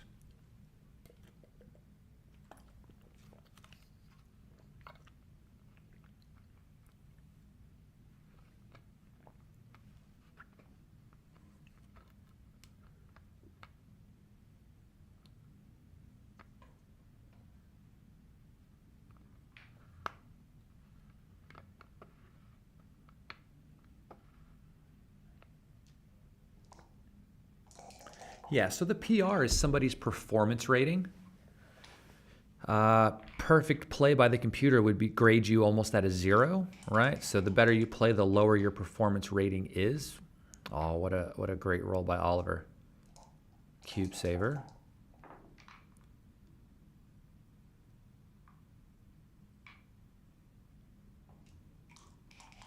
So the better you play backgammon, the lower your performance rating will be.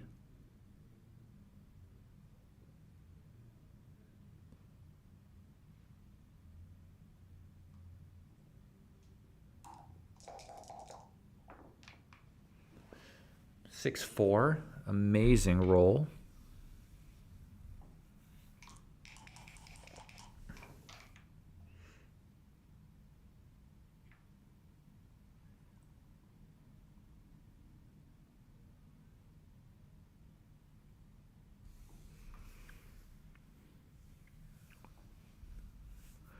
I'd likely just make the 2 point here, to be honest. You'd like to have the point in your board and not a blot, just in case Michi is forced into leaving some shot as he tries to get off the 18 point here.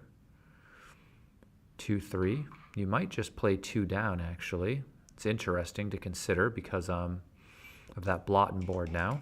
Something you might not choose to do if the 2 point was made. 5-2 makes the 3 and slots the 4.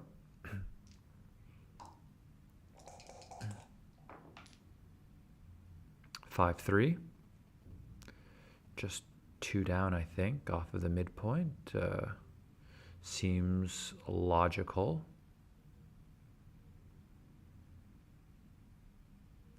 He's thinking about this, but I think this is overdone. I don't think it's necessary at this particular moment to do that and play with 3 blots. I just think it's a bit risky.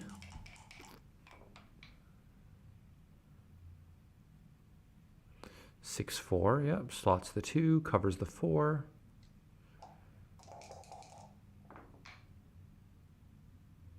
Two, 1 blocks the 6 away point. This is really important.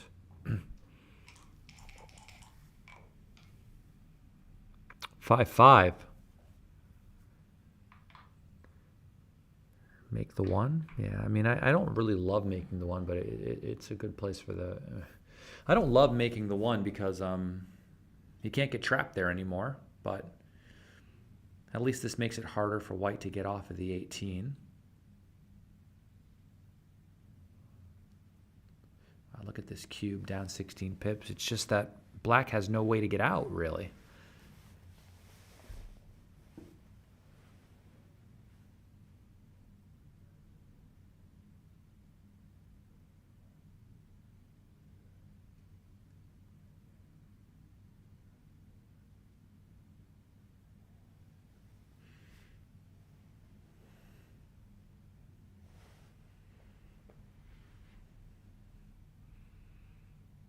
If Michi cubes, I think Oliver takes because of the race.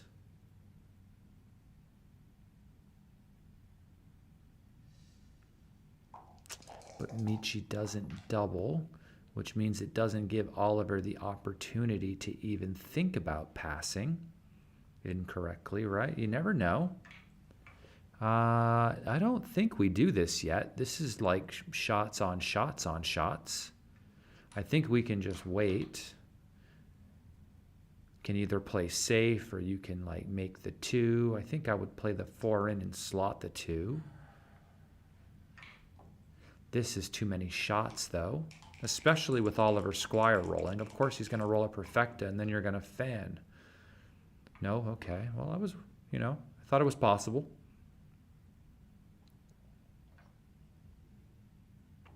Now he doubles, okay.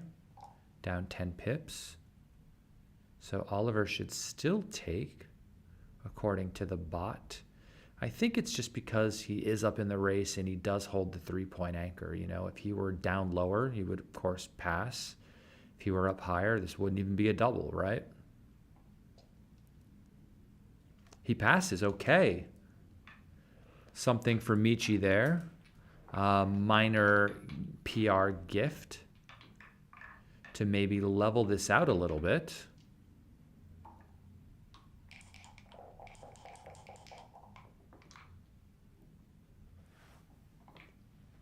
Very difficult decision there. 4-4 just comes up and down. Oliver still with a good lead in the PR race here, provided the plus analysis doesn't change anything.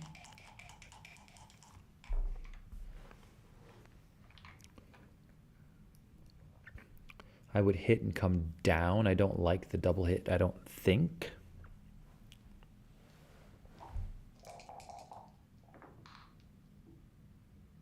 Five, 3 makes the 20-point anchor. Oh, you could hit, actually. Yeah, I didn't see the hit at first, actually. I think that's better.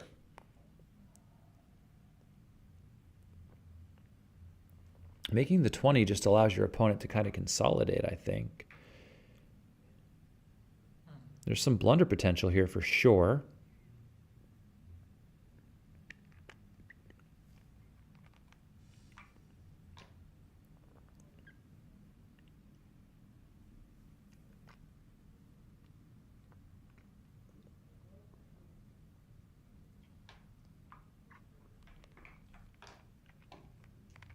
Nice play, Michi.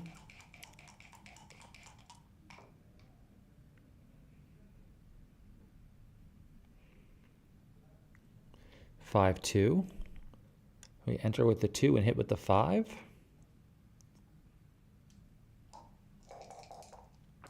Was that the play there? Just to come out and not hit.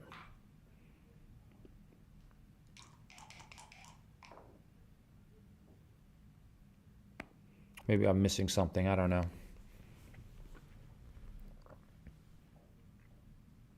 I don't think we should come off the 20 if we can't secure that checker on the 18. Maybe I'm missing something. Maybe I blinked and there wasn't really a checker there. Like a phantom checker.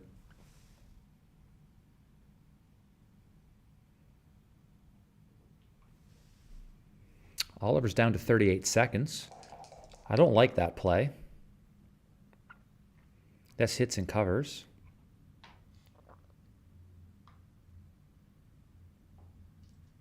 I would have just made the 2 point. I don't like leaving the blot on the 18 and then getting rid of my anchor. And now look at this.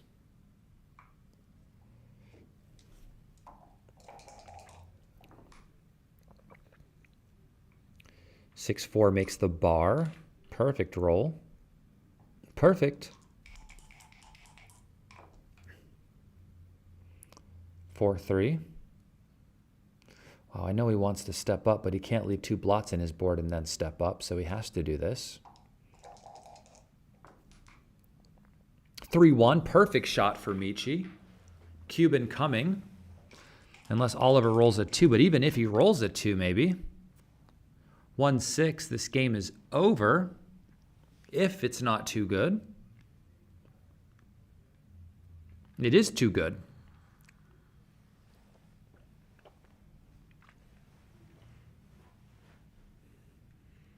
I hope Michi doesn't double this. Black structure's quite bad, so even if you roll something awkward and get hit, it's not like it's the end of the world. And what variation can he take? He can't really.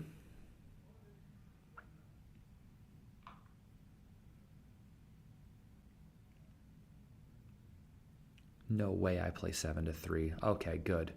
I'm glad that changed because I would play out and down though. I would just come up and come down. That would be, I see it's wrong because hitting wins maybe more gammons. But I don't know, my brain is just trained to play DMP, and so I just kind of come up and come down and... Oh my God!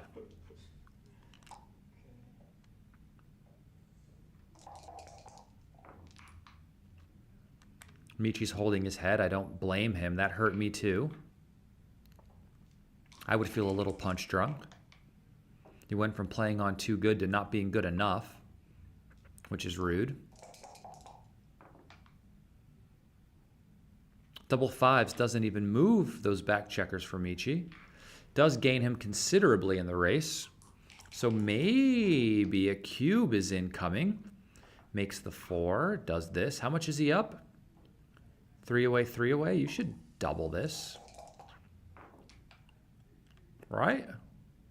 Why wouldn't you double that? You're up so much. You could just roll like 6-3 and get missed. Oh no, I hope this doesn't mean he's going to miss a cube again. This is just standard holding game sort of stuff. Michi's not the one low on time. Why is he rolling quickly? No. Repeat cube errors are the death of the PR player. Oh no. And it's getting higher.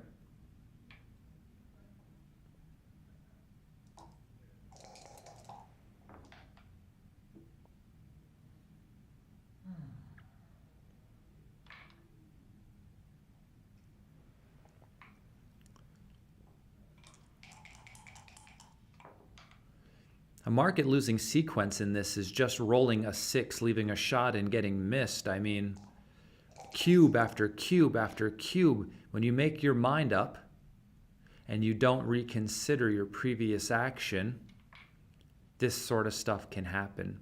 But in a holding game, only 3 things need to be true.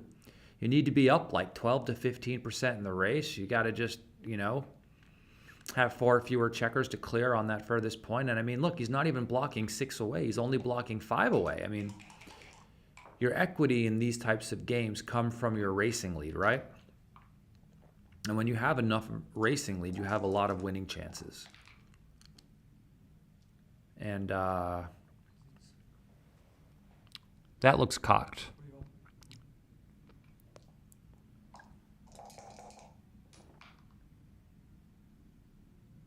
Of all positions to get wrong, a holding game, a position where I would assume a 0 would be played.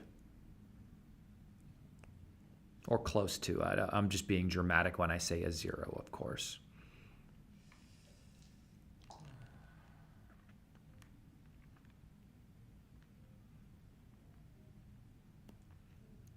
Yeah, 3 away as well when his take point is elevated.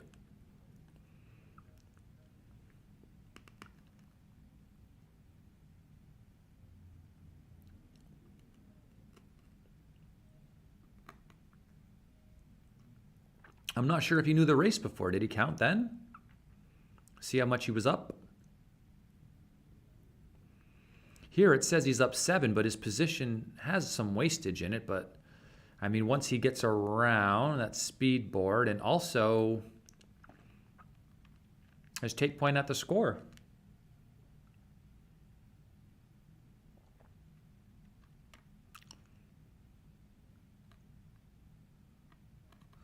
Was there a blunder with the double 4s? I thought for a second maybe he should stay back because of the 2 blots in his board. But went kind of quick. It's a lot going on here. Michi doubles, Oliver takes. And let's see what Michi rolls. With his speed board, double 4s. He's going to need this win, by the way. After all those missed cubes. Because there's no way he's winning the average PR anymore, not after that. 6-3 is a great shake.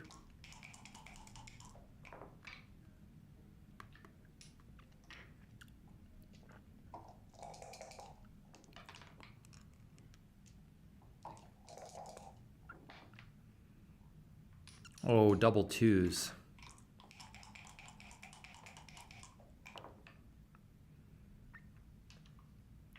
6-3. 6-4.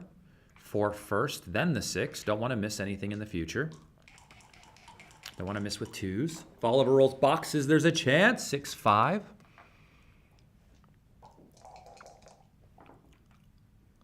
4-3, okay. Oliver needs 4s or better right now. Oh, no, it's actually odd. There's no chance. My bad. The score is now 1 away, Crawford 3 away, giving Oliver, what would you say, 25% match-winning chances, all things being equal.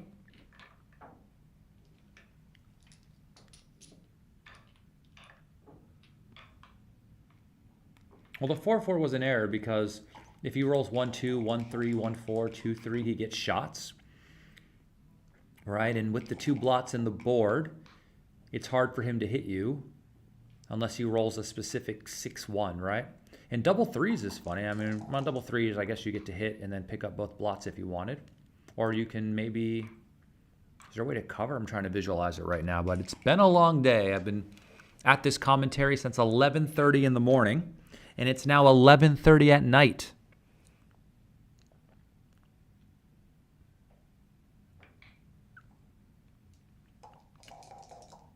So we're at the Crawford game. So there is no cube available to Oliver in this one game because of the Crawford rule. Wow, this enters and hits and covers. Those missed cubes really, really killed Michi's PR. It was close until the, what was it, 3 consecutive cube blunders?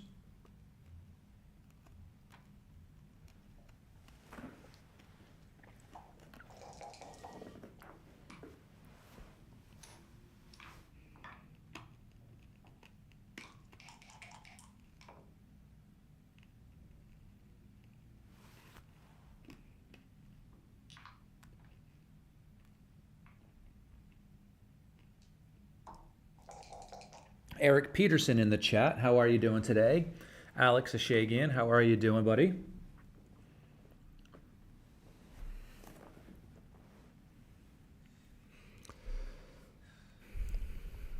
White is getting crushed here.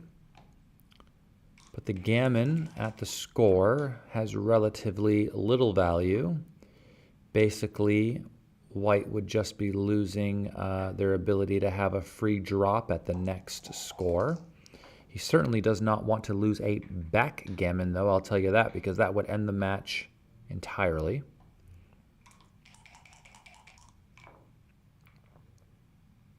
One, 4. All right, so just come in with the 1 first, and then, yeah, I like stepping up. You don't want him to just make, no, I don't know, maybe...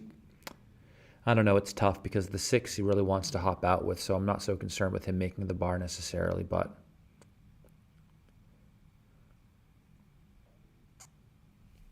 The problem with hitting with the 2 is that your 5 is bad. You'd have to play like 13-8 or something, and this doesn't look like you're going to get away with it very often and might make you lose more BGs if it goes awry.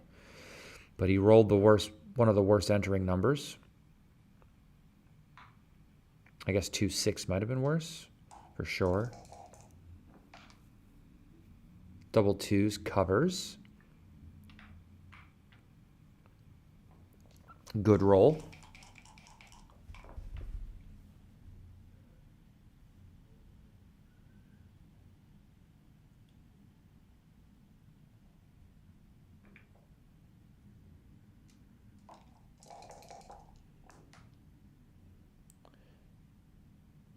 Eric Peterson is in Vegas right now.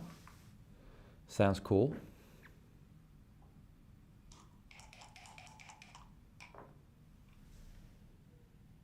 Konstantin Budurov, thank you for the compliment. Very nice.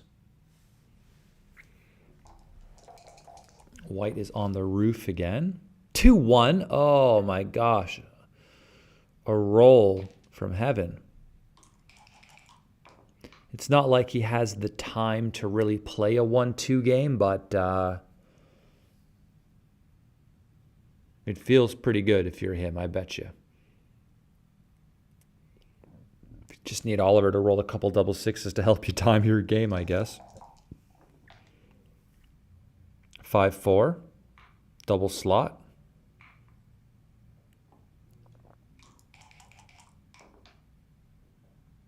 Six one blocks it, keeps him having makes him have a 6 prime, so we can't get out.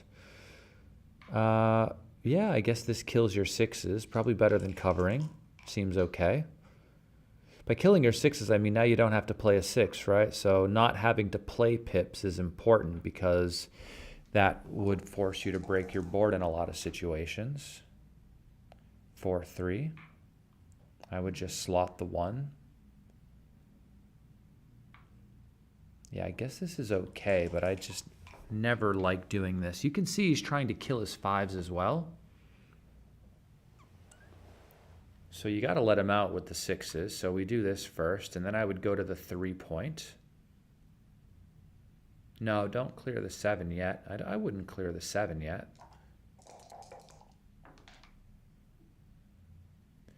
Two one just slots the ace. I want to keep this slotted because I don't want to do that because my next 5 is going to be forced off my anchor. I don't like that.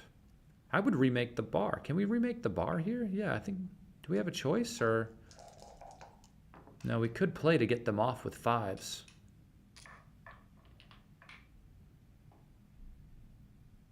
Yeah, maybe better because his board was broken to just bear in one checker and let him off with fives, right? I think that might have been better.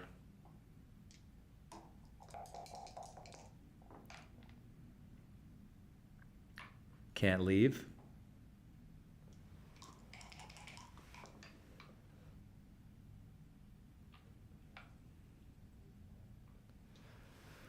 Oliver has 16 seconds left, but I've seen him do quite well in situations with this amount of time or less in the past.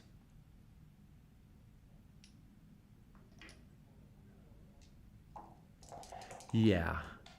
You know, if he had the opportunity to leave, you know, if he didn't make the 6 prime and he had the opportunity to leave with the 6 at some point, you would get out of that 1-2 game and prefer to play like a well-timed ace point game than a poorly timed ace deuce game any day of the week.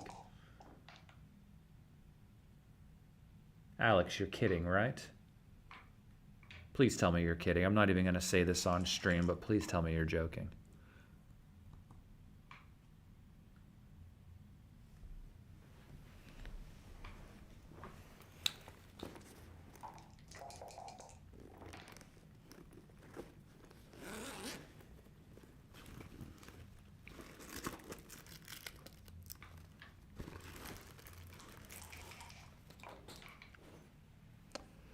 Three, two.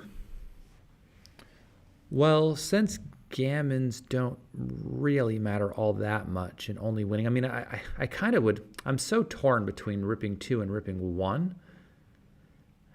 The broken board, yeah, okay, seems fine to me. Maybe he does win a backgammon. Maybe the guy never gets to leave. Who knows?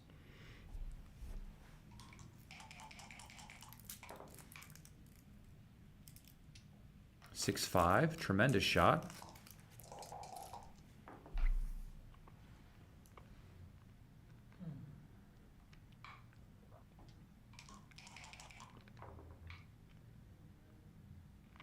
Five, four, shot time. So Michi can either hit, he can fan, or he can enter and go.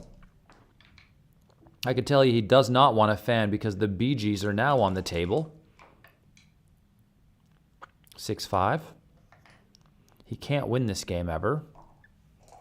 But if he fans again, the BGs are on the table. He hits.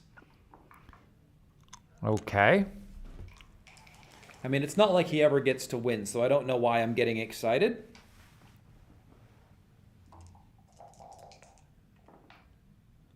Double twos fans. Oh no. Double six would be crazy. Don't fan again. That would not be good. 4-3. Got to keep your anchor here.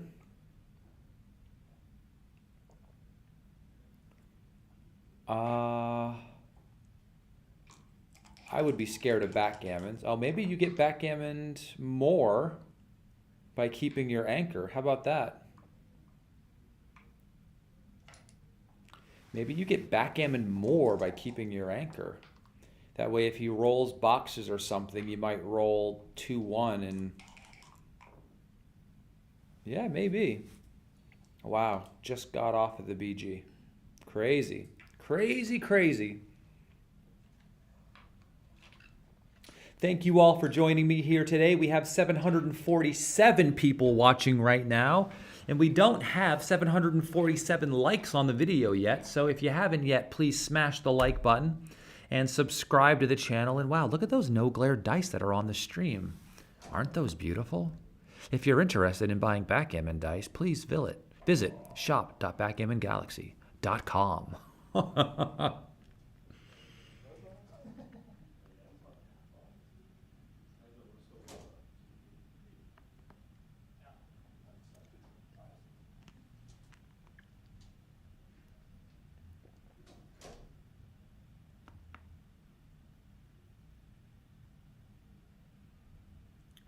Mark Olson smashed it again. Let's go, Mark. Let's go.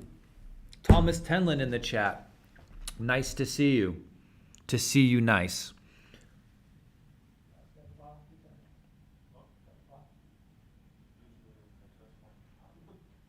No, I think he's missing it. There's just so many decisions in this match. If he wins it by like a full PR point, I think it negates a lot of what happened in the previous matches. Oliver Squire actually won the PR in the last match. He lost it in the first one, but I don't think it was by a tremendous margin, or it was a short match. It was a short match. It didn't take very long at all. So there weren't a lot of decisions. So the amount of decisions really, really, really, really, really matters as far as a PR average goes. It really, really matters. We saw that with Oliver versus Mark. I mean, Mark won 3 out of the 4 PRs. Some of the matches that he won the PR in were short matches. He had one match where he didn't play like below a 3 or something, but it was a very long match. And just the amount of decisions really worked down the other player's PR, and it made the other ones less significant. It just happens that way. Jimmy DeRosier in the chat. Joker in the chat. Nice to see everybody here. Remy still out there. How's it going? Daniel Sorensen.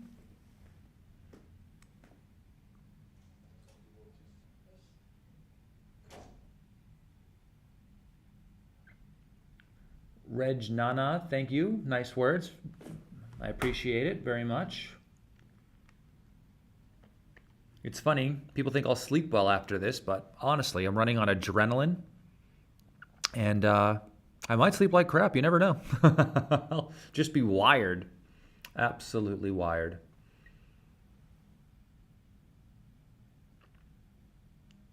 You know what time it is? It might be beer o'clock.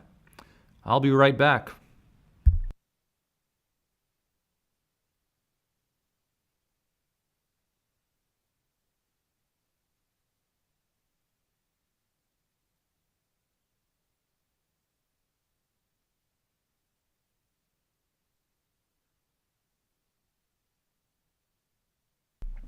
There will be one more match after this. I mean, if Oliver wins this match in this PR, we should just keep this train rolling and keep this match on this stream.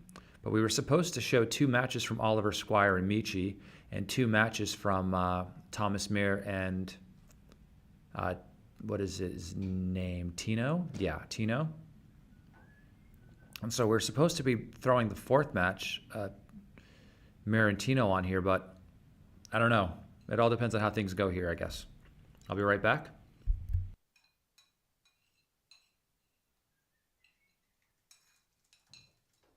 Nice to see you there, Kat. Bill Riles in the chat. Henry Liebard, thank you.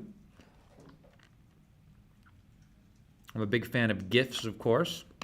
I will accept all of them.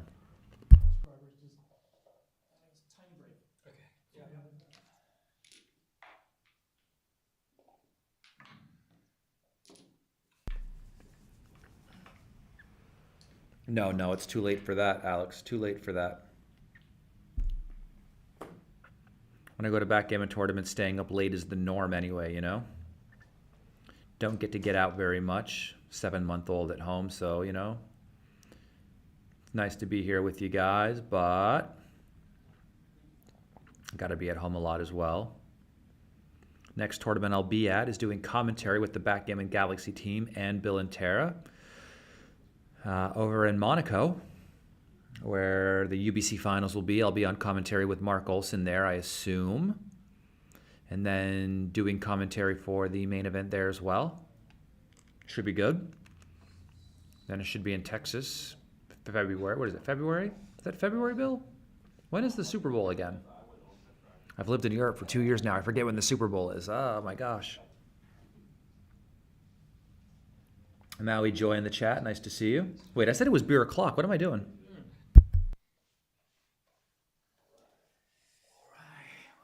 They're playing. I don't have time. Darn. I was too busy talking. If anybody out there watching wants to grab me one and bring it into the commentary room, let me know.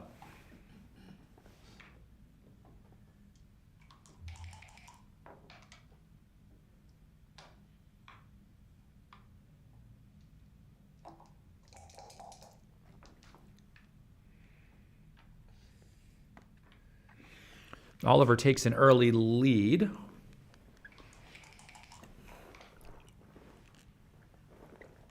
With this 4-point made. 13, 11, 24, 23 would be my choice here. Those missed cubes really, really, really hurt Michi in this match, this Michi match. Yeah, this is a nice find. I mean, if he makes the 3, this is great. I would likely make a small error here and just make the 5 not wanting to leave the shot, but maybe that's silly. This is a good roll. This gets to make the 23 point and the 11.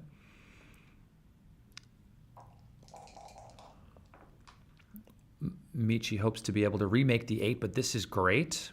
This gets to come, make the 20, and I would just make the 7 as well. How bad can that be? Right? And if he doesn't roll a 6 and you get to make the 8 point, I mean, your game is really, really, really, really, really good. Did I say really good yet? How many reallys can I say? Really good. Now he needs a 5 to box him in, but the dice don't give it to him. That's too bad for Michi, but great for Oliver. Now he can roll his magic double 6s to get out and around the corner. 6-3, no, okay. He tried, he tried. Wow, he just comes out, DMP play. Not worried about anything. 2-4. So the 2 is for sure. Wow. I think I would just play the 4 down, aiming everything at trying to make the 4 point. 4-5. What an amazing shot. Oliver back on form.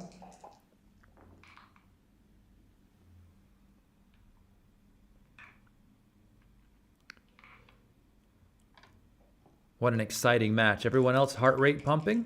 I'm excited. Double 3s fans. Oh no.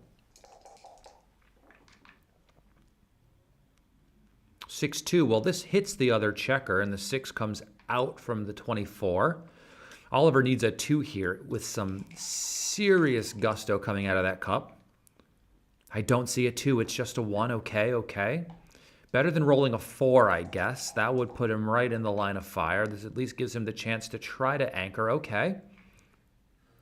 This is like good news, bad news. At least he gets to point on him, but the other checkers don't get to move. This is like awkward. If he rolls a 2 here, he's going to be right back in this. Double 2s. Oh, Oliver Squire to Oliver Squire. Ooh. Did he... Is this better than... Maybe this is better than hitting the other checker. I would have had to have looked at it, of course.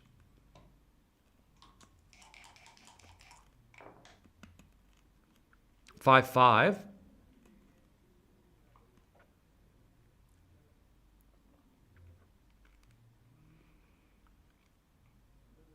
If Michi can get around, he'll be doing okay. 5-2. This is better than okay. It reestablishes the outside point and secures a 28-pip race lead.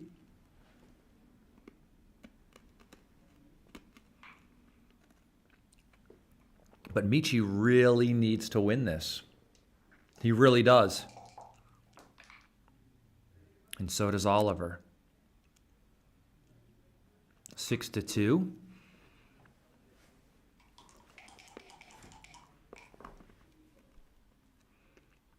Six 3 covers and slots the 5. Could be some awkward rolls here. Wow, these just stop on a dime, huh?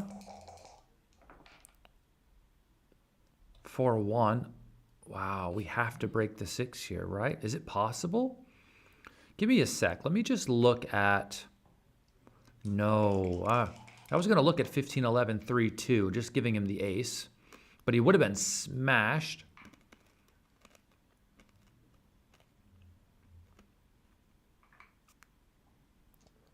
He would have been smashed if he played 6-5. Michi would have rolled a 5 back, though, so he would have got him. 5-3. Smash the like button, everyone. This is exciting stuff. We might just have to keep these guys on. I don't know how that works. 5-4 hits. Oh my gosh. If Michi doesn't roll an ace, he's dead. And that's 2 points for Oliver. Oh no. And he gets to get more decisions as well. 2 closes the board. Oh my God, it's so sick. And Michi knows if this match is close, these decisions just count. And he just has to sit there and take it. There's nothing he can do about it. Absolutely nothing he can do about it. I missed the error, by the way. What was the error? I saw his PR jumped up to over a 3. What did he do? I have to rewind on here.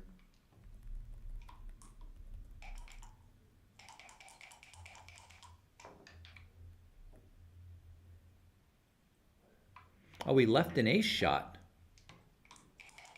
Well, that's weird. Why would he do that there?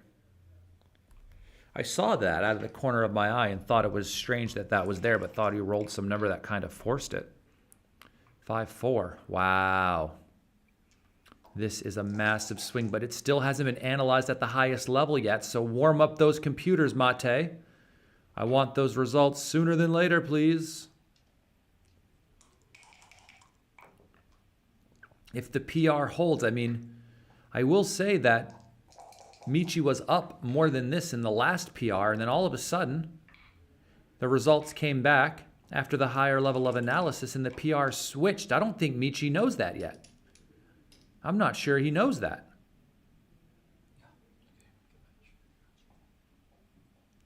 All right, I'm going to go let them know. Stick around. We have match 4 incoming.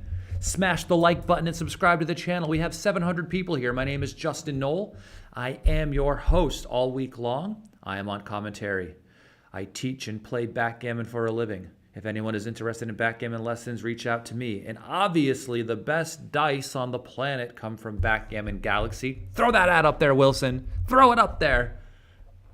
New dice. Frosted ones that show up perfectly in the light. So if you're playing in a tournament and you're recording your matches and the light is weird in the room and you have a hard time seeing them, these new dice have no glare. They were perfect for recording your matches and for streaming. We'll be back with match 4.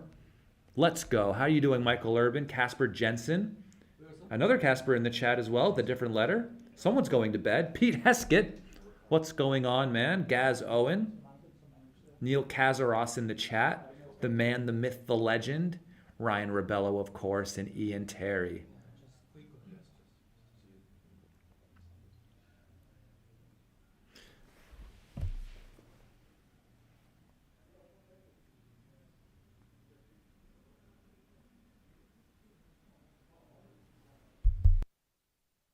Looks very gloss. Oh.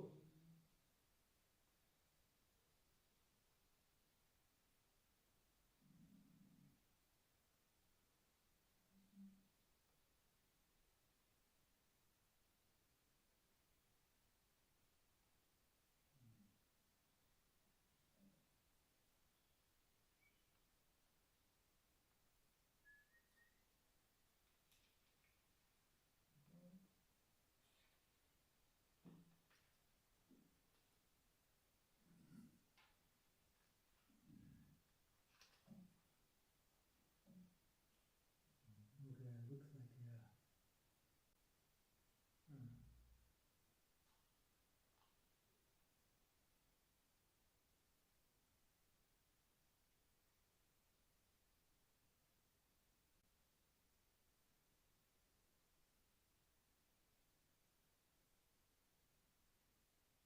In middle game situations. Get your copy now in the Backgammon Galaxy web shop.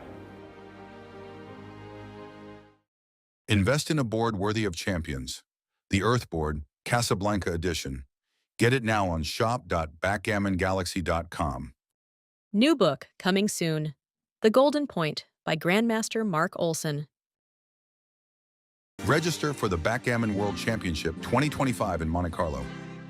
The UBC final is played from July 26th to July 28th. Then the Monte Carlo Open, a warm-up event from July 26th to July 27th. Finally, we have the main week of the Backgammon World Championship from July 28th to August 3rd.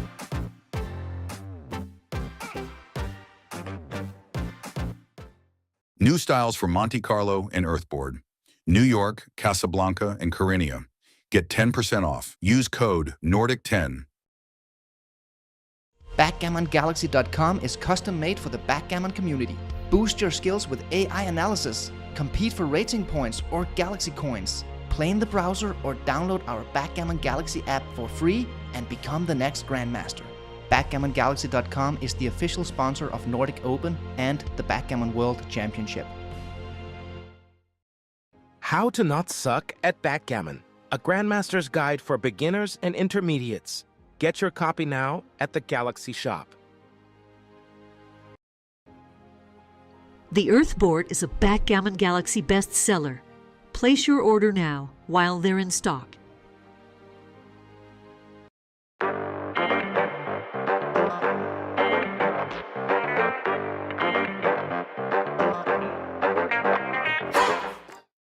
Become a Backgammon Galaxy Star member. Deeper analysis, my blunders, higher coin bonus, download matches, monthly free rolls. Only $7.99 a month. Sign up via web on backgammongalaxy.com. You better get your copy of Backgammon Masterclass.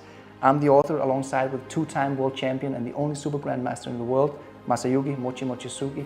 The book takes you through the game plans, the strategy of the game, strategic visualization, a back game chapter, and how to use the doubling cube in middle game situations.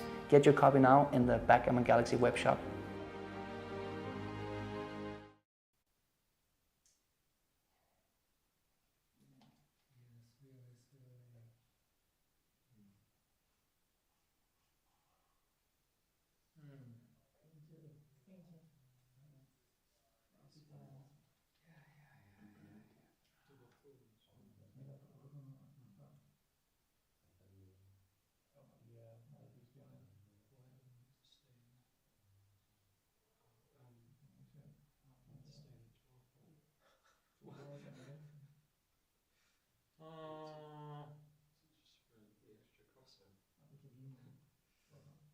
So, after your play, my winning chance is more than 70. That means the damage of getting hit is only double one. Yeah, and one crossover is really nice for your very mark. But who can find this play? I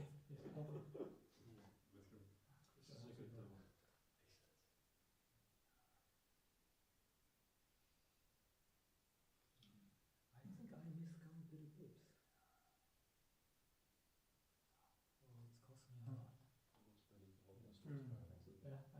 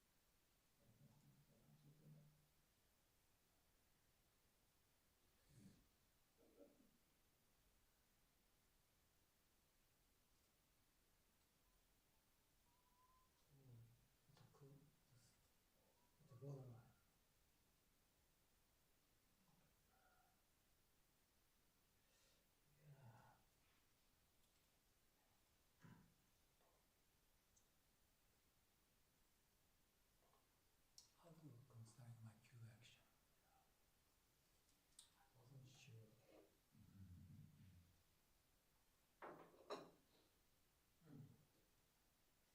Anyway, so finally we need to move. No. Or stay with. Yeah, because the other one will, is going not going to finish for long. So we might as well. Okay. You guys are staying on? Yeah. Yeah, can you email them the file? I did. You did? Okay. Good. Who's this person playing Michi? Oh, that's from around before. Like me, you're like, Oliver's like, I'm Oliver. Yes, I'm looking at another picture. You know how that looks like a little bit, when you zoom in like that, it looks like, Woody Harrelson a little bit. Yeah. When you zoom in and it's all pixelated, and then you close your eyes and turn around and look at the wall. It's just like Woody Harrelson.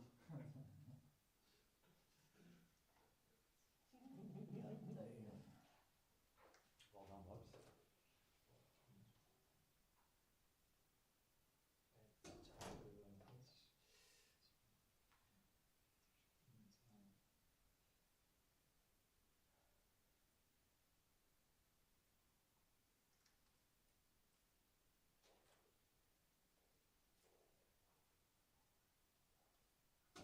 Six, 5.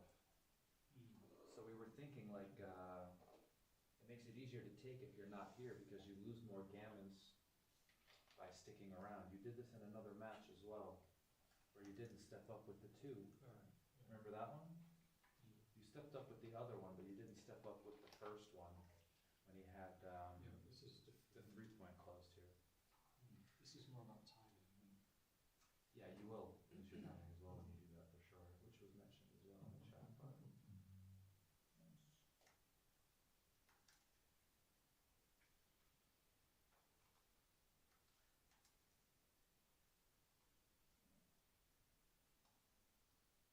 So this one. I thought this was clear. I was surprised he made it so quickly, actually. Okay. Maybe it's a bit of an insight.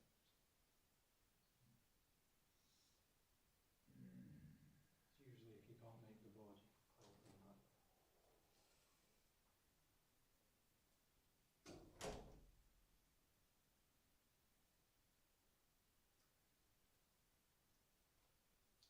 And Ricci only really lost this one because he has so many missed cues in that one holding game. Yeah. That was big. It was like 3 or 4 missed cues in a row. Yeah, I felt lucky when he wasn't queuing me that. Yeah, because when you miss the first one, you just feel like you're going to get the second one and the third one, and you're like, oh, there's a little cushion here, right? I must Yeah, know. maybe I've got a chance at the Oh, yeah. You've done this actually like on stream like 3 or 4 times where you left anchored for one. I think one time it ended up being right at DMP. I think in this match, you made a really nice play actually. That scared the hell out of me.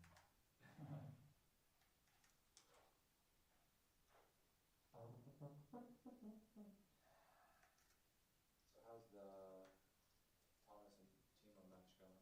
It's going like this. One different, one complicated. I guess Thomas. Probably.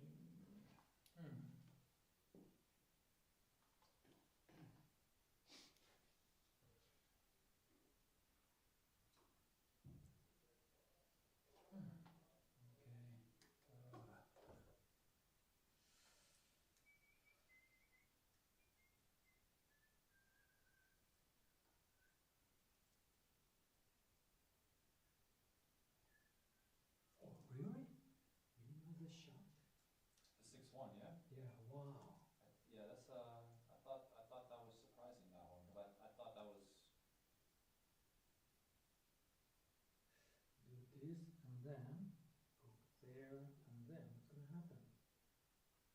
If you get missed, I think you have maybe another role to play with possibly, and maybe he runs out of timing, and maybe he's kind of forced off his anchor before you. Yeah, That could happen. yeah, he doesn't have much timing. Yes, I understand that.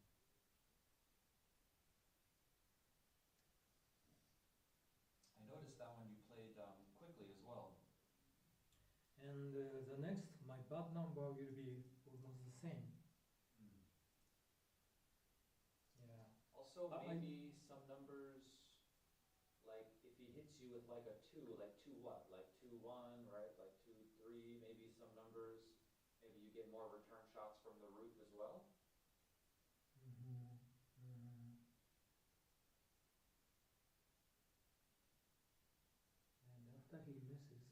4-3 is good.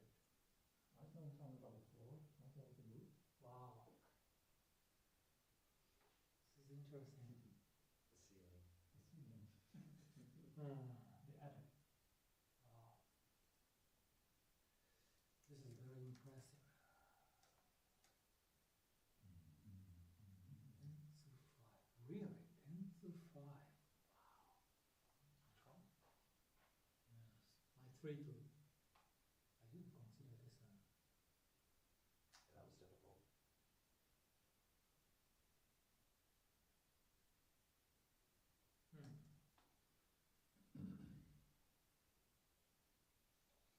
I slot. Yeah, I consider this play, but I rejected it. That's a difficult play for a lot of fun. Is it good? It looks pretty. And here I missed a Q. It's scored 0 for big Q.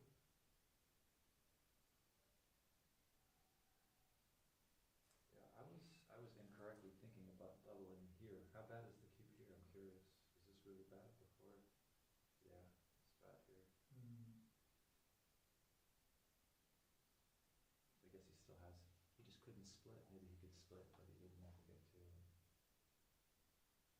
That's a bit tough. Where did we hit it? No, you hit and then split. You see? Where did we hit it? Yeah. Oh, and it's better to get out. It's also not easy for me. I think the only reason is because of his fives. Maybe he has to play from 6 to 1. And maybe outfield control. Outfield control, maybe.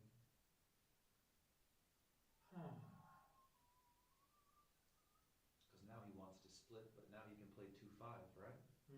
Where 2-5 before is like, oh, he has to point on you, or Downside of this play is this, of course, double 1, double 2, 2-1, and 6-1, 6-2. Something like that.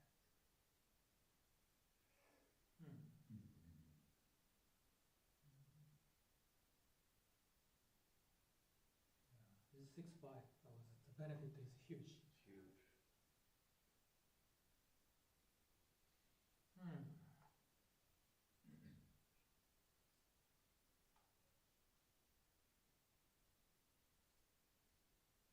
Oh, it's even worse. Oh, this is almost difficult.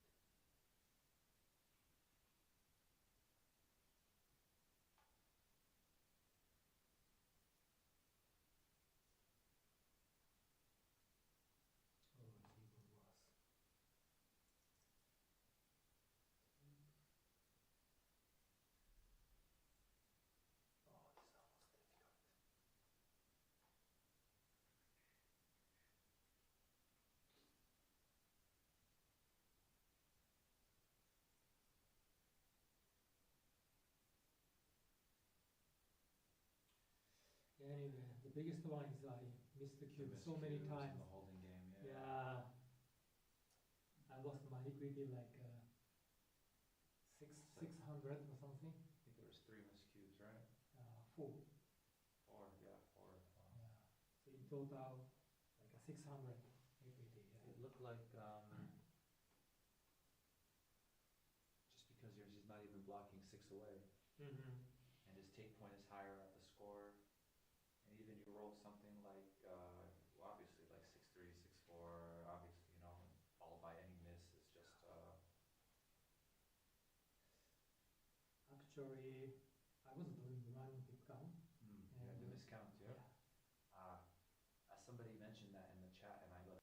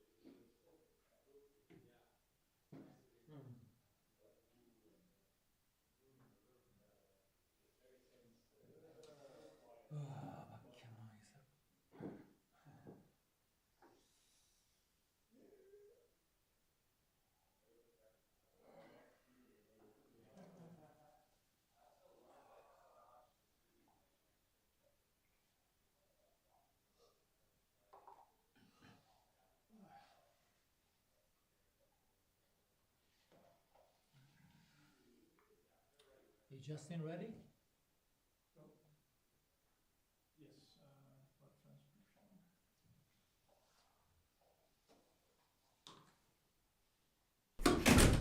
All right. We are back, ladies and gentlemen of the jury. He's going to start another transcription file, and we are going to get this fourth match underway. He just has to set up the match file for it first. They are running the third match in the XG settings, of course, for this match, and we will get the final results updated shortly. I asked Michi, well, Michi actually told me the reason why he missed those 4 cubes in the holding game was that he was keeping a running count, but the running count was wrong. So he was keeping a running count, and the running count was wrong. And that's why he missed those 4 cubes. He had a number in his head that wasn't the actual number. And he said, well, I should have visually seen that the race was different than what I had, but I missed it, you know, and there you go. That's it, right? This is what I love. There's no excuses. I was doing something. It was wrong. I should have seen it. I did not. I'll try, all you can do is just try to do better next time. I mean, it's just very difficult. It's, 12:30 now here in Copenhagen in the evening, not noon, by the way, right? So these players have been playing for a very long time, and staying sharp for that length of time is no easy feat.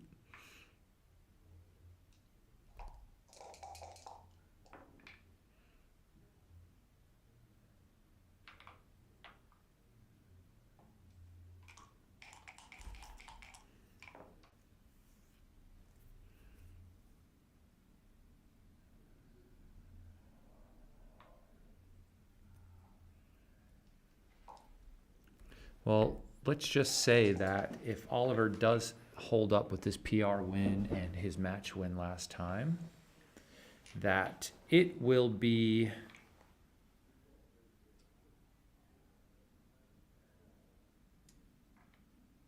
I like this, and then just double after this play, right? Oh my God.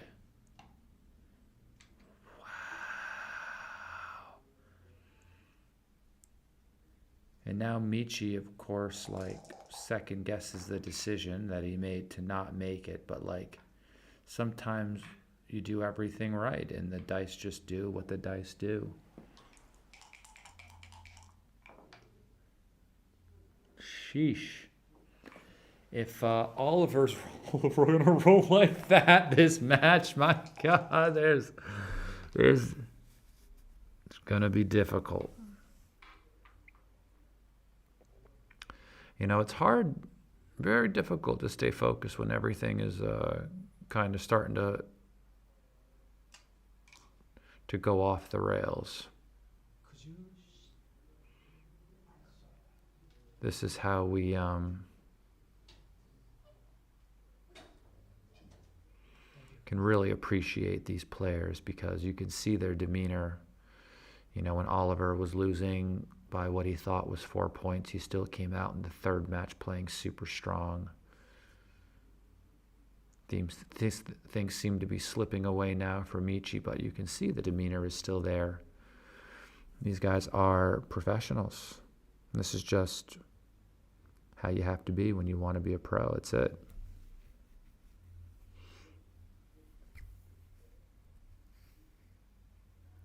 Michael Jordan still came out when he had the flu.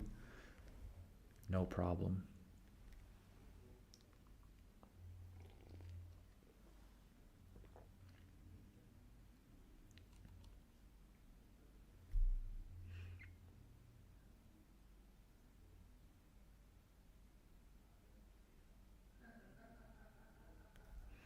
Ryan Rebello says, welcome to Oliver Squire Backgammon. Yeah, we weren't saying that during the first two matches, right? Where he got rolled under the table, but you know, the guy wins one match, then all of a sudden he's he's rolling like he's Muhammad Ali throwing punches, right?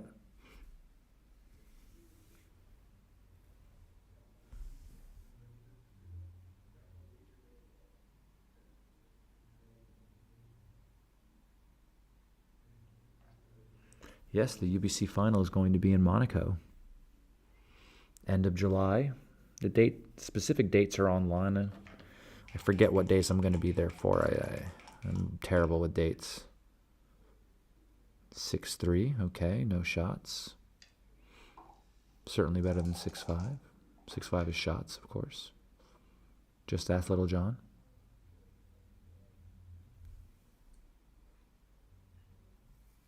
So of course we just play 2 down here, which is annoying because he's trying to not let him have 6-1. He wants 6-1 to be a shot as well. That's why he doesn't want to play 2 down, but look what it does to your prime. So I can see why he's doing it, but it just looks structurally quite weak.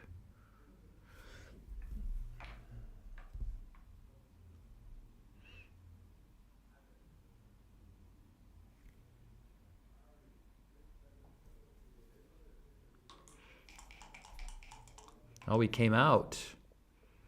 Now he doesn't get paid on those big sixes, the 6-4s, the 6-5s. Sure, there were some other numbers as well.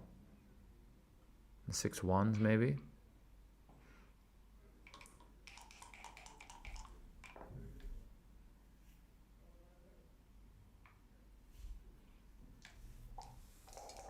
It's funny because now he'd be more than willing to give up the 18 point. But he wanted to hold on to it for the roll prior. And you can tell that the PR is not updating for Michi at the moment, because it shows that he's playing a 0 and we've seen mistakes according to XG, of course.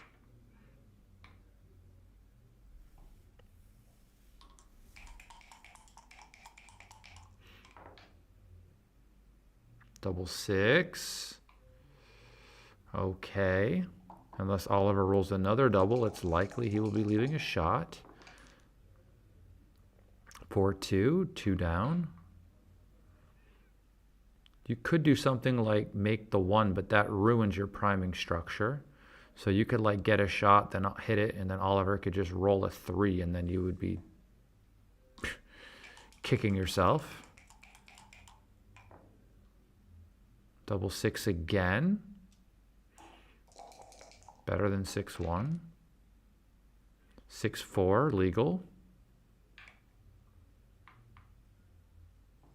If you're expecting to get a shot next roll, this is the best play. 6-5 leaves a shot, okay. He's got 17 hitters. Will this be one of them, though? 6-4, legal. You hit with the 6 and you lift the 4. You don't need the prime to win necessarily. You just need the cube to win. So you lift.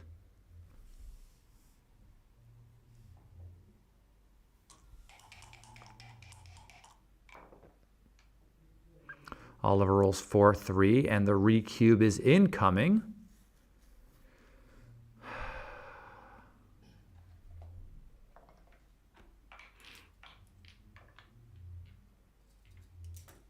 Michi takes a 2-0 lead.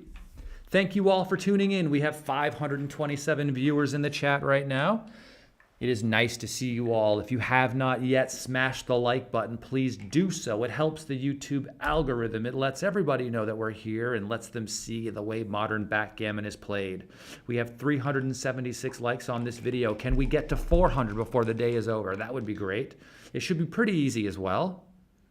Of course, we'd like to get more, but like what am I going to do? Am I going to beg? Do you want me to beg? Should I plead? Should I plead, really? Is 2 down right even at this score? I wouldn't think so.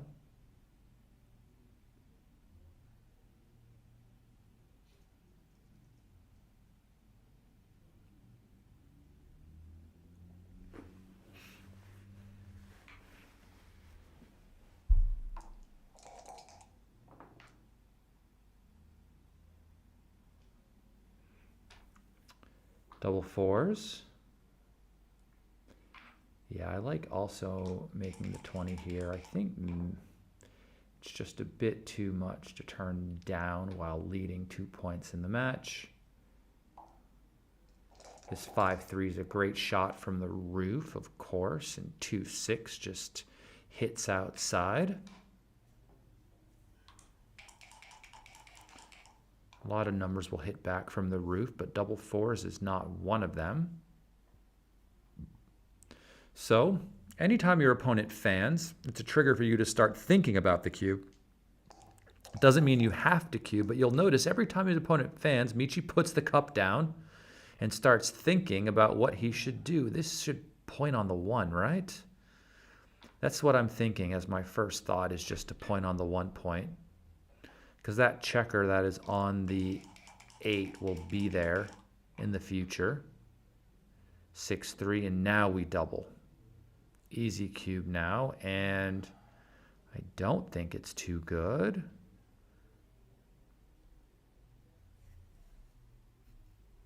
Good. Double. Pass. Yeah, I didn't think it was too good. Just looking to make sure. Because you could hit, and then he could anchor, and then still play from there. But, yeah, great. I think Michi will find this cube. And you have to put Oliver to the test here. We can't just not force him into spots where he could make a bad decision, because that's a lot of the times where the difference might lie in these PR competitions. If you don't give your opponent the opportunity to make a bad decision, it's hard for him to play poorly, especially with the cube.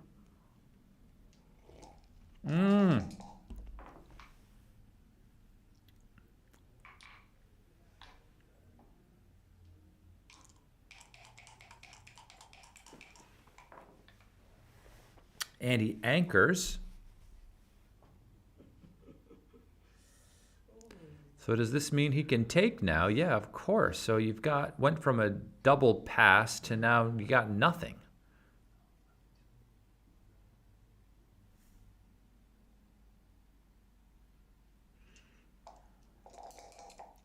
Neil Kazaroff says, be happy to be 4 away. Cash gets you to 4 away. A 4-point battle, says Alex Ashagian.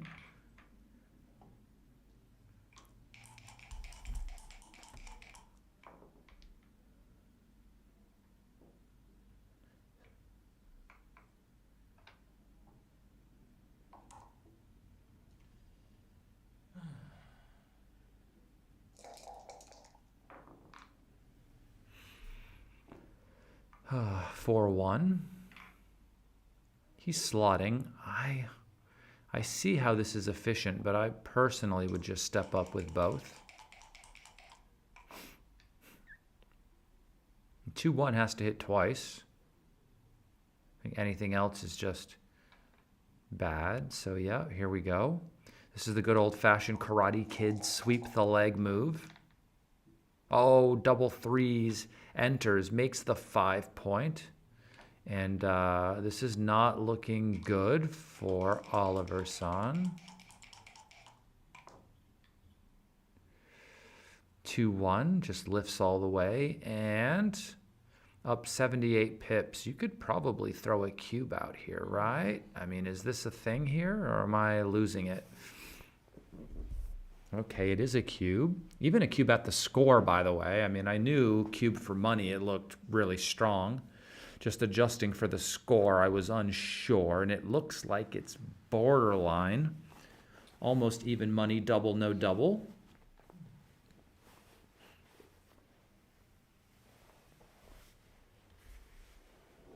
Sweep the leg, Johnny. Sweep the leg.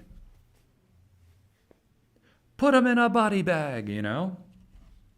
throwbacks there for anyone who remembers.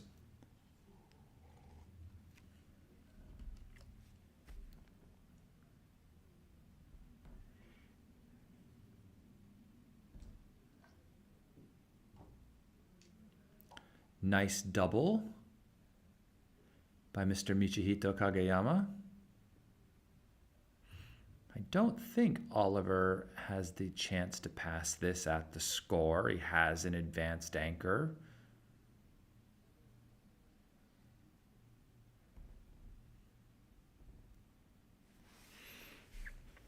But if there is a way to pass this, this would be Jin for the PR battle, I think. Oliver does have funny passes sometimes, but it's rare. Funny passes sometimes where you just go, really? But it's rare. I mean, everybody does. I also have passes where I look at it later and think to myself, I can't believe I passed this. I'm just saying it isn't 0% here, that's for sure. Okay, but of course, Oliver, consummate professional, takes a take. Double threes is a disaster. Oh my gosh. This has to be the, well, maybe it's, no, double fives is even better. Wow, double fives is even better than double threes here because you could at least make the point and then just go to the one twice. Wow. That is pretty sick. I liked Michi's play of actually going to the 2-point because putting 4 checkers on the 1 just looks wrong. And maybe there's a universe where you can actually remake the 5-point. Look at that.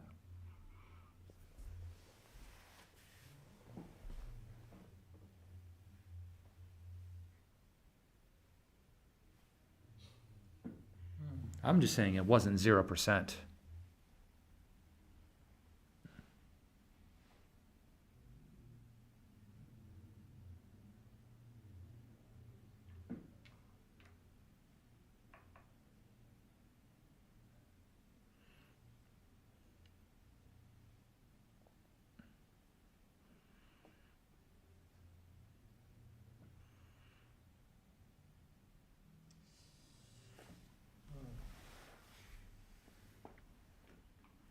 The lucky sweater is always working. You just don't know who it's working for. It doesn't have to work for the wearer. Didn't you know that? The lucky sweater is like asking for a wish from like a genie. You never know what you're actually going to get when you make your wish.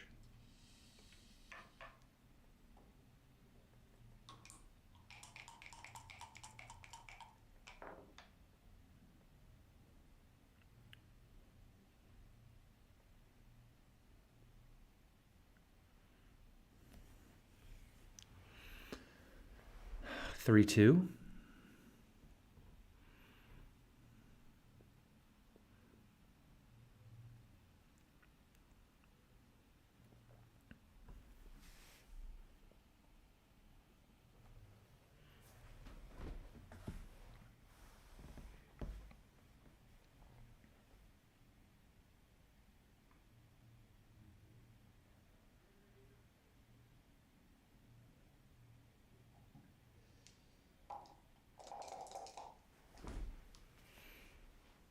One, 5, okay. Time to get out of Dodge, of course.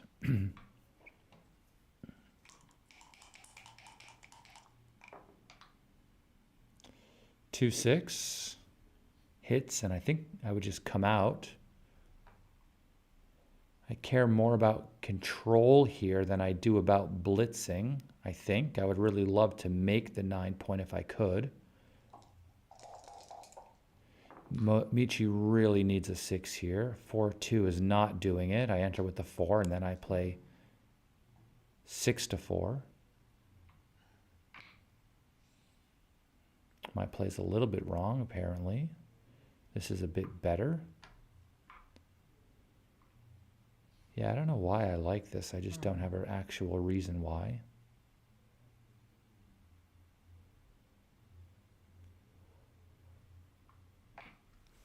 Dmitry Obakov in the chat. How's it going?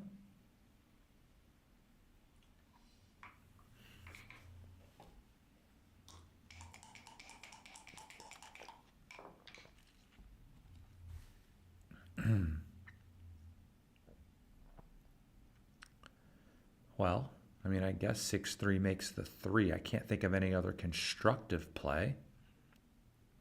I don't like hitting. It seems a bit too loose for my liking at the moment. It would just force me to leave bots all over the place. And as we know, I am adverse to such things.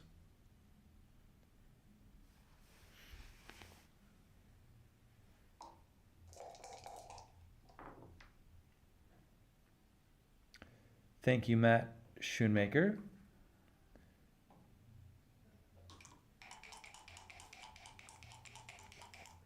It's nice to see everybody here. Vin R. All right.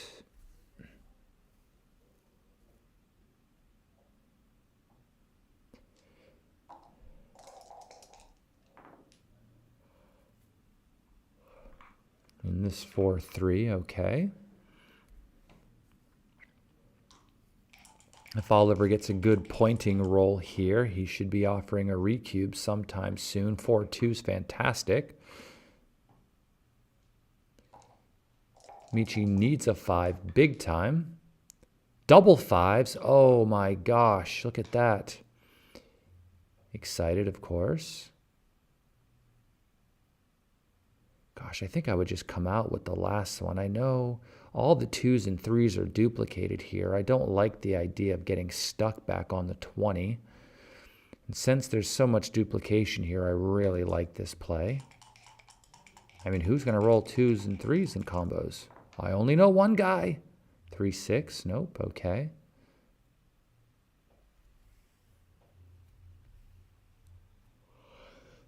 Michi might find a way to bring this home. It would be good for him to start with an ace. 5-4. 5 comes down. The 4 goes to the deuce. I'm not leaving a shot here for no reason. I could just clear this naturally next roll. I could roll 6-5. I could roll 5-4. I could roll doubles. I'm allowed.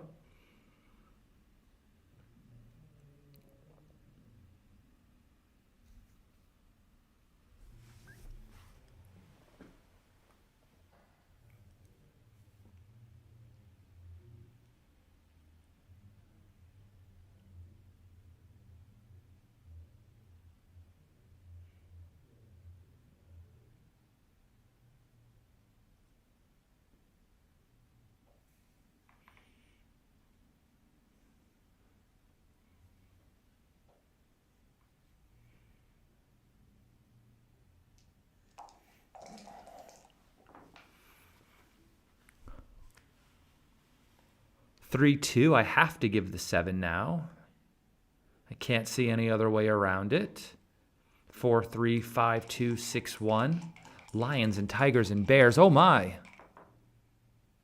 6-4, misser. That's true. Michi wants to win, but he doesn't want to win a gammon. He just doesn't know it. Somebody asked Nikolai Skov, hey, Justin, we should each donate a few dollars for your fantastic commenting. Well, of course, I would appreciate that, but that's totally unnecessary. Although the beers here are $10 a piece.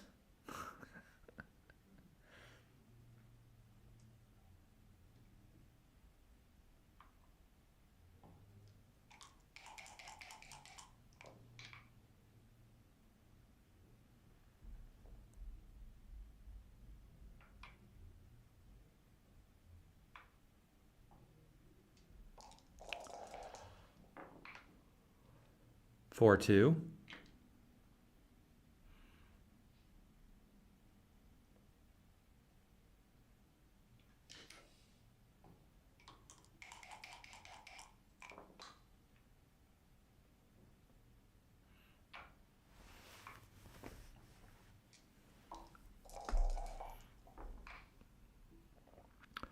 6-1. I like taking 2 off here as well.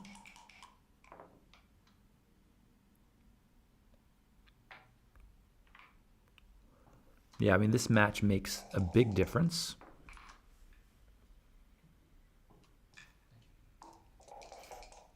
And what can happen? Where Michi's PR goes from here will really determine the outcome of what's going on here. We also don't know the results of the final PR of last match. I don't know if Oliver won or what.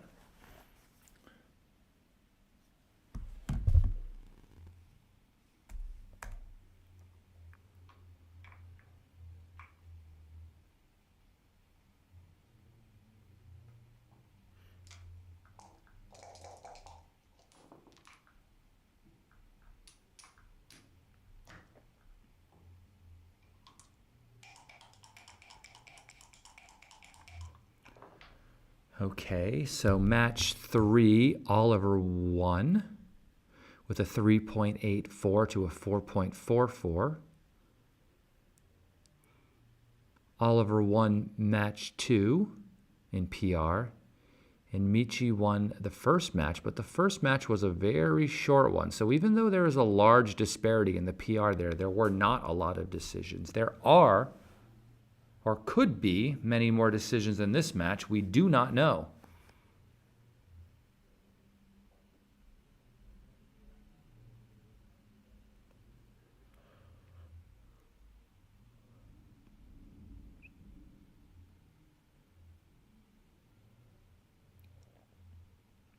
Before this match started,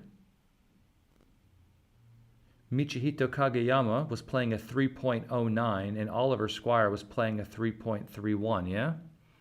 That was their overall average PR after the first 3 matches. So if things stay the same,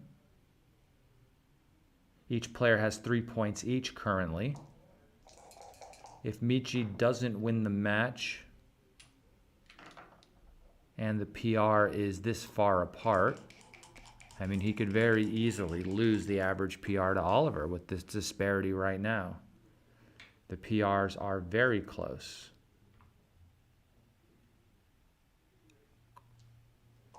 Michi thinks he wants to win a gammon, but he does not. He will lose. 3-2, he feels a little unlucky. He doesn't know how lucky that was. Double ones. There's no benefit to not moving forward, right?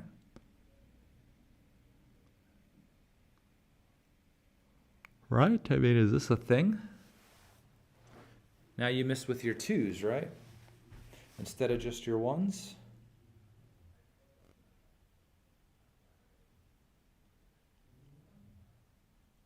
Maybe it doesn't really even make a difference. I'm not sure. It's too late for me to think about, but you'll also miss with 2-1 here. Will you miss with what? 3-2, 4-2, 5-2, 6-2.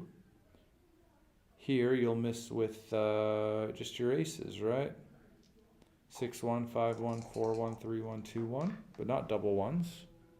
2-1. Oliver kind of wants to roll an ace here. He just doesn't know it. Ho, ho, ho, ho. He has no idea how lucky he just got. Possibly. I mean, if he starts fighting back and the match goes long, I mean, who knows? But if the match ends on the next game and Oliver doesn't make a bunch of blunders, he will be moving on to the finals. I think.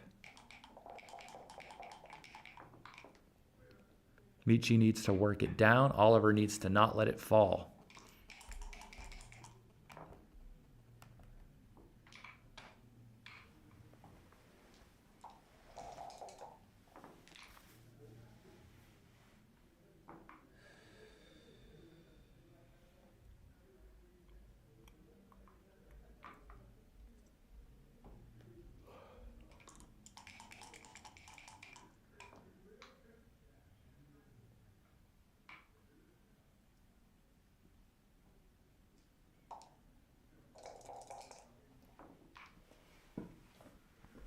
Well, the players don't know what their PRs are. So when Oliver gets gammoned in that situation, he certainly doesn't know it's better for him. So yes, it is better for him, but he doesn't know it, right? He thinks he could be losing the PR right now, and this could be awful for him. That is a fact.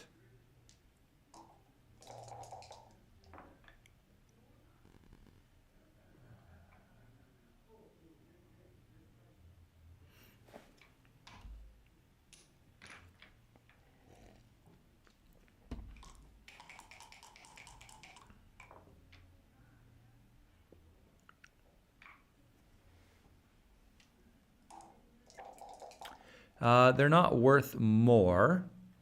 They are worth the same. 1 point for the match win, 1 point for the PR win. But if everything is tied at the end, whoever has the lowest PR moves on. So the PR ends up being the tiebreaker.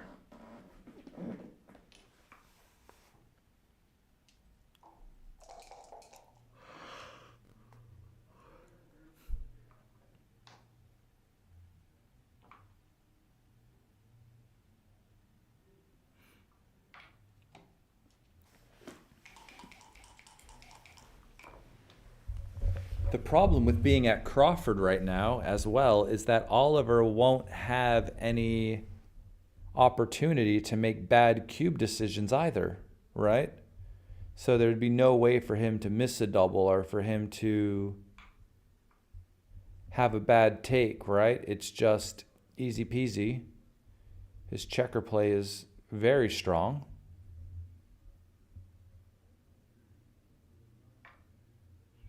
PR does matter more when it comes down to the tiebreak. Yes, that is the point of the format for sure.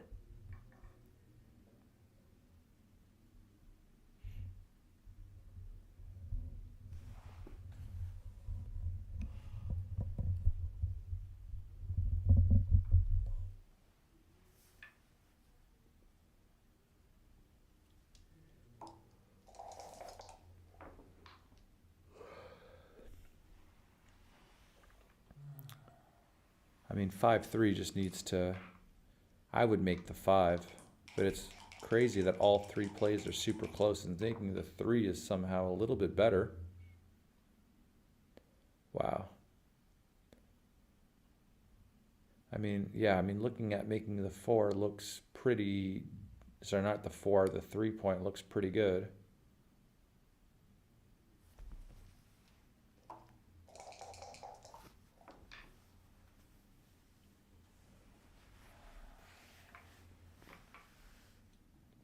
(6-4). I like this as a 6-4 play instead of making the point. If he gets away with the 2 here, then I mean, Oliver probably doesn't even want to roll a 2. He just doesn't know it.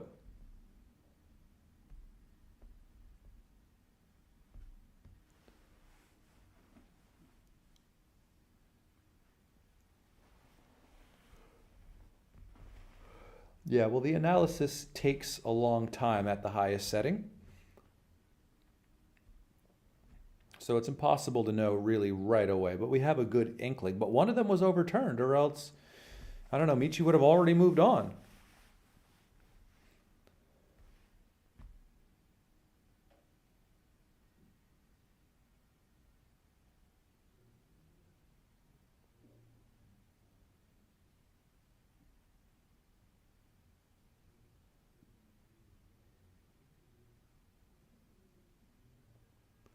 Yeah, to the uninitiated it is, but once you get initiated with the idea of the performance rating and how it functions inside of a match, you know, it's just like the game player. It's the game within the game. It's not so tricky. I think some people are just unfamiliar with the idea and the format currently, right? So I understand why it feels tricky. I'm sure it is tricky at the moment, but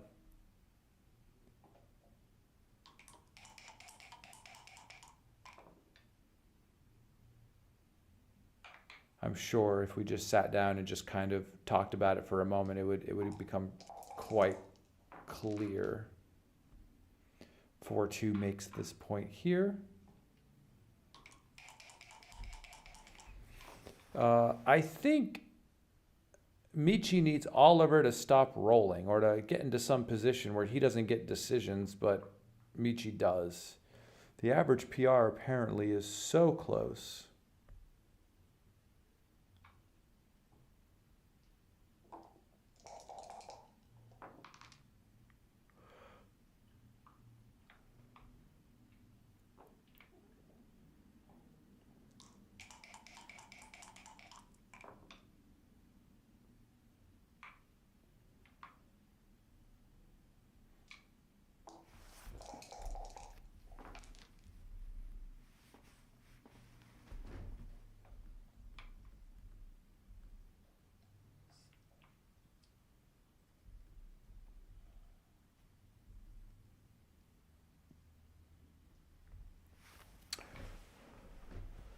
I mean,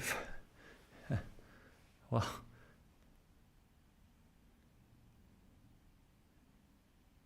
what's the original again? Yeah, I mean, this looks fine. If this is one of the possibilities, I'm going to go with this one. Richard, I appreciate it, Richard. Thank you very much.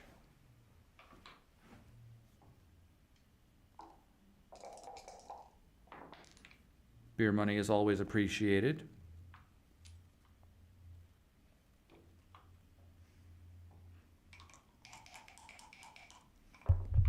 Much appreciated, Richard. Thanks a lot.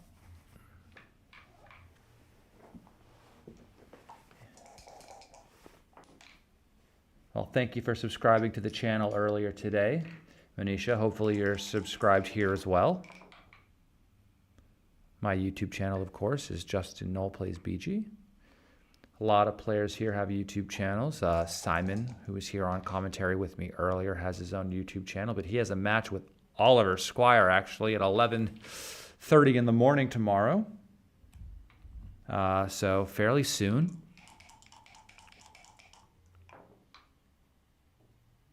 3-3.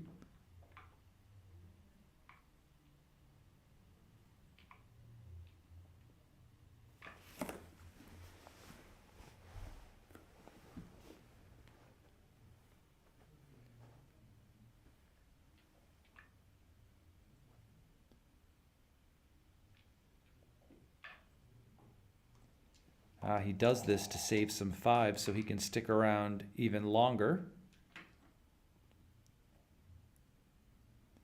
Not fives, fours. I misspoke. It's late here, but you know what I mean. I think we just ripped the checker off. The reason being is you're leaving shots with 6-1, 5-1, 4-1, 3-1 anyway. If you do the other way, you're leaving shots more, but he's going to be forced out with so many rolls, it will likely not make a difference, right? But, I mean, if we look, actually, if I just look at the side of the sidebar here, it just doesn't actually make that much of a difference. It's 0.002. Hopefully we can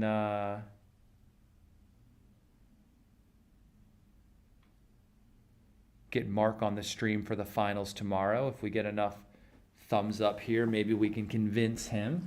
If everyone just starts dropping Mark's name in the chat, maybe we can get Mark and Justin on the finals tomorrow. Maybe we can force him through peer pressure to get him on here as well.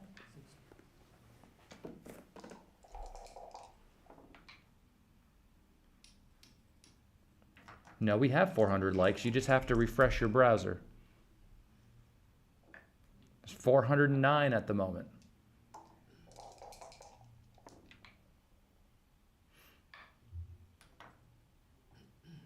Double twos.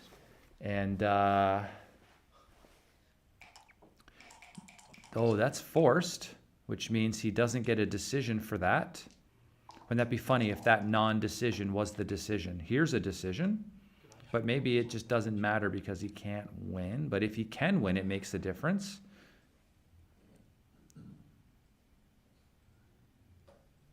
He gets a decision here, maybe. Maybe not, if it's Jin. It is Jin, okay.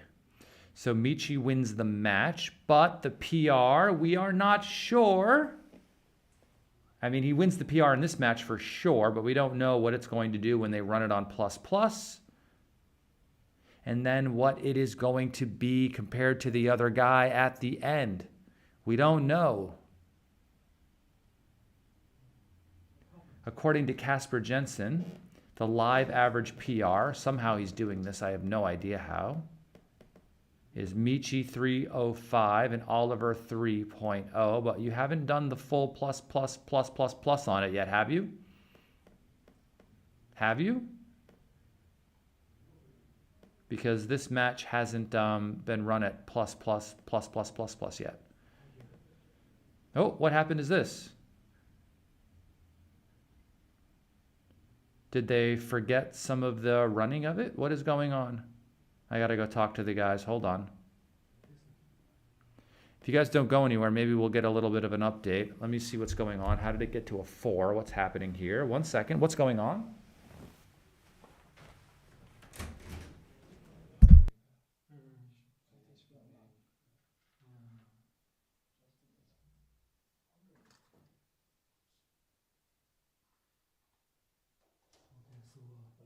What happened with the PR? There's only a world class set. Did you guys run it? What changed? World class. Very, very strange. Oh, there were some. Oh, because the first game or two, the first game, it wasn't. It was doing that not updating thing again during the first game. So I noticed there were some mistakes, but it didn't get. Oh wow. Is it a real result? I'm still wondering. Well, it has to be run at plus with Mate's settings. This doesn't mean anything. So has this been emailed to Mate? No. It needs to be emailed to him, so he can toss that in, and we can get some official results for these gentlemen who have worked their asses off. I mean, they literally have no asses anymore. I don't know how they use chairs. If they're sending it to you immediately.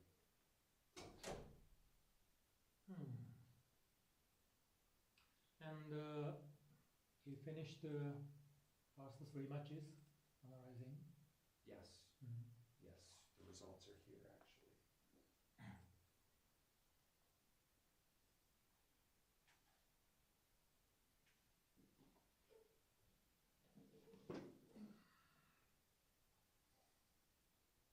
So Oliver won 2 PRs.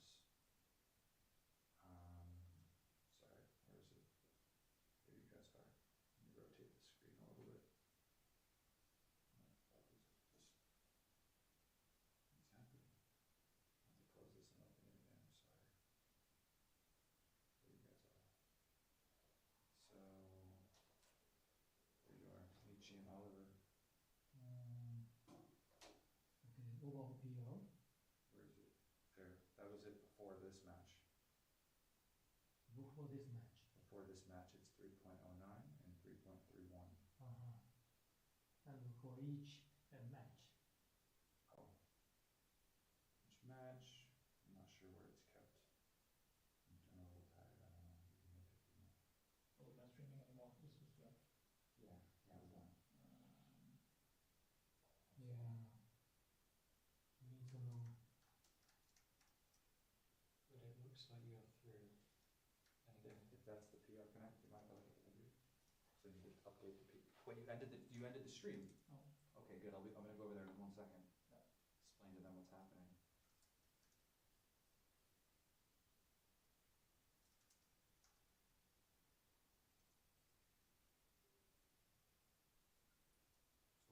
Okay, Wait, so what's going on? You guys, it was only 3 games? okay, so here's the point. So if it's confirmed for the first 3 games. Where's your 3D setting? Let's let Mate run it. I don't know.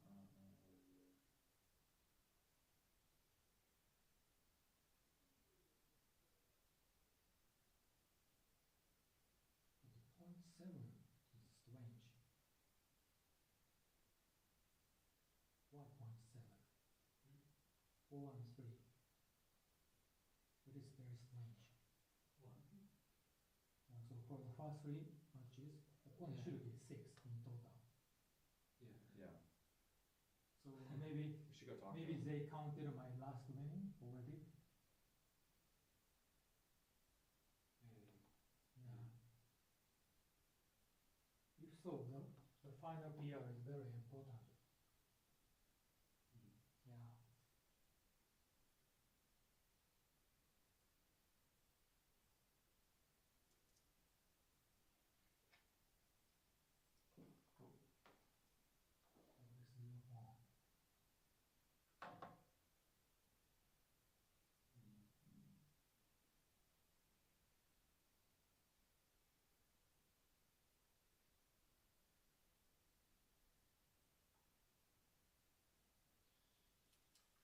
I'm only looking at this because I'm just adding up. So something must have gotten bigger on the analysis, right? That wasn't there before. Because it's so strange for you to go from like what your PR was to what it is now. Oh, this 1-1. Somebody mentioned this. I didn't see what happened here.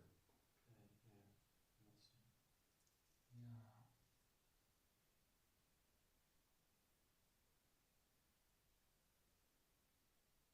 Oh, snap. Snap. Oh, that's... Somebody mentioned this. I didn't see it. I'm so tired. What We're all so is tired. snap? Snap is like some slang you would use in the States when something is like really shocking. But you shouldn't use it. I shouldn't use it. I'm too old to use it now as well. Okay. It's for young people. There you go. And that's, wow, that's where it was, huh? Wow. What's going on? I'm just going to see how I'm going to interpret this to the people that are watching now, that's all. But it's correctable, right? Nothing's wrong. I just need to be able to kind of explain what's happening to the people because they don't know why the PR jumped to what they did. Yeah.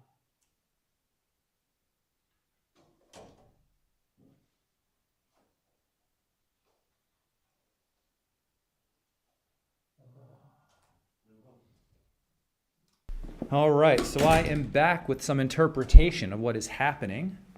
I don't know if I can be heard, but if you show the XG screen, it's maybe that you can see what's happening. It appears as if Oliver Squire's PR jumped up a bit. There were some moves that were analyzed, and I guess some mistakes that had happened later on, like the double ones that we missed where he could have played 3-1 and moved up with 2 more aces. That ended up being quite a big mistake, and a lot of these other things happened as well. And it looked like the PR, when we analyzed it at just world-class level, changed by quite a bit. So what we're going to do now is, like we do with every match, we're taking the match file, and Mate is running it for a final pass. As it stands right now, it looks as if Michi has won this match and the PR currently, which would take him into the finals. But of course, we're doing the final analysis. I just went through all the mistakes of the match myself and kind of counted up the equity difference to make sure that everything looked okay.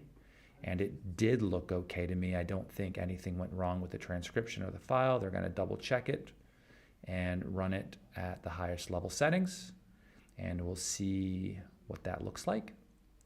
But as of right now, it looks as if Michi is going through to the finals tomorrow, but I am not 100% sure. So yeah, we'll keep you updated and take a look at the Excel sheet that we have given, probably in the chat details somewhere. But it looks as if Michi's going through. And that's, of course, if anything doesn't get overturned here. But it's only 3 games in this match. It's hard for me to believe that it will. But, you know, the other one did. So anything is possible. But it was great to be here with you all today. I will see you tomorrow in the finals. Hopefully we can get Mark Olson or somebody in here with me. That would be great. Because it feels as if my voice is going. I've been screaming like a madman. But we'll get some rest tonight. We'll come back tomorrow. I'll see you guys later. Yeah, there were some tough decisions. The double ones is just, you know, like obviously, if it's given to you as a quiz and you have infinite time and infinite like brain power to kind of stop and think through, but in real world matches, it's hard to maintain that level the entire time. And yeah, BackgammonGalaxy.com, Oliver Squire versus Michihito Kageyama, UBC Contender 2025. Over and out. The finals start tomorrow, I think, at like 8, guys. Something like that, 7:38. We'll keep you updated. Check YouTube, subscribe to the channels, turn on notifications. It'll pop up when Wilson populates the link for tomorrow. But I'll be back 11:30 in the morning. We will have Peter Yes Thompson versus Karen Davis in the undefeated bracket of the Nordic Open. Good night.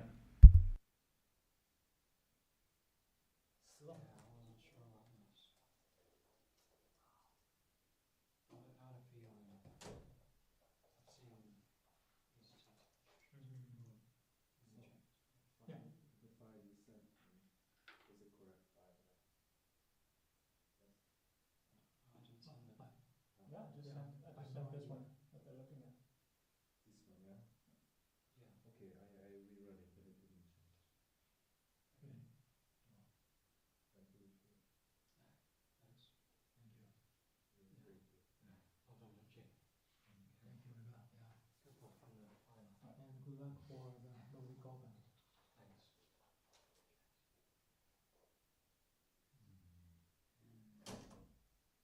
So I see, but hitting number 2, 3 is not good.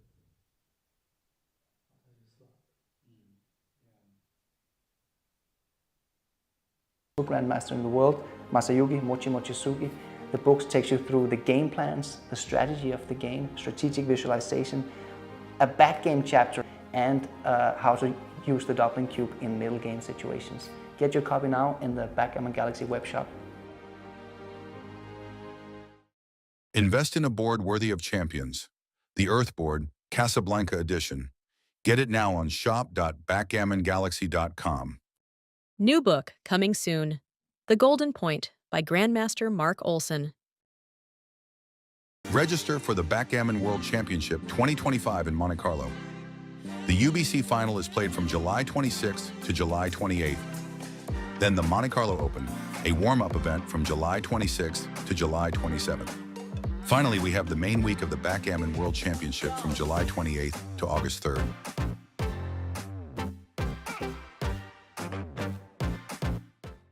New styles for Monte Carlo and Earthboard. New York, Casablanca, and Carigna. Get 10% off. Use code NORDIC10. BackgammonGalaxy.com is custom made for the backgammon community. Boost your skills with AI analysis, compete for rating points or Galaxy coins. Play in the browser or download our Backgammon Galaxy app for free and become the next Grandmaster. BackgammonGalaxy.com is the official sponsor of Nordic Open and the Backgammon World Championship. How to Not Suck at Backgammon, a Grandmaster's Guide for Beginners and Intermediates. Get your copy now at the Galaxy shop. The Earth Board is a Backgammon Galaxy bestseller. Place your order now while they're in stock.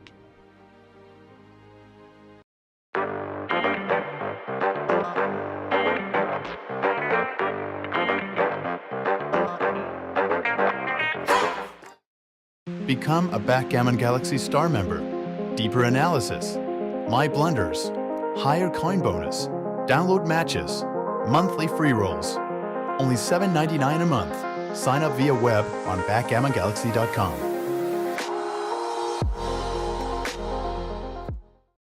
You better get your copy of Backgammon Masterclass. I'm the author alongside with 2-time world champion and the only super grandmaster in the world, Masayuki Mochizuki. The book takes you through the game plans, the strategy of the game, strategic visualization, a backgame chapter, and how to use the doubling cube in middle game situations. Get your copy now in the Backgammon Galaxy web shop. Invest in a board worthy of champions. The Earth Board, Casablanca Edition. Get it now on shop.backgammongalaxy.com. New book coming soon. The Golden Point by Grandmaster Mark Olson.